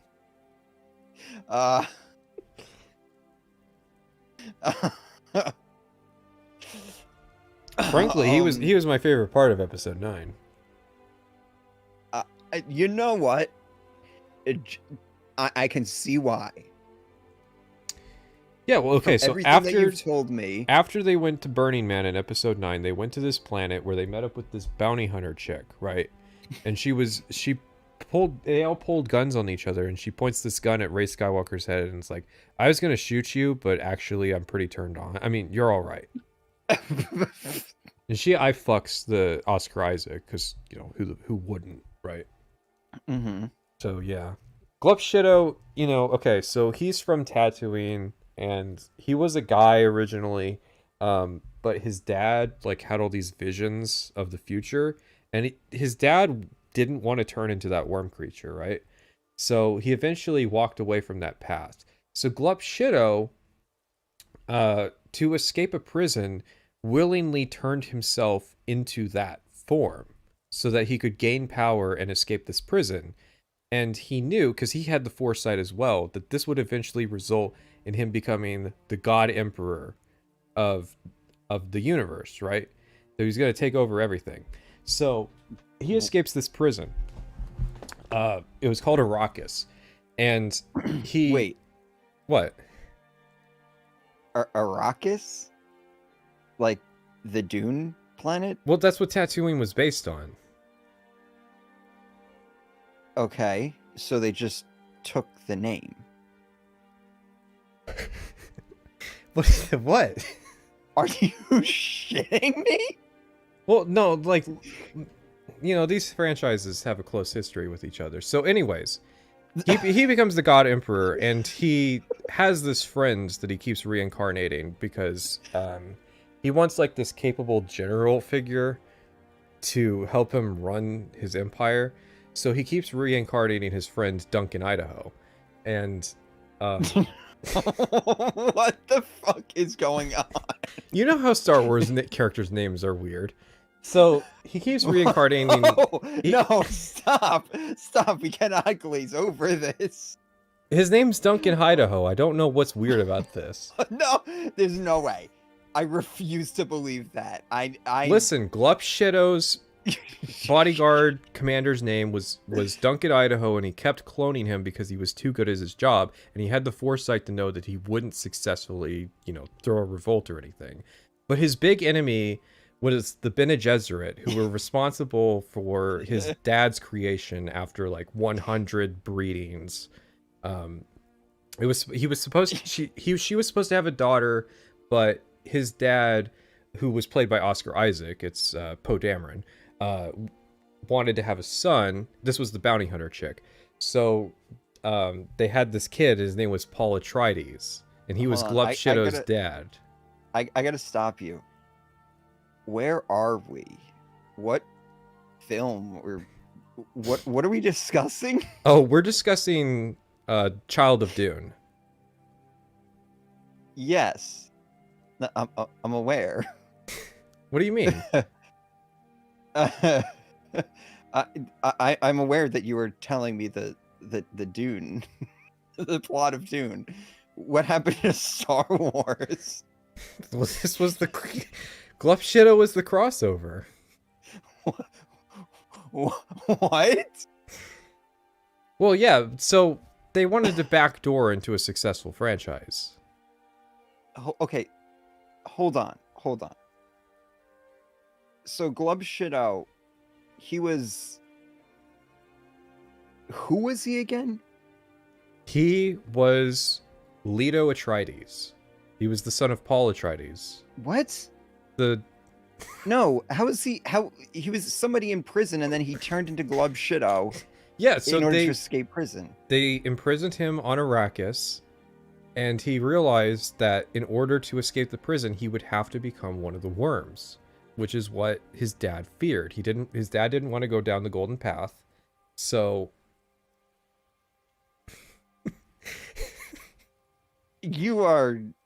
There's no way this is all right, there real. was a point where I just started crossing over Dune and Star Wars. So Glup Shido is the meme name of whenever like Disney rolls out a character. I'm like, you should be excited for this new character that's going to be in episode 9, Glup Shido.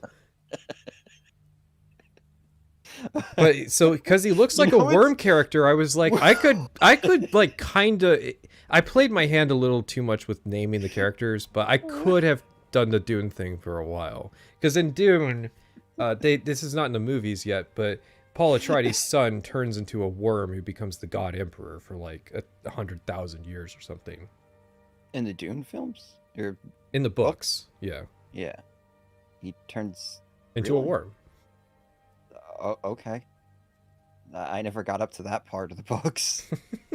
That's the part that people tell you to stop before you get to. Yeah, I read the first one. I thought it was pretty good.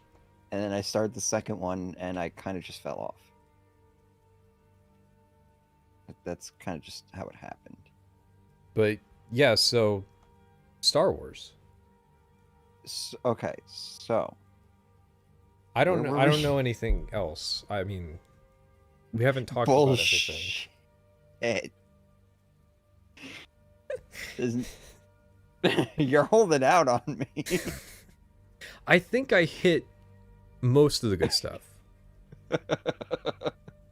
Andor was supposedly a good show because the Republic was like mind torturing former Imperial officers. Okay. And like never letting them really rehabilitate or something. Okay. Oh yeah, that happened. So throughout episode 8, the premise of the movie is that they're being chased by the First Order and they're running out of fuel. If they run out of fuel, their ship will slow down and the First Order will catch up and kill them. So eventually they run out of fuel and there's a desperate last stand while the rebellion goes to the final planet where they will all die. This lady who refused to tell anybody what the plan even was and ended up having a coup because Leto Atreides didn't believe in her ability to lead because she didn't seem to have a plan. She turns the ship around and she jumps to light speed through the enemy ships and blows them all up. Now you might be thinking, I'm going to tell you what I'm thinking. If that's possible, why bother with like guns and everything? If you could just go up to light speed and just ram through your enemies and obliterate because them. They established in episode 9 that it's a 1 in a million chance to happen, even though in episode 9 they show it happening again. I see. That I like that you don't know anything about Star Wars and you still picked up on the issue people had with that. That's just science fiction 101. When you see something like that, you got to question it. Because it's like, how? Listen, it's not worth the resources, even though she could just keep doing it over and over until it works. Listen, she has this speech about how you have bet the lives of the Resistance on bad odds, and I forget the rest of it, but she specifies that his plan was stupid because he was betting on bad odds, and then she does this like 1 in a million move. It's established later as 1 in a million. As far as episode 8 is concerned, it's like a guaranteed thing. Oh, so they retroactively make her sound like a hypocrite. Well, they're trying to downplay it because you know how in episode 9, like 1 million of these fucking ships show up, and they're like, you know, supposed to be threatened, even though they could just send one ship to the planet and destroy it. Yeah. Like what if you just hope? Just like, listen, hope is like the sun. You can't stop believing in it just because you don't see it. What? Well, that's the inspirational speech she gives. What do you mean, what? Hope is like the sun. Just because you don't see it doesn't mean you don't believe in it. It's peak. I think I believe in the sun because it rises every fucking day. Yeah, but you don't hope that it's gonna rise every day. No, I just know it's going to rise every day. Yeah, but you don't despair when it sets because you don't know that it's not gonna show up again. What the fuck does that have to do with anything? You need to trust the plan. Trust the science. I got it. Mm-hmm. They're gonna So why didn't resurrect they Leia just- any moment, okay? She Why might have didn't they gone out just- to space and she might have flown back. She may have been in zero pressure Oh yeah, she and hasn't died. even- But she'll Wait, be back. Oh no, she died. She died because of the telephone call. Well, that was in episode 9. Okay. Oh, right. We're In eight episode still. 8, she's decommissioned for most of the movie because she got sucked out into space and then unconsciously used the magic to pull herself back.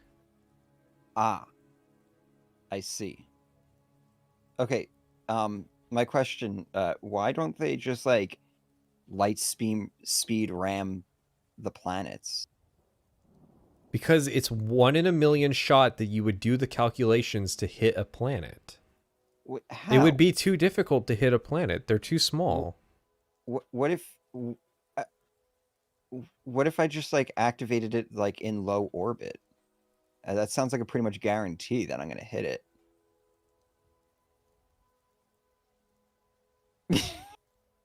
You voted for Trump, didn't you?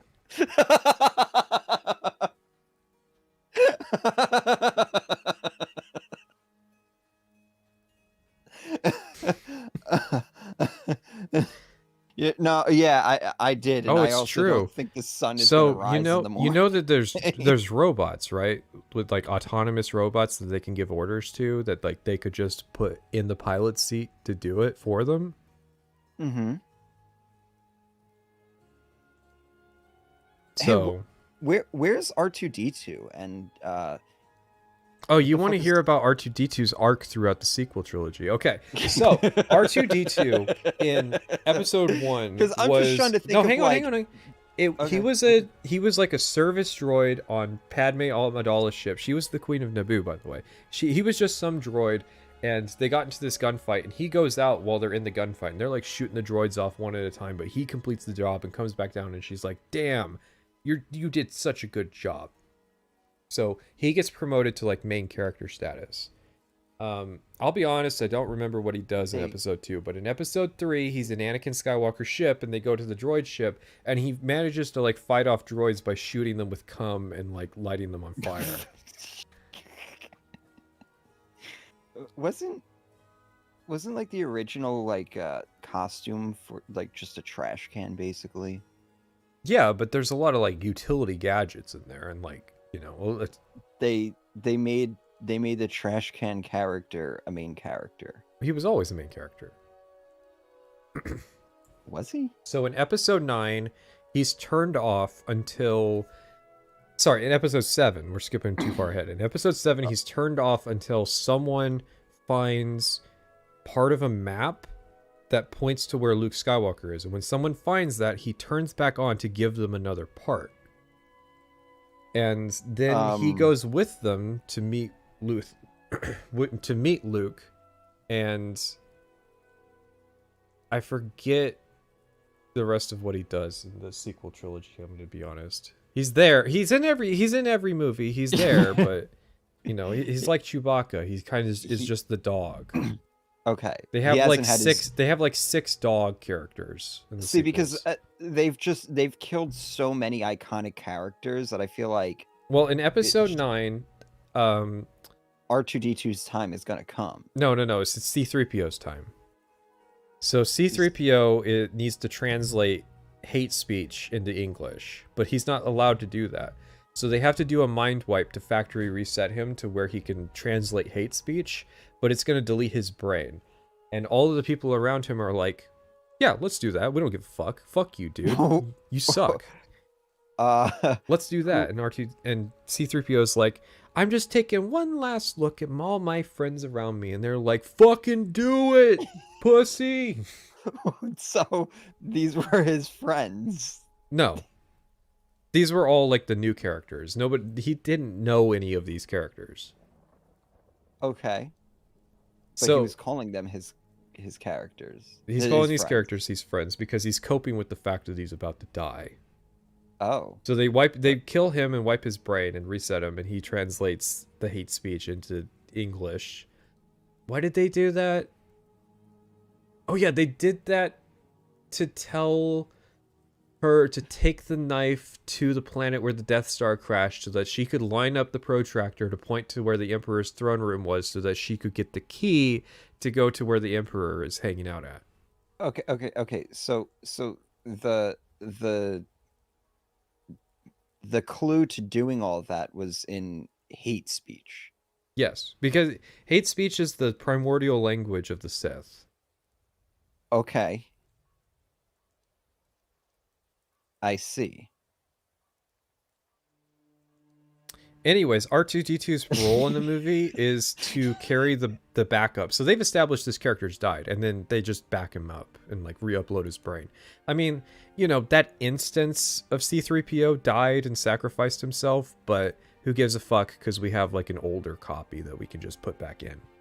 Oh, I mean, you know, to be fair, he is just a robot, right? Like, yeah, I mean, sure, you know, Solo is about how robots should have rights, but well, yeah, because Lando was fucking that one robot, and she was like a robot rights activist. What? Yeah, she like goes down to this planet to try to like start a robot revolution because they're using slaves to mine spice. And by the way, I'm not fucking with you. They mine spice on this planet. Yes, spice. They have to go collect spice to like do the Kessel Run, which is like they fly back by this black hole that's actually a giant tentacle alien monster. What? You know, okay. I've heard people give George Lucas a lot of shit for like just coming up with like weird off the wall shit. Mm-hmm.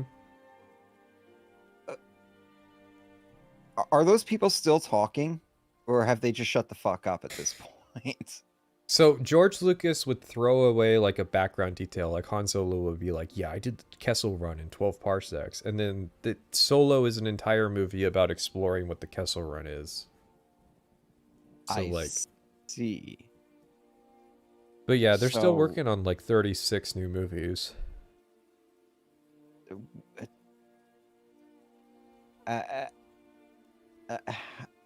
Was episode 9 the last one?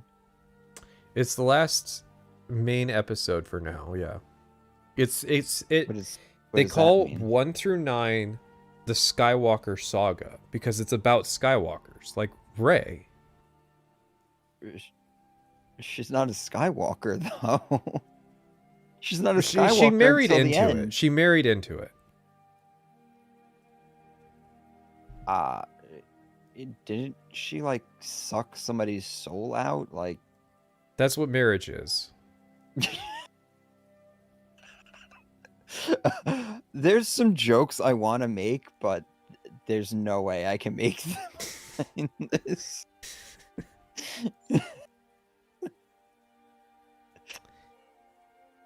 Okay. So that's the end of this series. No, I mean, they're doing a Rey trilogy. So, like, realistically, that's going to be 10, 11, and 12. So, the Skywalker saga will continue once those movies get out of production hell. I hope they don't. This sounds awful. What are you, fucking sexist? You Sounds... don't. Do you think that Rey is a Mary Sue, perchance? There's like she's too powerful for no reason.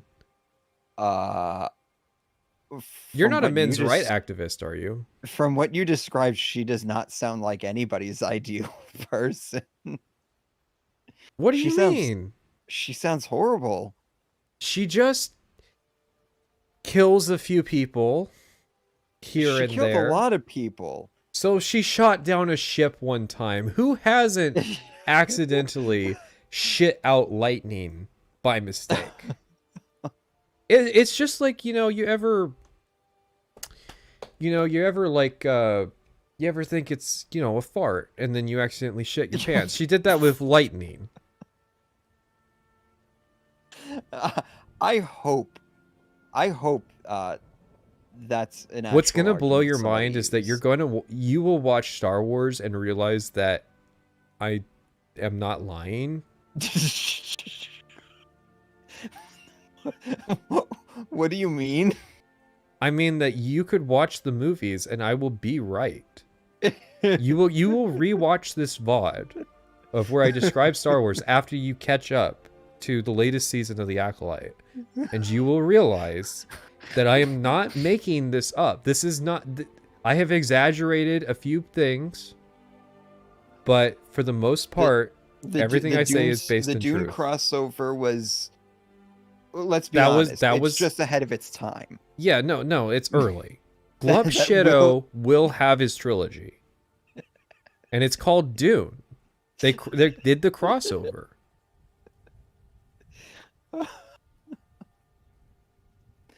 Why would you do that? Why watch all this slop? Because back in the 80s, they made 2.5 good movies.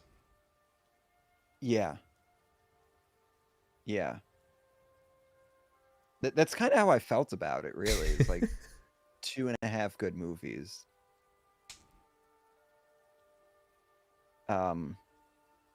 It's like BioShock, right? Like the first 2/3 of BioShock 1 are good, and that's why we have them making another BioShock game somehow. They're making another BioShock game. A lot of people jerked it to Elizabeth. Yeah. I mean, Songbird was more my style, but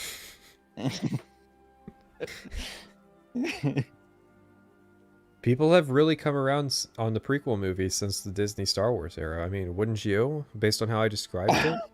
I mean, that's what I was saying, is like people are giving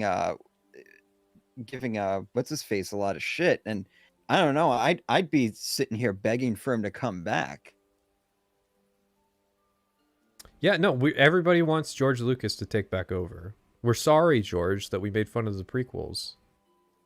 He was just, you know what, like if Jar Jar, if the setup really was that Jar Jar was going to be a Sith Lord in like the second or third movie. It is silly that the Jedi who didn't want Anakin Skywalker to ever get horny would send him to live with a 20-year-old woman that used to hit on him when he was 7, and she was 13 at the time. And okay. So they go and basically live alone together in like a meadow and like a Italian villa kind of place. And they have dinners all the time, and she wears skimpy dresses, and they frolic in the flowers and roll around and stuff. What is this? What movie is this? This is episode 2. Okay. And then like he kind of gets curious about what's going on with his mom, because he knew his mom, and like she's a slave. Like, you know, he was purchased out of slavery as a boy by Liam Neeson, by James from Fallout 3. And then nobody ever went and actually like freed his mom. So he goes to Arrakis and to find his mom, because she's working like the spice mines, right? Mm-hmm. And she's been sold to like, or kidnapped or something by like Tusken Raiders. And so he goes full like genocide on them. He just like wipes them out. And that's where the scene where he's like, I slaughtered them like animals. I hate them. Even the women and the children. And then they cut him off because, you know, he's talking about jerking off, right? So, and the 20-year-old girl is listening to this, and she's nodding her head, and she's saying, I want this man. Listen, I am an ardent protector of democracy. This is the type of man I need nutting inside me between movies. I need to get pregnant with his seed so I can bear his children. Is this like the one, but like, is this, like, he talks about sand, like he hates sand. Yeah, it's and sand, stuff. it's coarse, it's rough, it gets everywhere, and Gets that everywhere. just gets her going. Yeah, and he's saying that at the villa, right? Before he goes and jerks off on all of the sand people. How did he jerk off on all the sand people? Well, that's what he has the highest metachlorian count.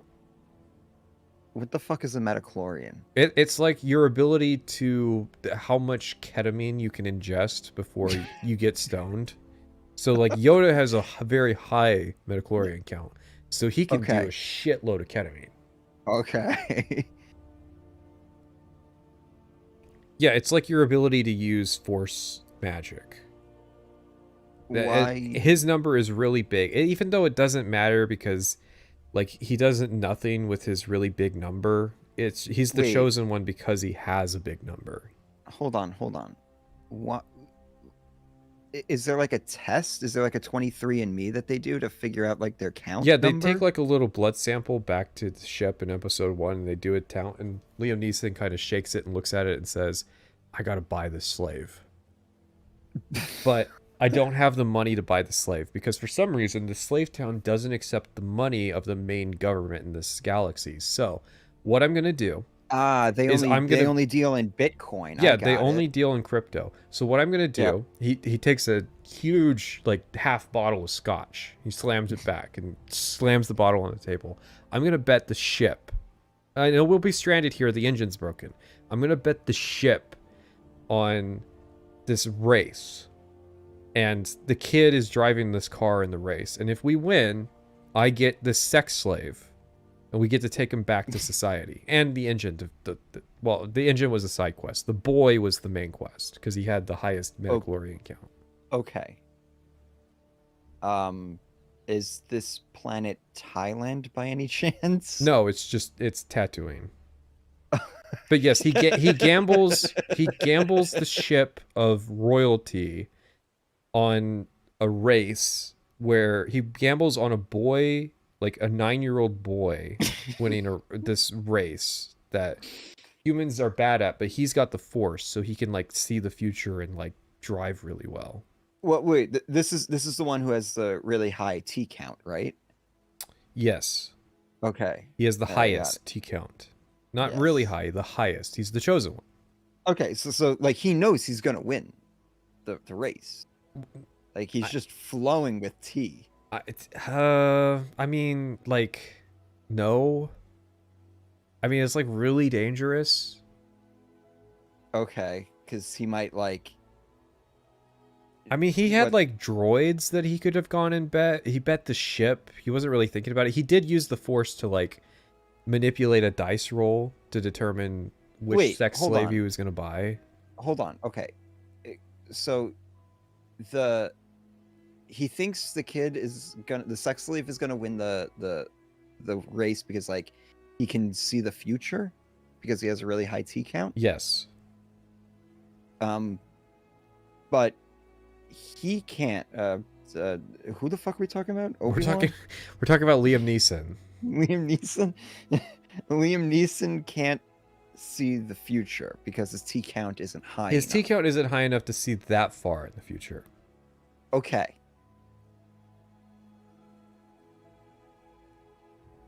Continue. So he wins, and he gets the boy slave, but they can't get his mom. And he takes him back to society, and now he has to explain to his bosses why he was gone for 3 weeks and came back with a sex slave. Did he came back with the ship though, right? He had the ship, yes. He completed his mission of escorting her to the government.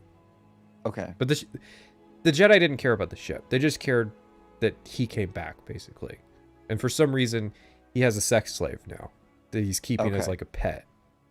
Okay. So it's like in a Starfield where you just take that child that what's her face abandoned on that planet and just bring her back to the lodge, and then that's kind of it. I mean, if you got drunk and gambled your ship on buying a sex slave, it would be the same thing.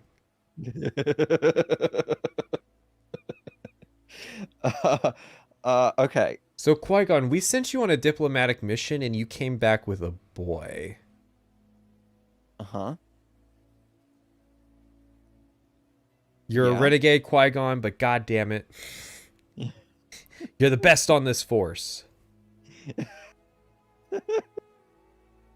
So they won't let him into the Jedi because he's 9 and he's too old. They want to get him young, right? The What? Jedi are really into young boys, but What like the fuck? he's not young enough. Too old. Too old. So like they reject him, and now he's just like kind of Qui-Gon's ward. Like it's not really established what Qui-Gon plans to do to them, but the Jedi already have another assignment for Qui-Gon. So he goes with them back to Naboo, and they're like, we're going to fight this battle. You need to stay here because you're 9. And he's like, okay. And then he's like sneaks behind them, and he gets in a ship, and he accidentally goes to space with that ship and takes down like an entire fleet by like flying through a ringed donut ship. And this is going on throughout the battle. He ends up blowing up the ship, and that deactivates all of the droids on the ground. So he wins the day. Oh. And then Liam Neeson gets stabbed by the robot leg guy. The guy who got cut in half and fell down the 5,000-foot shaft. Wait, he's back? No. This is when he dies. No, he doesn't die here. Okay. This is when he gets cut in half. He gets disabled here. But he stabs Liam Neeson in the stomach. In the tum-tum. Okay. And that will be survivable later, but it's not survivable at this point in the plot. Oh. Well, because I was going to say, like, usually that's not a fatal thing. That's why I usually hear somebody who got, like, stabbed in the gut, like, 100-something times. Because... Oh, I forgot. The guy he buys the sex slave from is smuggling... No. He speaks in a New York Jewish accent, is resistant to mind control, and wears a kippah. And traffics in slaves. And like used cars. That sounds even more problematic than the goblins in Harry Potter. You should look. What's his name? Who run the bank? What's his name? Was his name Greedo?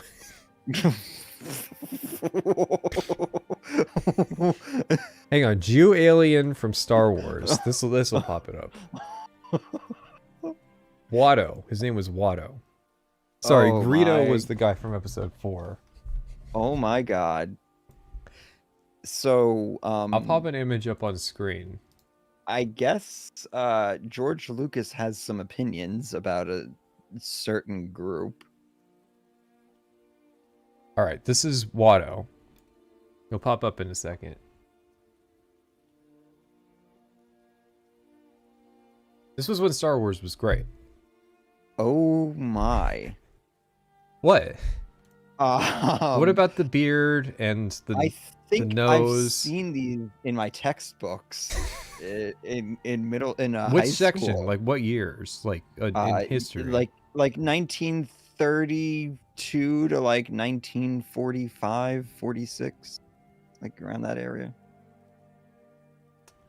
Just Jedi mind tricks do not work on me, only money. Is that an actual line? Yeah. Oh, the accents of the Trade Federation, they're like, oh. What are one of the lines of the Trade Federation people?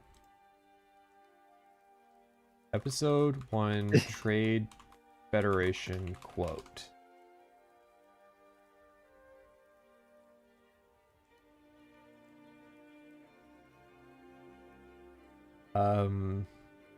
Someone give me a line. Oh, now there are 2 of them.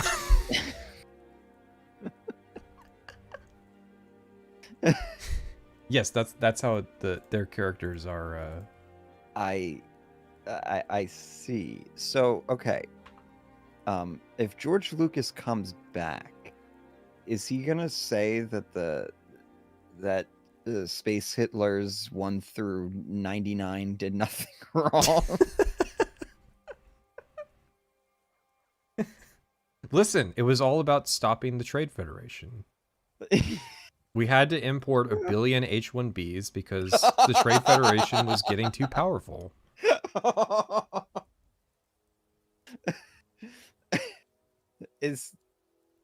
Oh my god.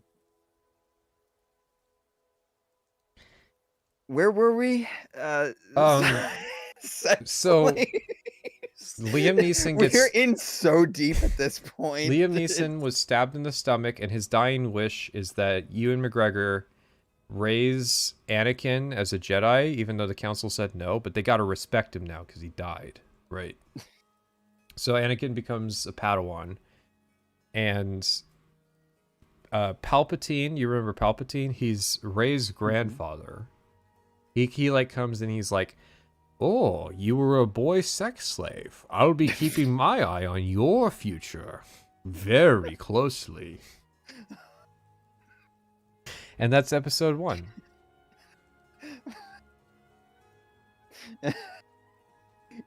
Okay. And I know how it ends. The boy sex slave becomes Darth Vader, right? Yes, he gets groomed into being Darth Vader. So, like, in episode 3, he has this vision of... Listen, just from what you've told me so far, I would become Darth Vader as well. Listen, he has the highest ketamine resistance of the Jedi, right? So he has this vision of his wife dying in childbirth because he nutted in her too many times and now she's pregnant with twins. But it's Natalie Portman, like her thin frame cannot support childbirth. Even though they have like technology. So he has this vision of her dying and he goes to Yoda and it's like, "Dude, I fucked up. I nutted in this chick." And Yoda's like, "Oh, abandoned children I have. Yoda, not original name. Dodge child support, Jedi do." And Anakin's like, "Fuck, man. None of these Jedi can give me advice on being a dad." So he goes to his other friend, the guy that's been grooming him since he was 9, Palpatine. And Palpatine's like, "Oh yeah, I know Sith legends about being a dad. So there was this guy, and he had this apprentice named Darth Sidious. And listen, Darth Plagueis had this power where he could remotely nut in women without their consent." And Anakin's like, "Palpatine, where's this going? Like, I asked you about being a father." And he's like, "Oh, I was getting to that, Anakin. So I am a father. I remotely came inside your mom to give birth to you."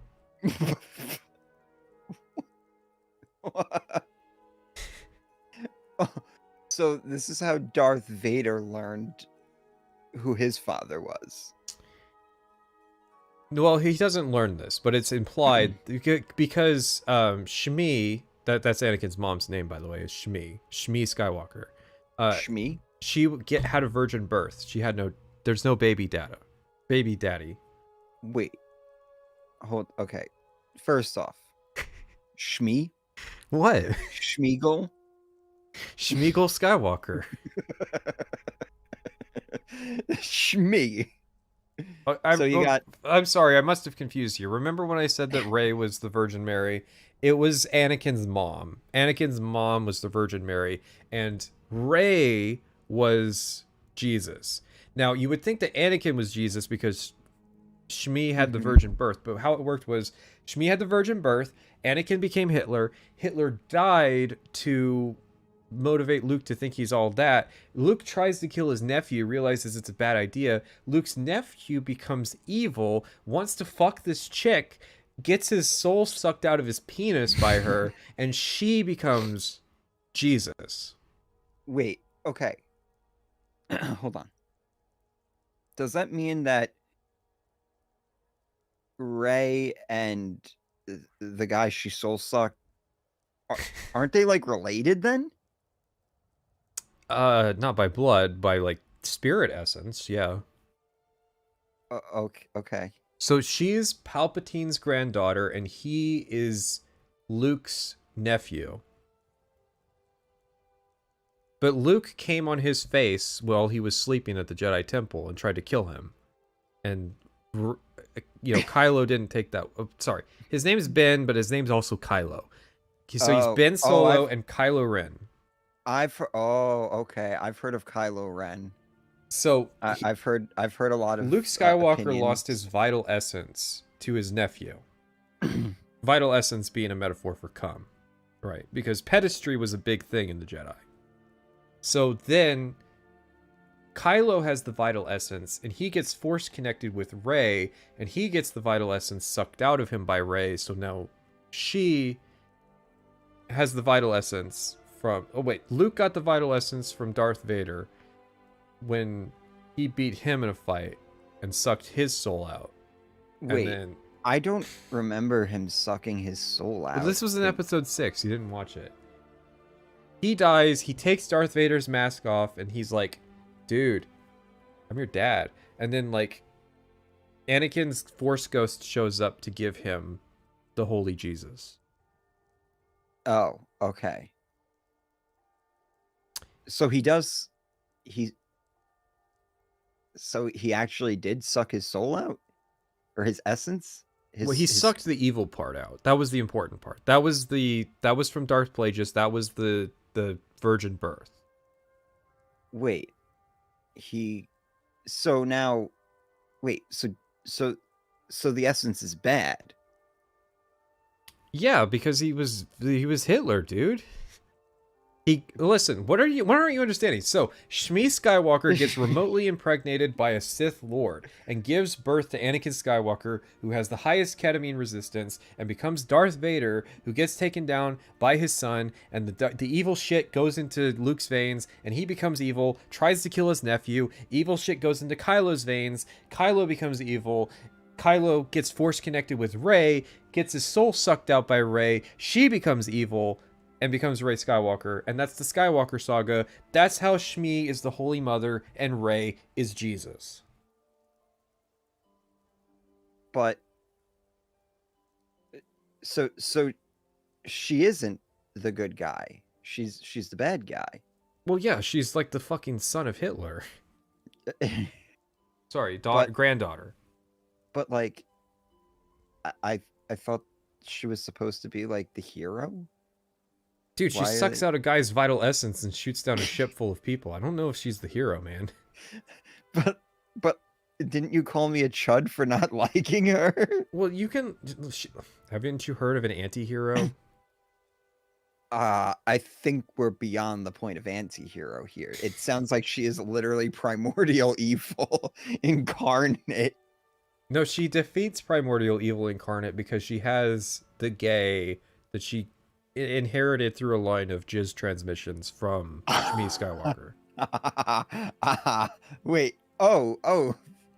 because I thought she was collecting like all the Jedi cum, and yeah, but the big one was Kylo. Okay. So back to episode 1. Wait, no, we're on episode 2. So, yeah. No, we were doing episode 3. So Palpatine's telling him the story about how he came inside his mom. you know, Luke, or you know, Anakin, I'm basically your father. I may have been grooming you for the last 20 years, but I need you to do some shit. Listen, the cops are coming by soon. Can you hold this for me? Like, the Jedi are gonna swing by. Mace Windu's gonna try to kill me. Pause. So he remotely impregnated his mom, right? Yes. Okay. How? Wait. But so he's Anakin's dad, which means that his granddaughter Rey is related to Kylo. Because Palpatine would be Luke's grandfather, so he would be Leia's grandfather. So Palpatine is Kylo's great grandfather and Rey's grandfather. The story of the Kennedys, like. Okay. Yes. My question though is, So he impregnated his mom on Arrakis, right? Or Thailand. Yeah. And then he just happens to be won by Liam Neeson, who Yes. basically just made a drunk gamble. Was slammed on scotch. Yeah, and bought a sex slave. Bought the sex slave. Mm-hmm. From a Jewish stereotype. Yes, you're correct.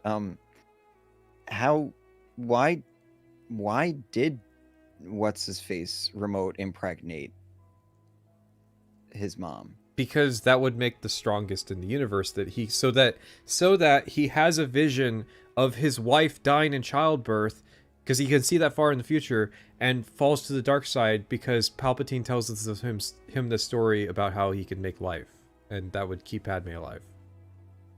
Yeah, but like, how? Where's Palpatine's end in all this? Why did he? Well, we're getting to that. Okay. So, but like, why wouldn't he just go and buy the sex slave? Well, okay, so he needed him to be raised by the Jedi so that he would trust the Jedi, but he would be manipulating him so that he would send Obi-Wan on this mission to go kill this guy named General Grievous, and then Anakin would be by himself so he could finally be manipulated because he nutted in this chick. And so Mace Windu shows up to kill Palpatine because he's the evil guy, and Anakin's like, holy shit, it's black on white violence, and he cuts Samuel Jackson's hand off, and then Palpatine shoots him out a window with lightning, and Anakin's like, oh my god, I just killed a black dude, what will Padme think? And Palpatine's like, dude, you gotta hide the evidence. Can you go to Lava Planet and kill all the Trade Federation leaders? Because I have them all there on my orders. Because he's running both sides of the war, by the way. Okay. What does killing all the space traders? So he manipulated a war into happening, run by the Trade Federation against the Republic, and the Republic had clones. They had the Boba Fett clones, and the Trade Federation had droids, and they fought this big war, and the Jedi were turned into like generals of the clone army so that they would lose their pacifist values and slowly get killed off. And then Palpatine sets up this thing called Order 66, where after he shoots Mace Windu out of a building, he calls all the clone commanders and says, execute Order 66. And the clones kill all the Jedi. Okay?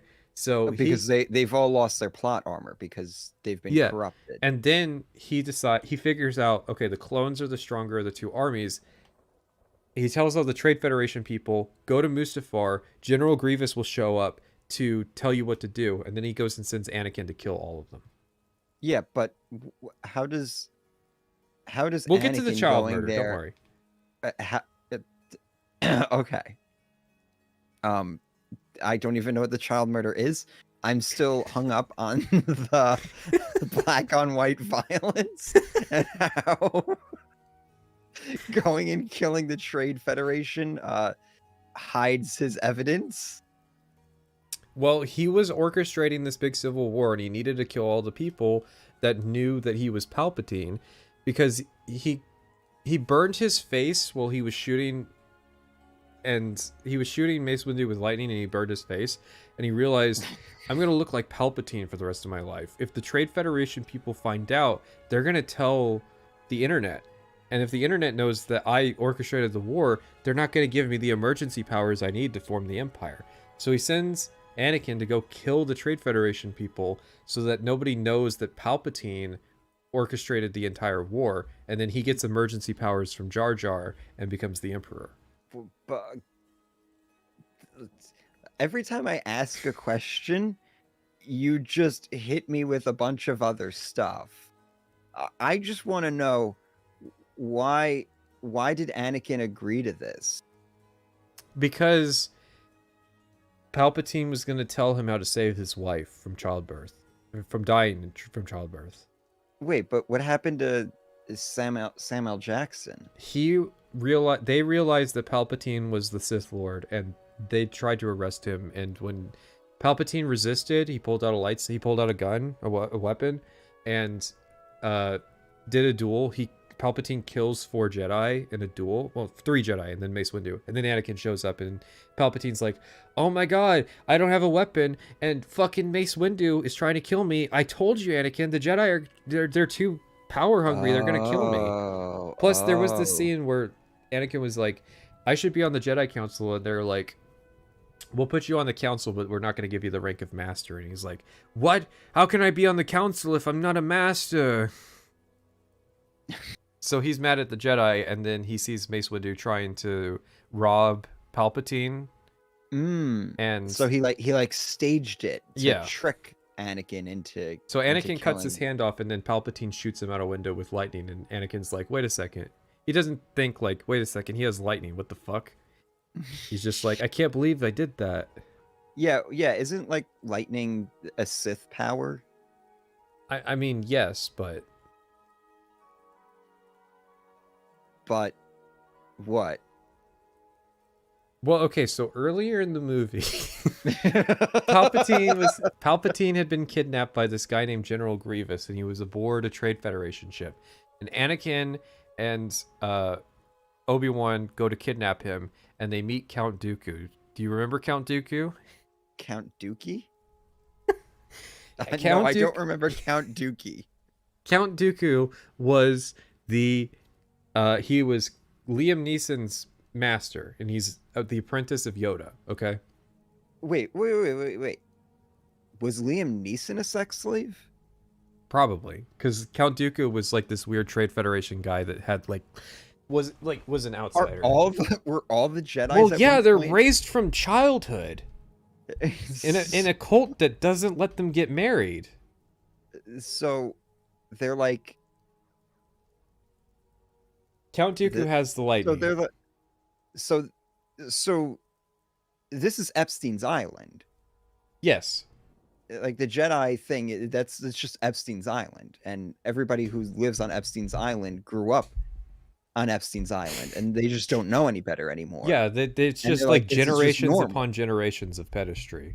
Yeah. This is just normal.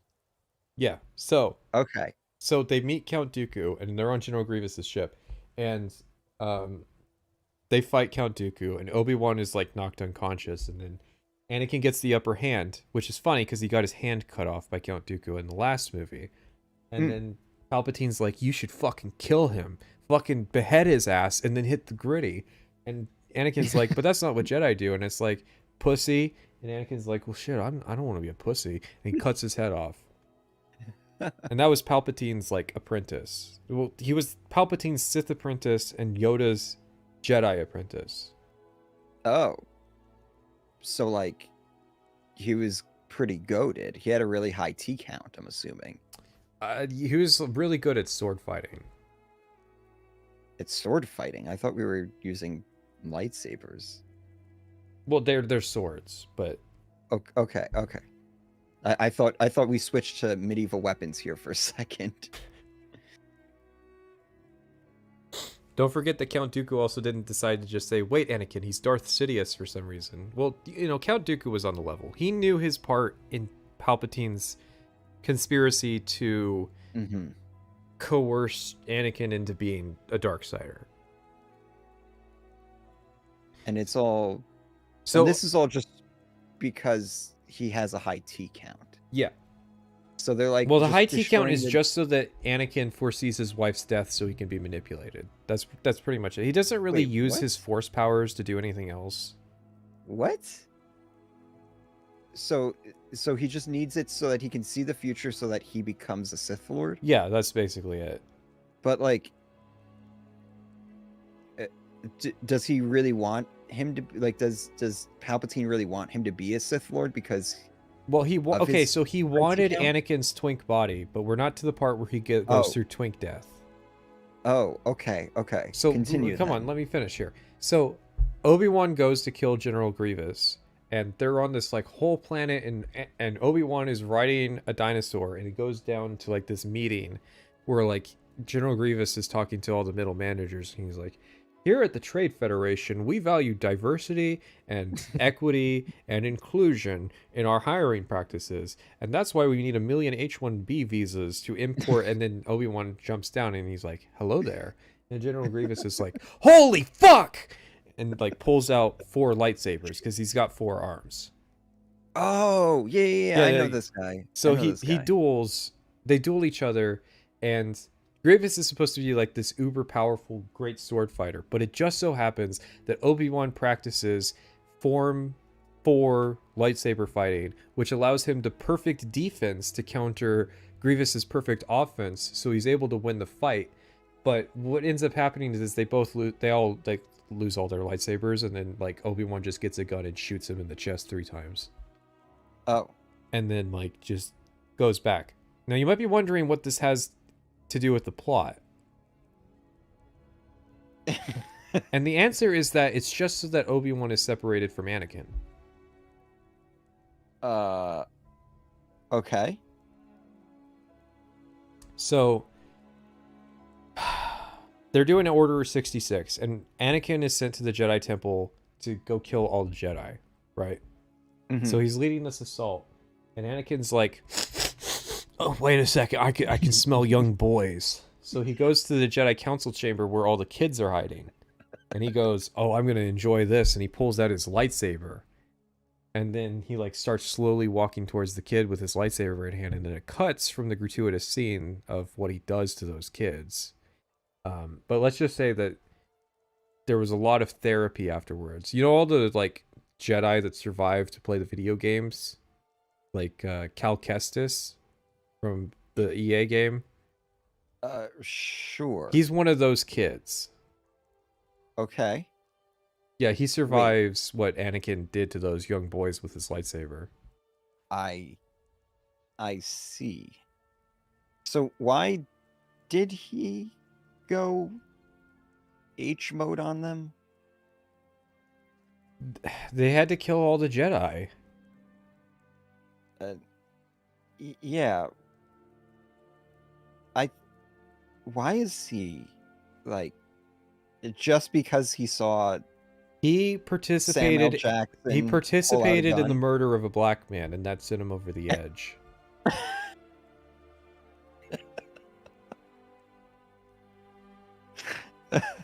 He's in it now. He's in it He's for in life. too deep. Yeah. Palpatine's like, hey, hold this shit for me, and Anakin's like, fuck, I guess I'm doing crime now. So Anakin, he deals with the younglings, right? And Obi-Wan comes back and he meets with Yoda because he survives Order 66. Because in Obi-Wan's case, they just kind of miss. They shoot next to him and he falls into a body of water. Wait. Back up. How does one of those kids survive? Like, isn't Anakin supposed to have like super high, like the highest T count imaginable? Like, well, like shouldn't he just be so yoked that he just like cleaves? They've all of them portrayed in it many half? times. You know, they had like a Jedi Master with them that they were behind, and the Jedi Master valiantly sacrificed himself to kill like 2 clone troopers, which are like, you know, the most dog shit unit in the galaxy besides the Clankas. Oh yeah, by the way, there's an in-universe slur for the droids that fight in the army. You can say Clanka. Clanker is our word. So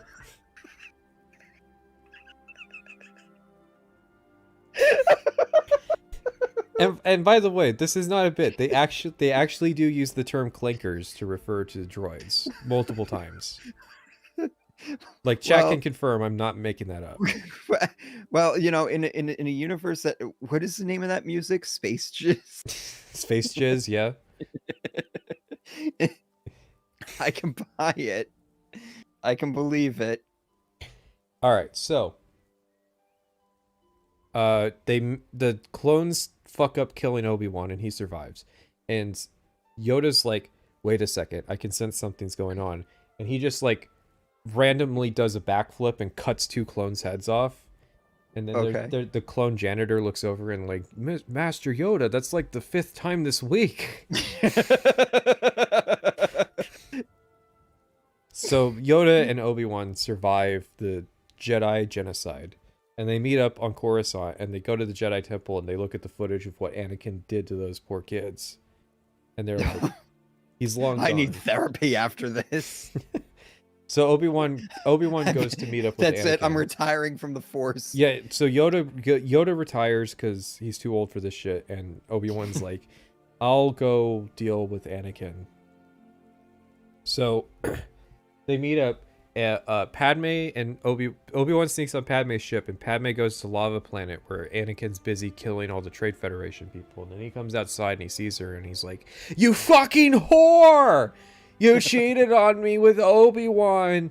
And she's like, "What are you talking about?" And he's like, "I don't know. I feel so much guilt about what I did to all that black man. I cut his hand off. I guess I killed those younglings too, but you know." Mace Windu had a name. He was a named character. So then he just starts to like choke her the fuck out for like suggesting that he's contributing to the fall of democracy, right? Ooh. Padme. He kills his wife. Well, no. Ooh. But yes, he kills his wife. That's all right. Wait. Hold on. Wasn't his whole arc about like he watched his wife die or something? He saw a vision of his wife dying, but he was mad and in the moment, so he choked her out. So the twist is that he's the one who killed her. No, he's the reason. Actually, not. So they take her to the hospital at the end of the movie, and she gives birth, and then she's like, "I'm just so fucking sad." And then her heartbeat monitor goes, "Please." So, okay. So she doesn't die from getting choked. No. She dies from heartbreak. I mean, the term we use, the medical term we use, is she died from sadness. Okay.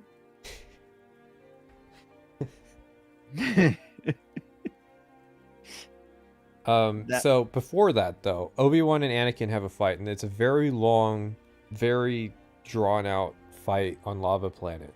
And then they end up like kind of on two skiffs. Obi-Wan's on a skiff, and Anakin's on the head of a robot.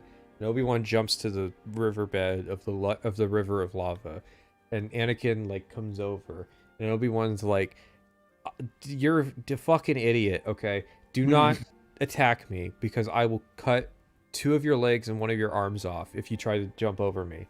And Anakin's like, "Fuck that. Al Palpatine said I'd be a pussy if I didn't." And so he jumps over him, and Obi-Wan cuts one of his arm and 2 of his legs off, and he kind of like rolls down the hill. And Obi-Wan's like, I told you, I fucking told you this is what would happen. I don't know why you would do the exact thing I told you not to do. I had the high ground. And Anakin's like, "Fuck, I hate you." And Obi-Wan's like, "You were supposed to destroy the Sith and join them." And Anakin's like, "Dude, the prophecy says nothing about that. And it turns out it just means that I have a vision of my wife dying. I'm not even like really all that strong. I got my ass kicked by you." And Obi-Wan's like, "Damn, bro, I killed Grievous. What the fuck?" And then like, Anakin slides down a little bit, and his leg catches on fire, and Obi-Wan's like, "Holy fuck, you're on fire!" And Anakin's like, "Ah, shit. Fuck, why did we fight near this ocean of lava?" Wait, is that... There's a corpse in an Oblivion game. Is that it might be a reference, yeah. He's like, "Holy fuck, my legs are on fire, dude." And Obi-Wan's like, "Dude, I thought he only has one." He has his stumps are on fire, and he has one arm. So his stumps are on fire. He's dying, and Obi-Wan's like, "I was here to kill him. This is good enough. Like he's down there. He's burning to death. His legs and arm are cut off. Like there's no fucking way he could survive this. I could finish it, but yeah, you're just gonna let him suffer, like just burn and bleed to death. I know what that he did doesn't to those sound, kids. That doesn't sound very Jedi of you. Well, we're pacifists. We don't believe in violence. It would be unnecessary violence for me to kill him. Unnecessary violence. Well, I guess I don't believe in assisted suicide. Well, I mean,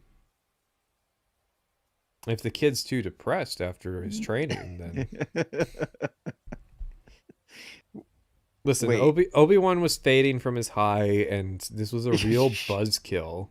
So Obi-Wan goes back to the ship and leaves with Padme, because she's got to go to the hospital. You know, she got choked out a bit. She's giving birth. Oh, right. Yeah, I forgot about that.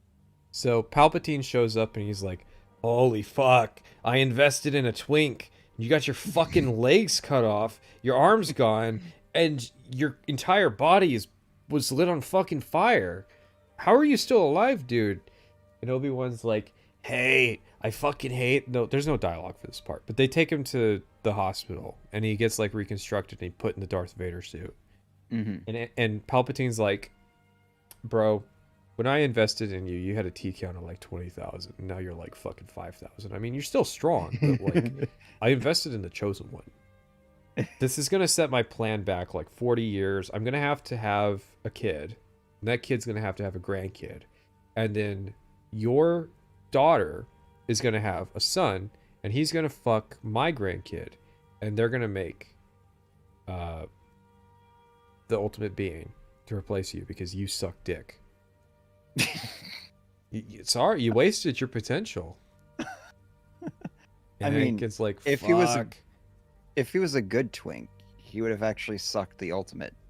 Yeah, dick, no, he would have but- sucked off Obi-Wan. Yeah, Then yeah. and there. So that was for Luke to be born, right? Yeah, so Luke and Leia are born.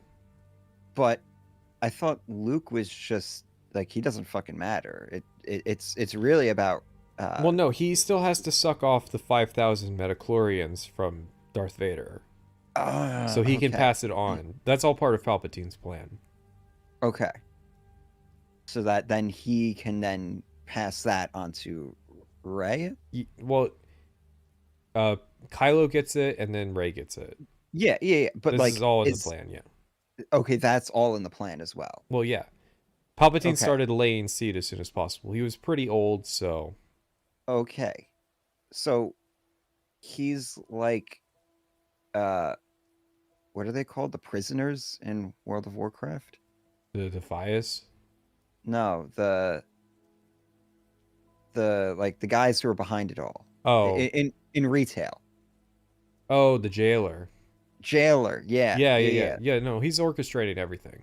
Okay. He's the jailer. He's the he couldn't Illuminati. foresee that Is Anakin would get his ass whipped on Mustafar, but he can definitely foresee that Reylo is going to happen. It's in the canon. Okay. Right. That makes sense. How did he see that? Well, he has a pretty high T count, too. Yeah, but like, he must have a higher T count. You remember, he shot a bunch of ships Anakin. down with lightning. Yeah. But like, it doesn't sound like he really needed Anakin all that much then. Anakin's T count was just enough that he could foresee the future. Okay, he was just getting started. But I thought Anakin was supposed to have like the highest T count. Or is that just according to Liam Neeson? Liam Neeson Did the blood test, but he was drunk at the time. He might have, added an extra 0. Okay. So like Palpatine, he has the higher count. Well, no. What do you mean no? We don't really know what his T count was, but it's like implied that Anakin's is higher. But the problem is Anakin never learned how to use magic. Well, I mean, Obi-Wan didn't use magic either. He cut him in half with a sword. But yeah, he knew the ultimate defensive technique. It was established earlier in the story. That was the whole point of the Grievous plot. Is that high ground wins? No, it's like ultimate defense, Oh, yeah. I see. So is that all of your questions answered? Yeah. Yeah, I think that's it. So I what was think I worse, understand. Star Wars or Star Trek? I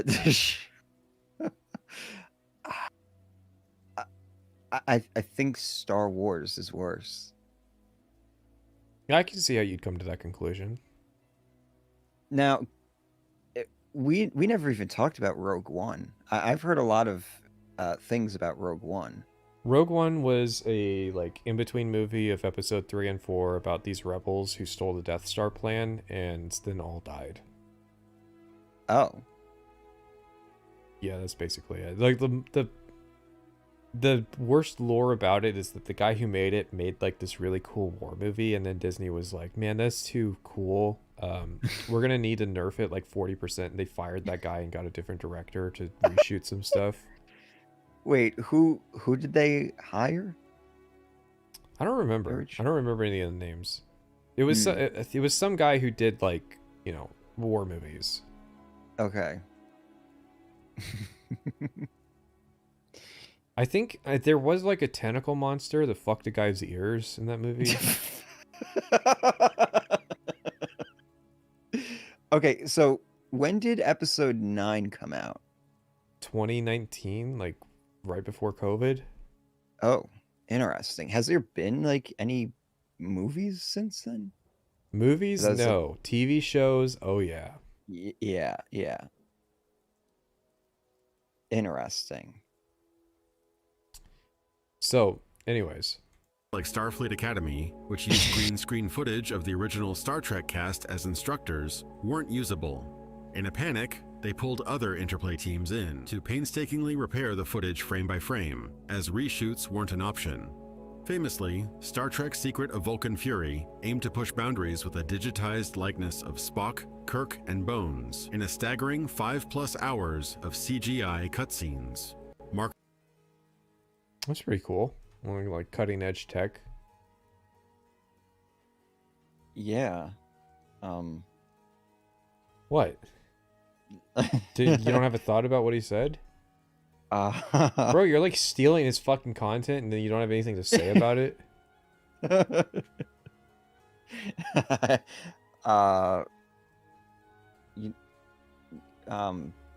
think I need to go. I think I need to go.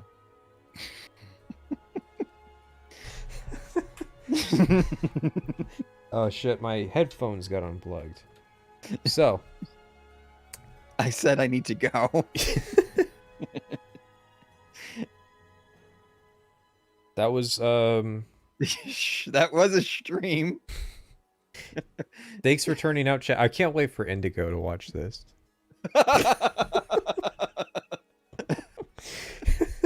He's like, do they ever fucking get back to my video?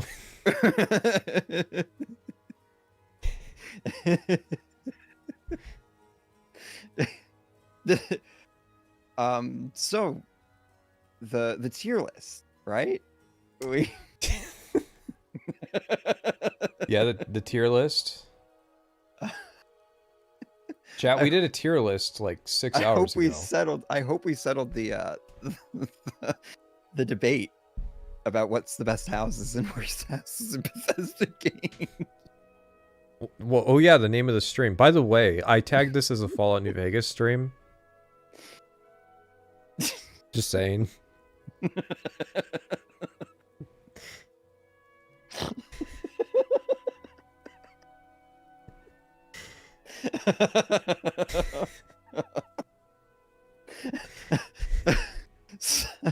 Next week, huh? Next Sunday. We will continue watching Indigo's video, so go check it out. I was liking the history part.